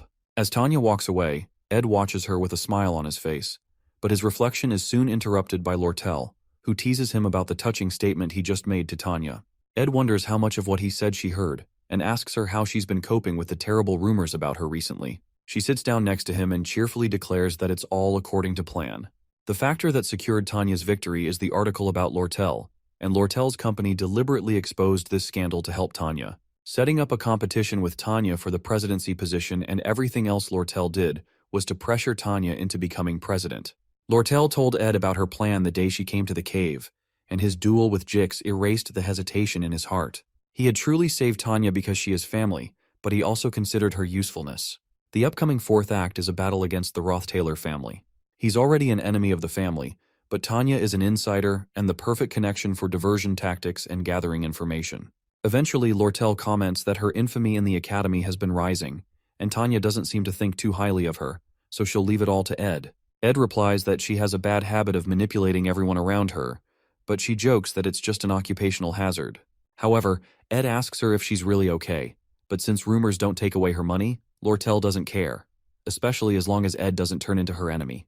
At this point, the storyline is entering a new phase, and the future actions of Princess Penia, who did not take the president's position, are now uncertain. The power struggle between the Roth-Taylor family and the Imperial family is also uncertain. All Ed can do is watch and see how the remaining part of the third act will unfold. Soon after, he returns to his hut after almost a month.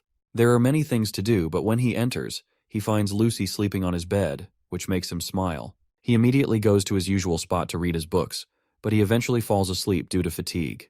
The news of Tanya's election as student council president came 3 days later. Meanwhile, Janica goes to meet the senior professor of spirit studies, Melina, who offers her a grading job for extra bonus points. Melina is offering her this because she's already at the highest level, even among active spiritists. Janica still wonders why Melina chose her, so Melina advises her to establish her dignity as a senior in the next joint combat training. Janica, however, doesn't seem interested in doing that, so Melina mentions that she's the top student in her year, the best spiritist in the academy, yet she's always smiling like the happiest person in the world, with her head floating in the clouds. Melina mentions that it's obvious she's dating Ed, but she looks like she's lost her mind from an outsider's perspective. Janica immediately turns red and wonders why Melina would say she's dating Ed. Melina clarifies that they're always together, and that Janica is always grinning and spacing out in classes, which is typical of a kid who just started dating. Janica begins to stutter and tries to stop the professor from speaking in front of the other students. But Melina loudly declares that everyone already knows she's dating Ed, which makes Janica feel like disappearing. In the southern mountain range of the eastern Sparta region, there's a land of farming known as Pulin. Deep into the ridge, there's a small farming village called Torin. There, we see a young Janica Failover, who would bring light to this village. Suddenly, she meets a young male boy who speaks to her formally. However, the boy's manner of formal speech was quite unfamiliar to her. Regardless, the boy eventually became comfortable with her and started to tell her about the Imperial Holy City. Janica remained cheerful and loved by everyone. Eventually, the male boy comes to confess his feelings for her.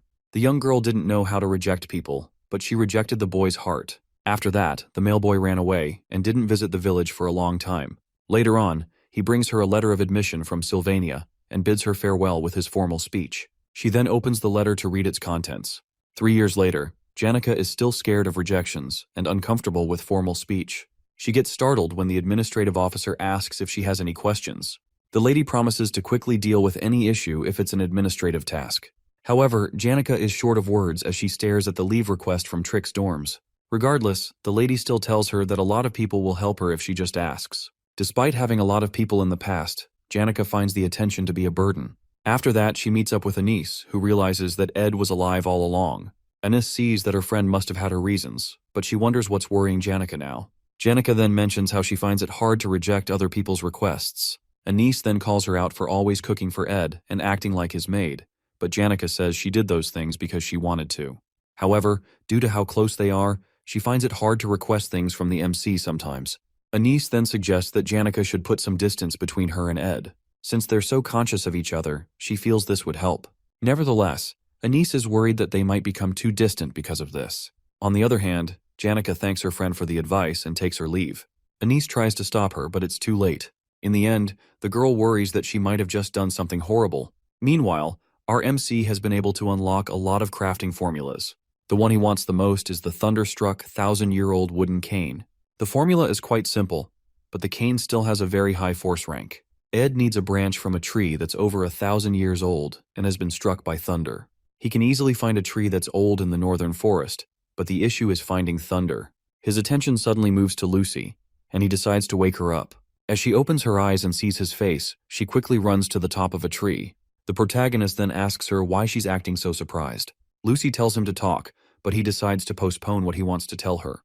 Later on, Janica pops up at the camp.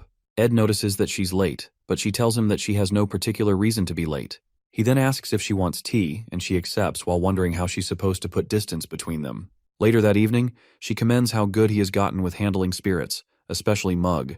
Our MC suddenly stops as he sees Belle, who tells him that Rachel has requested for Lucy. He apologizes for making her worry due to the news of his death, but she's glad to see that he's fine. As the two of them lock eyes, the protagonist lets the maid know that he'll continue to speak formally to her. She tries to persuade him, but Ed refuses. Janica, on the other hand, is shocked to see Belle acting so frustrated.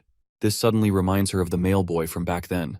The maid then mentions that she's glad to see that Janica is doing well too. As she heads off with Lucy, Janica bids her farewell. After that, our hero's lover asks if they can speak to each other formally. She tries to explain how it's better to talk in a manner where they show respect towards each other. After she tugs on his shirt, the MC nervously agrees to her request. After that, Janica addresses our protagonist as Sir Ed.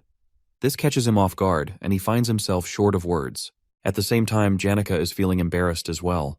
3 minutes later, they try to have a conversation around the campfire, but Janica brushes it off. The air is really awkward and Ed has no idea what to do. While she remains quiet, he tries to think of a way to get rid of the awkward atmosphere. Suddenly, she gets up and remembers that her curfew is almost over. Janica thanks the MC and quickly runs back to her dormitory, leaving our boy completely speechless. A chilling fear runs over Ed's body as he realizes that he has to keep up this formal speech with Janica. Later on, we see Ed reading a book in the middle of the forest. Marilda then asks if he's going to continue his formal speech with Janica, but he doesn't get why the spirit is asking when she saw everything. However, Marilda says that she wants to know if anything interesting happened in the academy. Ed then explains that things are still quite awkward between him and Janica. Because of this, he's worried that something may be up with her. Marilda then teases him about being worried about Janica, and he accepts it. He quickly brushes the topic aside and asks for permission to snap some branches of the tree.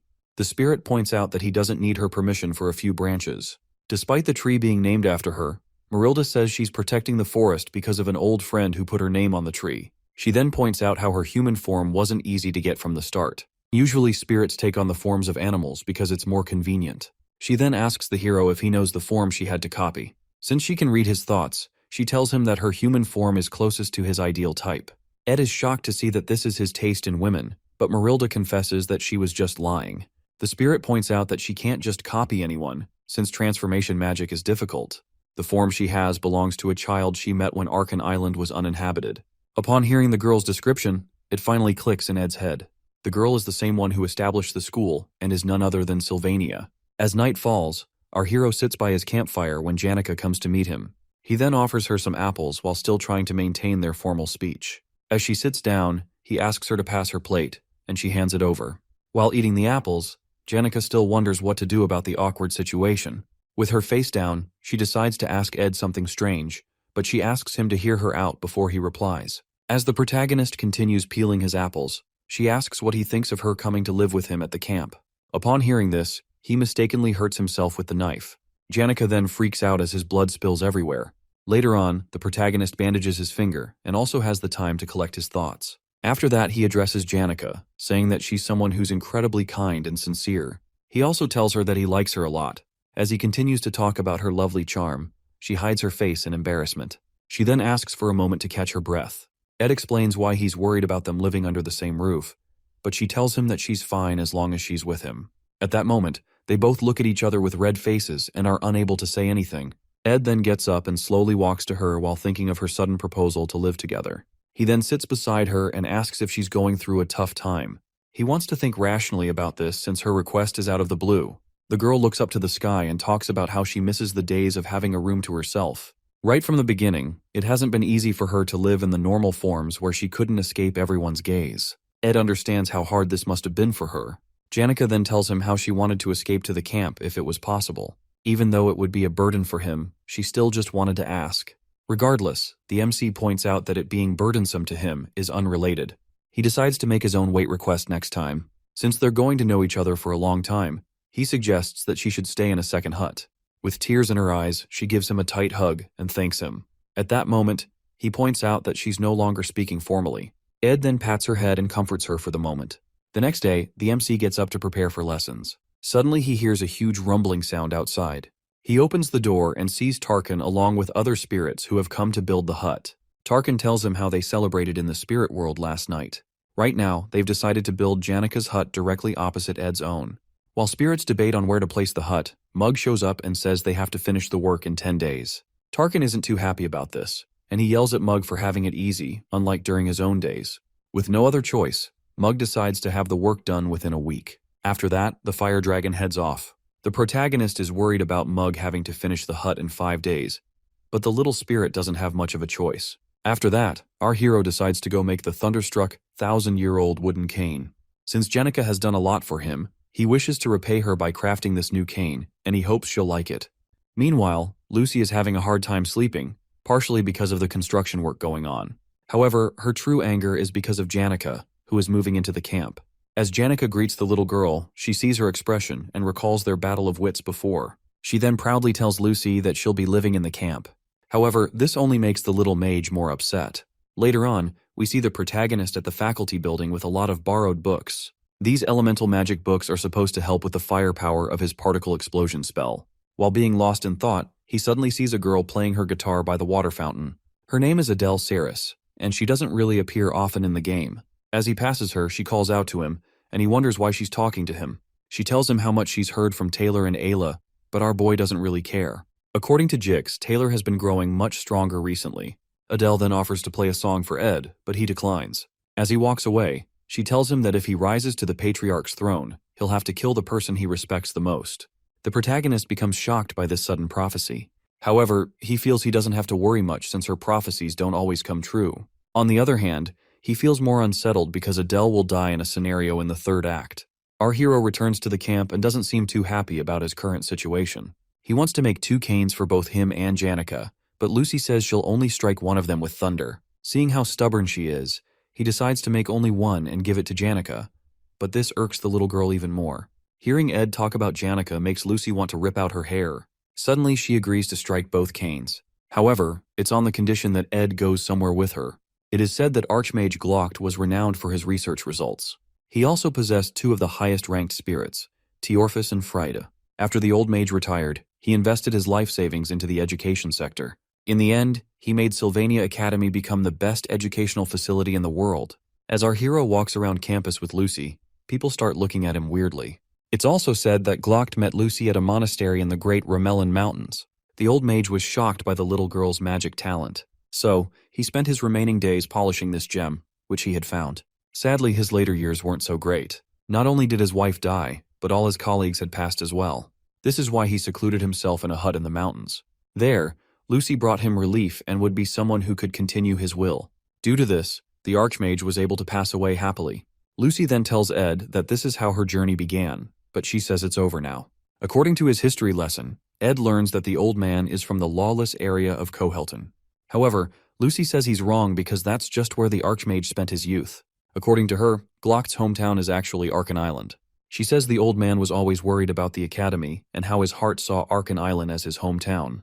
Back then, she covered his corpse with a blanket and froze the body with ice magic. At her young age, she was able to maintain the ice magic for a while and carried the body out of the hut. She headed south of the Ramelin Mountains and passed many lands before arriving at the Clol Empire's borders. After that, she passed through many more counties, rivers, and forests, before finally reaching the Mexis Bridge that connects to Arkan Island. The journey took a toll on her body.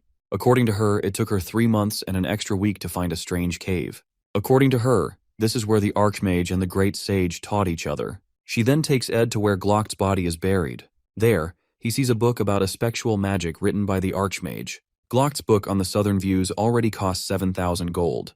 Upon seeing this posthumous book, the hero can't imagine how much it could be. Lucy tells him he can take it since she already knows everything there. She feels she might begin a new journey soon, but she plans to keep her promise to Glocht by protecting Sylvania. It's not really a happy story, but she says she just wanted to show it to Ed. Since the young girl is yet to escape her master's shadow, she waits for danger to approach Sylvania. Nevertheless, once the trial has passed, she'll be able to start a new journey. The MC decides to spend time with Lucy, listening to the sound of the waves while comforting her. The atmosphere was just right, which is fortunate for them. Janika's cabin is finally finished, and she's shocked to see how fast it was built. She looks back and sees that the spirits are completely exhausted from being overworked. Mug tries to explain that this is all Tarkin's fault, but he pushes it aside and ascends with his companions. After that, Janika writes the word cohabitation on the ground and becomes increasingly excited at the thought of it. Ed's cabin door opens and Lucy steps out. She quickly gives Janika an evil look, and the girl is surprised to see her. After looking at the words on the ground, she takes pride in the fact that she's in a better position than her rival. Meanwhile, Ed unlocks the ability to use basic aspectual magic. Mana particles gather at his fingertips, but Marilda notices that he's finding it difficult to use. Lucy says he'll get the hang of it after practicing a couple of times. She quickly shows off her skills by lifting all the work tools in the camp. Her face goes completely red as Ed pats her head and commends her for being a genius. The MC is shocked to see that aspectual magic can actually be learned in the game since it's basically the greatest power. Apart from the danger it poses, it's a very difficult magic to grasp. It'll be difficult for Lucy to teach Ed, which makes him wish that he had Professor Glast right now. His face becomes very grim as he remembers the professor. Suddenly, Jix approaches him, shocked to see him with another woman. At this point, he wonders what kind of trouble Ed will get into. The protagonist then unsummons Marilda and Jix apologizes for reading the situation wrongly. After that, the guy shows Ed the books he asked for. The protagonist decides to repay him, and Jix asks for assistance with his student council work. He is concerned about the request due to the last issue with Tanya, but Jix tells him that the council president wants people she can trust. The council president has already gathered some top students and plans to recruit more, including Ed. Jix feels that the protagonist will reject the offer because he already has a lot going on. However, Ed is shocked to see that he expected it.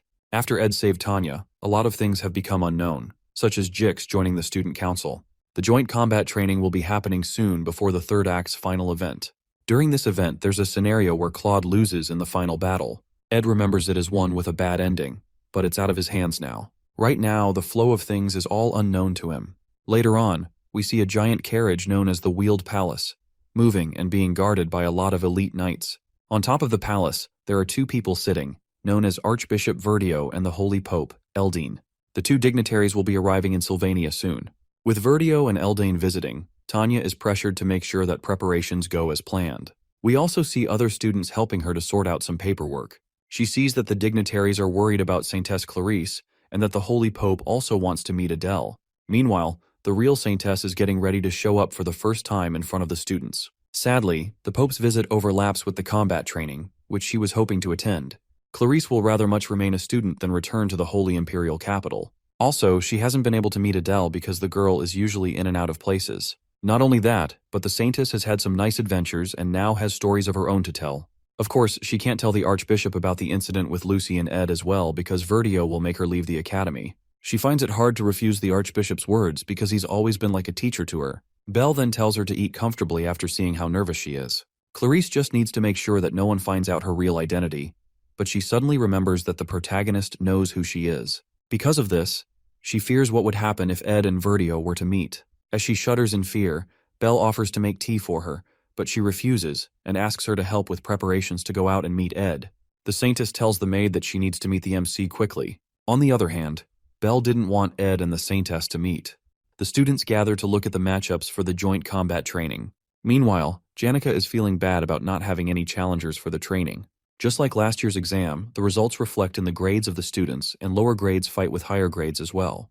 The only difference this year is the rule that you can challenge an opponent through a duel request. Currently, there are no first years in Class A, which makes them eager to win against a second-year student.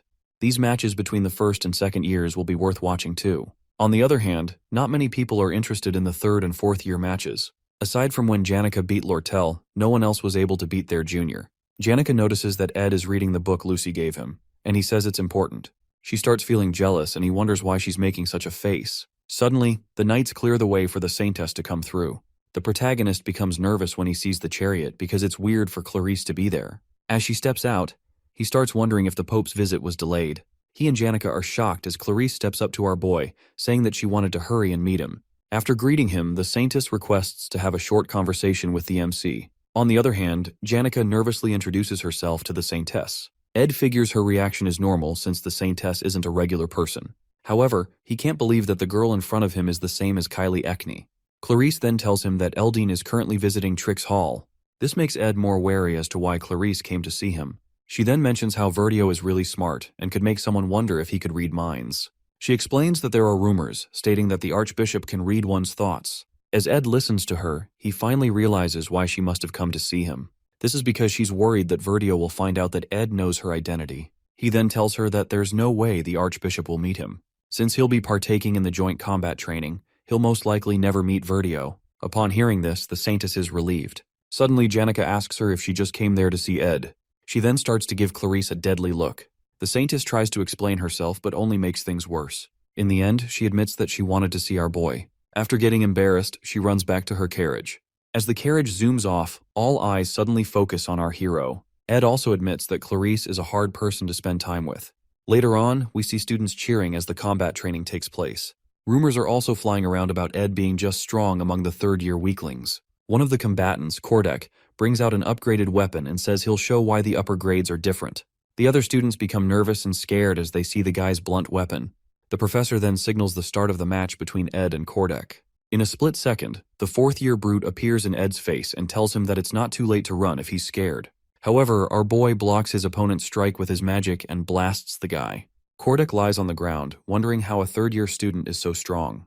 The protagonist then sends his spirits after the guy and finishes him with a huge explosion. The other students are left speechless as Kordek lies like a roasted chicken on the ground. Ed commends his opponent, but his mind was focused on other things during the fight. After Clarice's visit, he escorted Janica to the stadium. On his way to the other stadium, he suddenly meets Adele. The girl feels that their meeting is by fate, but Ed is confused by her words. As she leaves for the hall, Ed thinks about the consequences of influencing the scenarios. After recalling Glast's death, he finds it hard to just let things pass. He then calls out to Adele and tells her that she'll die soon. Shockingly, she tells him that she already knows with a wide smile on her face. Upon hearing this, Ed bursts out of the room and runs fast to search for Taylor. Suddenly, the ground starts rumbling as if there's an earthquake. He looks outside the window and sees that what's happening now is far more than he imagined. His eyes grow wide with fear as he sees a creature thought to have gone extinct. The sacred lance dragon awakens, wreaking havoc in the whole vicinity. In the original story, Taylor crushes the strongest freshman and takes down Claude, who drank the evil god's blood. As he exits the room, he hears of Adele's death. This incident causes Clarice to lose trust in the Order and become a different person. Due to this, players named her the Faithless Servant. As the Order dispatched troops to deal with Clarice, an awakened Lucy completely wipes them out. However, this is changed with the appearance of the sacred dragon, Wellbrock, which is supposed to appear towards the end of the main story. Ed wonders just what the hell is going on. Meanwhile, the dragon is causing so much destruction with just its foot. As it takes a step forward, the shockwave is too much for him to handle. Students run for their lives, trying to escape the explosions as well. As the protagonist staggers to get back up, he sees that half of the dormitory has been reduced to ashes. After that, he dashes forward and breaks out of the window. He then powers up his magic ring, knowing that he might never be able to use magic again. He uses all the power he can muster to summon Marilda and tells her to run quickly. Over in Trick's Hall, the knights try to get the Saintess to safety. She tells them to gather the others as they offer to take her back to her carriage. In the blink of an eye, the knights are impaled by sharp objects that burst through the window. Clarice shields herself, and as the dust settles, you can see the frightened look on her face. She sees the scales, and as she walks out, she wonders who could have created such a horrid creature. The surviving knight tells Marv to prepare the carriage. The guy tells them the carriage has been destroyed and offers them a horse instead. Clarice is then told that the horse will take her outside Arkan Island. With tears in her eyes, she says she can't ride a horse, but the knight urges her to hold onto it tightly. With his remaining strength, he taps the horse, and it sets off with the Saintess. As Clarice looks at the horrible scene before her, she recalls the stories that the Archbishop once told her. Wellbrock rages out, and she rides to safety. With its magic breath that resembled the sun, it completely destroys everything beneath him. As Clarice screams in fear, a barrier suddenly appears, defending her from the dragon's attack. She looks up and sees Principal Obel, who says that the dragon has awoken too early. Wellbrock raises its foot to crush Obel as the man prepares a spell. As things look grim for him, suddenly, purple chains sprout out and hold down the beast, thanks to Lucy. The dragon thrashes out and breaks the chains, leaving the young girl bewildered. After that, the dragon stomps her back to the ground, shattering the earth. The shockwave is so strong that Clarice can barely hold on to her horse. Luckily, Lucy survives, thanks to her magic shield. Obel then thanks her for buying enough time for him. He then unleashes a high-ranked defensive magic to hold back the beast. Lucy also comes in to support him. Meanwhile, the Saintess is completely traumatized by the dead bodies around her. She needs to run away quickly, but the fear and shock have left her confused about what to do. Suddenly, Ed shows up in front of her, and he's glad to see that she's safe. He extends his burnt-out hand to help her up and explains that he knew she would be at the Tricks Hall. He also tells her that she can't escape the dragon's range even if she were to leave the island. The protagonist then helps her onto the spirit wolf. He looks over to Lucy and Obel, knowing that their strength will barely be enough to hold back the dragon. In the original story, Taylor would raise his power and acquire the ultimate swordsman form. At this point, Ed wonders if he should give up, but he then tells Marilda to run. In order to resolve this, he needs to find out what caused the plot to change. At first, he blamed himself for the recent changes in the plot, but this doesn't explain why the final act of Chapter 5 is taking place now. In order to find out what summoned the dragon, he needs to get information about the major characters of Act 3. Lucy is currently fighting the dragon, and Clarice has no idea what's going on. Since Taylor must be trying to save people, Ed is shocked to see who this leaves out. Over at Nail Hall, as the students are running for their lives, Adele sees that the combat training plans have been cancelled. However, she is sure that fate will allow her to meet the Saintess one day. As the battle goes on, Ed figures if he finds Adele, the truth will be revealed. With him using the ring to borrow power from his future, he doesn't have much time. He arrives at the Ophelis Hall and tells Clarice to head inside. However, it turns out that the barrier wasn't able to block the dragon's scales. The Saintess shudders as she sees that most of the students are dead. The protagonist quickly grabs her land and runs inside, knowing that someone is still maintaining the barrier. As he rushes to the top floor, he finds Belle's body impaled by scales. Clarice offers to use holy magic to save her, but Ed already knows it's hopeless. Our hero figures that Belle crawled up to the top floor after suffering the dragon's attacks. With her remaining strength, the maid gives the MC a key before passing out. Knowing her, she'd say she did what she had to do. Tears flow down Clarice's eyes as she looks at the dead maid. As Ed closes Belle's eyes, Clarice believes that the maid will be all right. However, the protagonist grits his teeth in anger and runs out of the room with the Saintess. He opens the door to Clarice's room and tells her to keep a strong heart while he heads out. The Saintess tells him it's too dangerous, but as he tries to explain how things are outside, his words get cut off when he sees a huge gathering of mana particles in the air. He notices that it's aspectual magic and begins to search through all the books in the room. He feels the book he's looking for has to be there. Eventually, he comes across Glock's introduction to aspectual magic. As he assesses the situation, he notes the method of aspectual magic being used is nothing like he's seen before. Meanwhile, the Sacred Lance Dragon blows down fire on Obel's shield, and he can barely hold on any longer. As the flames head for where Ed is, he finally figures out why things are so weird. When Clarice asks if he has figured out something, the dragon's flames burst through the window, causing a blinding light to shine in the room. The entire room is destroyed in a huge explosion, and as the dust clears, there's barely anything left of the building. The Saintess then opens her eyes to see Ed standing over her with an iron rod through his body. While barely holding on, he tells her to ask for help if she needs it. Tears fill her eyes as she looks at him. He suddenly starts calling out some numbers, but the Saintess tells him to save his strength as she tries to heal him. Sadly, her efforts aren't enough. Our boy then dies and falls on her shoulder. The aspectual magic outside starts to grow bigger. Meanwhile, Clarice cries out, wondering why everyone had to die like this. She holds on tightly to Ed, begging and apologizing for all that has happened. Suddenly, her eyes open, and she sees herself back when she met with Ed and Janica. The students around are wondering why Clarice came to meet the protagonist. With the confusion, Ed asks the Saintess why she came to meet him. She suddenly dashes over the table and rips his shirt open, embarrassing our boy in the process. She doesn't see any wounds on his body and wonders how this is possible. Janica quickly calls her out for her actions. Clarice sits back down, breathing heavily, and wondering if everything she just experienced was a dream or a hallucination. She doubts the possibility after seeing the blood marks on her hand, and she realizes that she must have come back to the past. The Saintess recalls how she came to warn Ed about Vertio. After that, she went to Trix Hall to wait for the Holy Pope. While waiting for the Pope, the Sacred Lance Dragon attacked, and a lot of people died. Right now, she stares at her hand in complete disbelief and fear. As Ed calls to her, she quickly grabs his hand and runs off with him. He tries to tell her that she needs to meet Eldine as he gets shoved into the carriage. On the other hand, Clarice desperately says that they have to hurry to the Mexis Bridge. As the carriage speeds off, the other students are still confused by what just happened. Janica wonders if the Saintess is eloping with her love. Meanwhile, the protagonist tells Clarice that her actions will cause problems. She then tells him how a dragon will attack the island and everyone will die. Clarice explains that she already died once and has now returned to the past. Back then, Ed was about to tell her something before being crushed by the rubble. However, she reminds him that he told her to come to him for help no matter what. Upon hearing this, our hero has no idea how to respond. As they get to the bridge, they have to wait for the inspection personnel. Ed tells her that it's better to go back and meet the Pope, but she starts reciting the numbers that he said back then. Upon hearing this, Ed is completely shocked. The carriage's driver notices how crowded it is and tries to tell the Saintess that this will take time, but Ed tells him to get through fast because there's an emergency.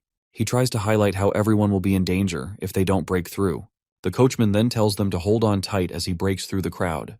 Our hero decides to believe Clarice after she recites the numbers that no one else in that world would understand. Those numbers were his military service number before he came into this world. As they ride off, Ed starts to understand why the Saintess chose to escape. For time to have been rewound, it means a spectral magic was definitely involved. While he continues his explanation, Clarice asks him to allow her to lie on his chest for a little while. Meanwhile, Ed figures that the magic used should have been impossible with a human's magic power. Suddenly, Wellbrock rises up and roars loudly over the horizon. Clarice screams in fear, but they have successfully escaped this time. However, the same nightmare occurs again for her. She turns back to look at Ed, who calls to her and is terrified to see him impaled by the dragon's scales. As she weeps, she tries to heal him and apologizes for not being able to help him again. Once again, our hero has died for her sake, and all she can do is say sorry. Nevertheless, Ed comforts her, telling her not to cry and saying that he's sure that he'll help her again. After those final words, he dies. Clarice begins to blame her blessing, wishing that Ed had it instead of her. As she wishes to return to the past once more, she finds herself at her initial meeting with the protagonist again. As he asks why she came to talk, she rushes to hug him with tears in her eyes. This time around, she swears to save him. She quickly shoves him into the carriage again and tells the driver to head towards the east. After explaining the situation to Ed, they decide to find a place to hide. However, the dragon's attacks still reach them, and the protagonist dies by her side again. She regresses for the 4th time again, but Ed still dies in a cavern by the Western Sea. On her 12th time, they go to Glast's secret lab, but the dragon still strikes them there. Clarice regresses up to 22 times, but the results are always the same. Again and again, Ed keeps dying, and Clarice only sees herself in a pool of blood and misery. No matter where they ran to, the Archbishop and the Holy Pope were never present, but our hero kept dying and saving the Saintess. She calls out Ed's military service number to him again and wonders what to do now. Meanwhile, they're back at the Mexis Bridge where inspections are taking place. As Ed leaves the carriage, she expects him to yell out how they need to pass, but this time he asks the driver to stop. Then, he asks the Saintess to get off because he can tell that she has been through this process a lot. Ed gives her his jacket and tells her to get some rest. He then tells her that he knows some people worth asking for help from. Clarice asks the protagonist to run away because she's tired of seeing him die. Despite trying countless times to save him, nothing worked. In the end, all her efforts are in vain. Ed tells her that it's okay and wonders why her wounds won't heal, despite going back in time. As he tends to her wounds, he notes how the holy magic's blessing protects her body and gives her resistance against the same type of magic as well. This means that time is being rewound due to holy magic in the first place. She then realizes that Ed must have found this out when he was searching through books the first time he died. With this, he tries to show her that there's hope. As she flings herself on him, he asks how many times she has repeated the day. The Saintess tells him that she lost count after the 10th time. Ed tells her to calm down and commends her for coming this far. As she looks up at him with her teary eyes, he tells her to leave it all to him. Now, they have to remove the source of this issue. Ed finds it strange the way Clarice changed after Adele's death. The faithless saint was basically a destruction of her original character. It only makes sense that she experienced so much for her personality to change. Now that he has seen how much she has gone through, it makes sense why Clarice would go against the order. This also means that the original story hasn't changed. Later on, Ed storms into the Nail Hall and tells the Saintess that they need to stop the resurrection of the Holy Lance Dragon. They need to find the Archbishop and the Holy Pope, but no one knows where they are. She finds it strange because these two dignitaries should attract attention normally. As they enter the training room, they see Taylor and Wade sparring. Taylor gets distracted and hit on the head, then their attention turns to Ed and Clarice. Ed quickly covers the Saintess with his jacket and moves through the crowd. Seeing that they have to find Verdio and Eldane quickly, our hero meets with Lortel, who will most likely know their whereabouts. As she grabs the hero's hands, she's shocked to see that Clarice is with him. She calls him out for trying to hypnotize the Saintess, but Ed tells her that he needs to find someone quickly, and he offers to pay any amount of money she wants. Upon hearing this, Lortel asks him to explain what's going on. At the carriage depot, she successfully gathers all the intel and teases Ed about charging a high fee. She understands Ed's behavior, but doesn't understand why the Saintess has changed so suddenly. The protagonist begins to tell her how the combat training will be ending soon, and he also highlights how she keeps a clear head in most situations. He then tells her to stay calm and believe what he's about to say. With time running out, he starts explaining the situation, and Lortel can't believe her ears. Suddenly, the ground begins to rumble and destruction engulfs the city as the dragon begins its attack again. Ed uses his body to protect Lortel from the scales, leaving her shocked by the current situation. As the dragon moves, the tides shift, and a great storm befalls the city. As Lortel comes back to her senses, she sees the protagonist leaning over her with injuries. He then asks her how much she wants. She is speechless for a moment but decides that she owes him for saving her life. From the intel she gathered, Verdio and Eldane used a concealment rune to hide their movements. However, they headed towards the academic cathedral in the faculty building. As Ed and Lortel head towards there, Clarice bursts out of the carriage and tries to stop Ed. Seeing how worried the Saintess is, Lortel starts to feel awkward. The merchant girl then tells them to get moving.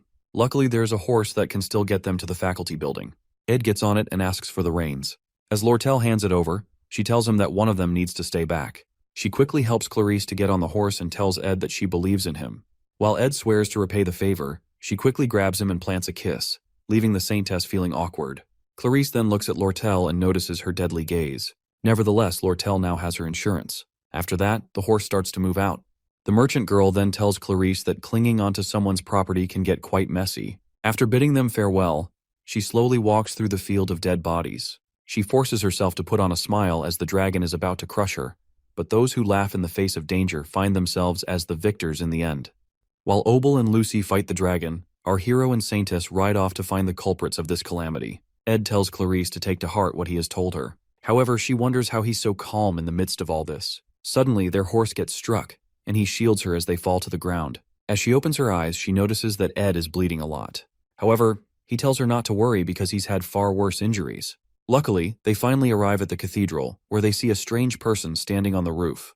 This is one of the people revered as the greatest of holy sorcerers. Even Lucy will have a hard time against one of them, and they are known as the Apostles of Telos. As the guy lands before them, Clarice tells him to step aside. However, the apostle tells her that he can't let them pass because of Eldon's orders. In that instant, Ed's dagger reaches his face, but the guy quickly parries it. The protagonist then tells Clarice that she needs to break through quickly. As the apostle tries to stop her, he sees a magic wave ball that Ed tossed towards him. The ball explodes and pushes the guy back. After that, he gets attacked with wind blades, but he is able to block it. However, the Saintess uses the chance to enter the building.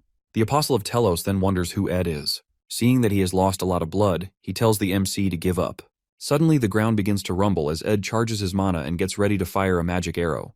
The Apostle goes ahead to fortify his body with high-rank magic. As the protagonist fires the arrows, his opponent quickly evades them and introduces himself as Lightspeed Taldarak.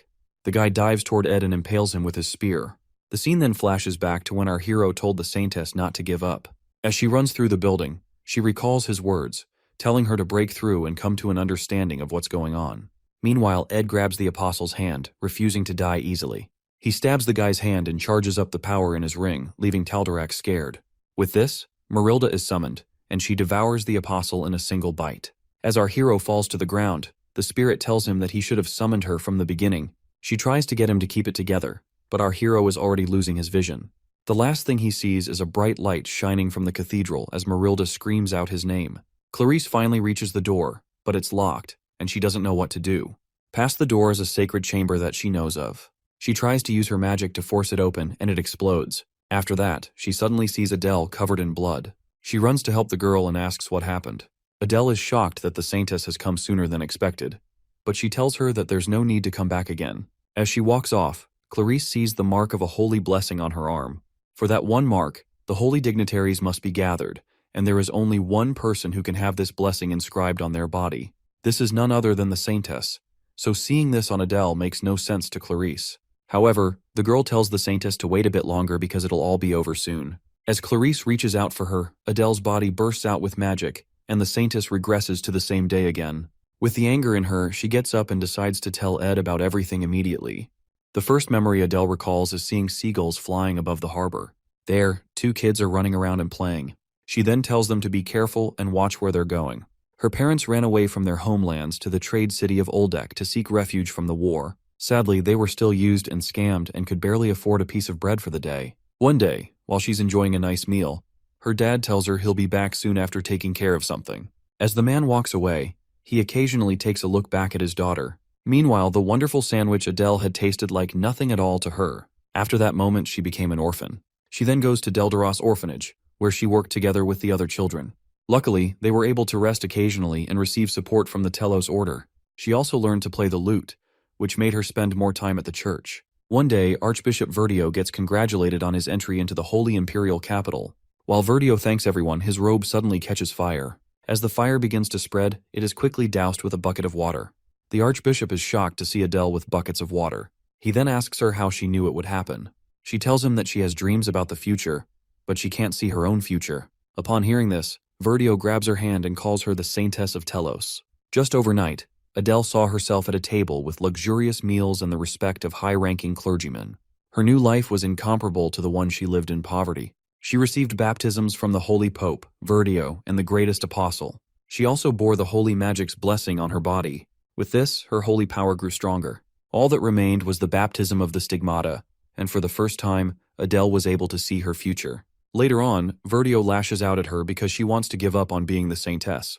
She thanks him for all the care, but she wants to use other means to serve Telos. Seeing that she can't be convinced, the Archbishop tells her that her ability to see the future is the reason she was selected as the Saintess. He gives her a nasty look as he realizes that she can now see her own future. As years passed by, Adele remained as the caretaker of the Holy Flame.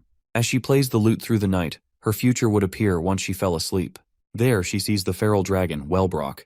Verdio then decides to offer her as a sacrifice because his plans have gotten out of hand. While in the imperial capital, she heard a lot of things. Thanks to Emperor Kloll, the world was finding peace, but the Pope's influence was reduced. Verdio, who was also a businessman, knew that they needed to turn things around with fear and the miracle of God. They planned to summon the Holy Lance Dragon and have the Order subdue it. For this, Verdio was searching for a sacrifice which was none other than Adele. However, several years later, she meets Clarice, who has an incredible gift for holy magic.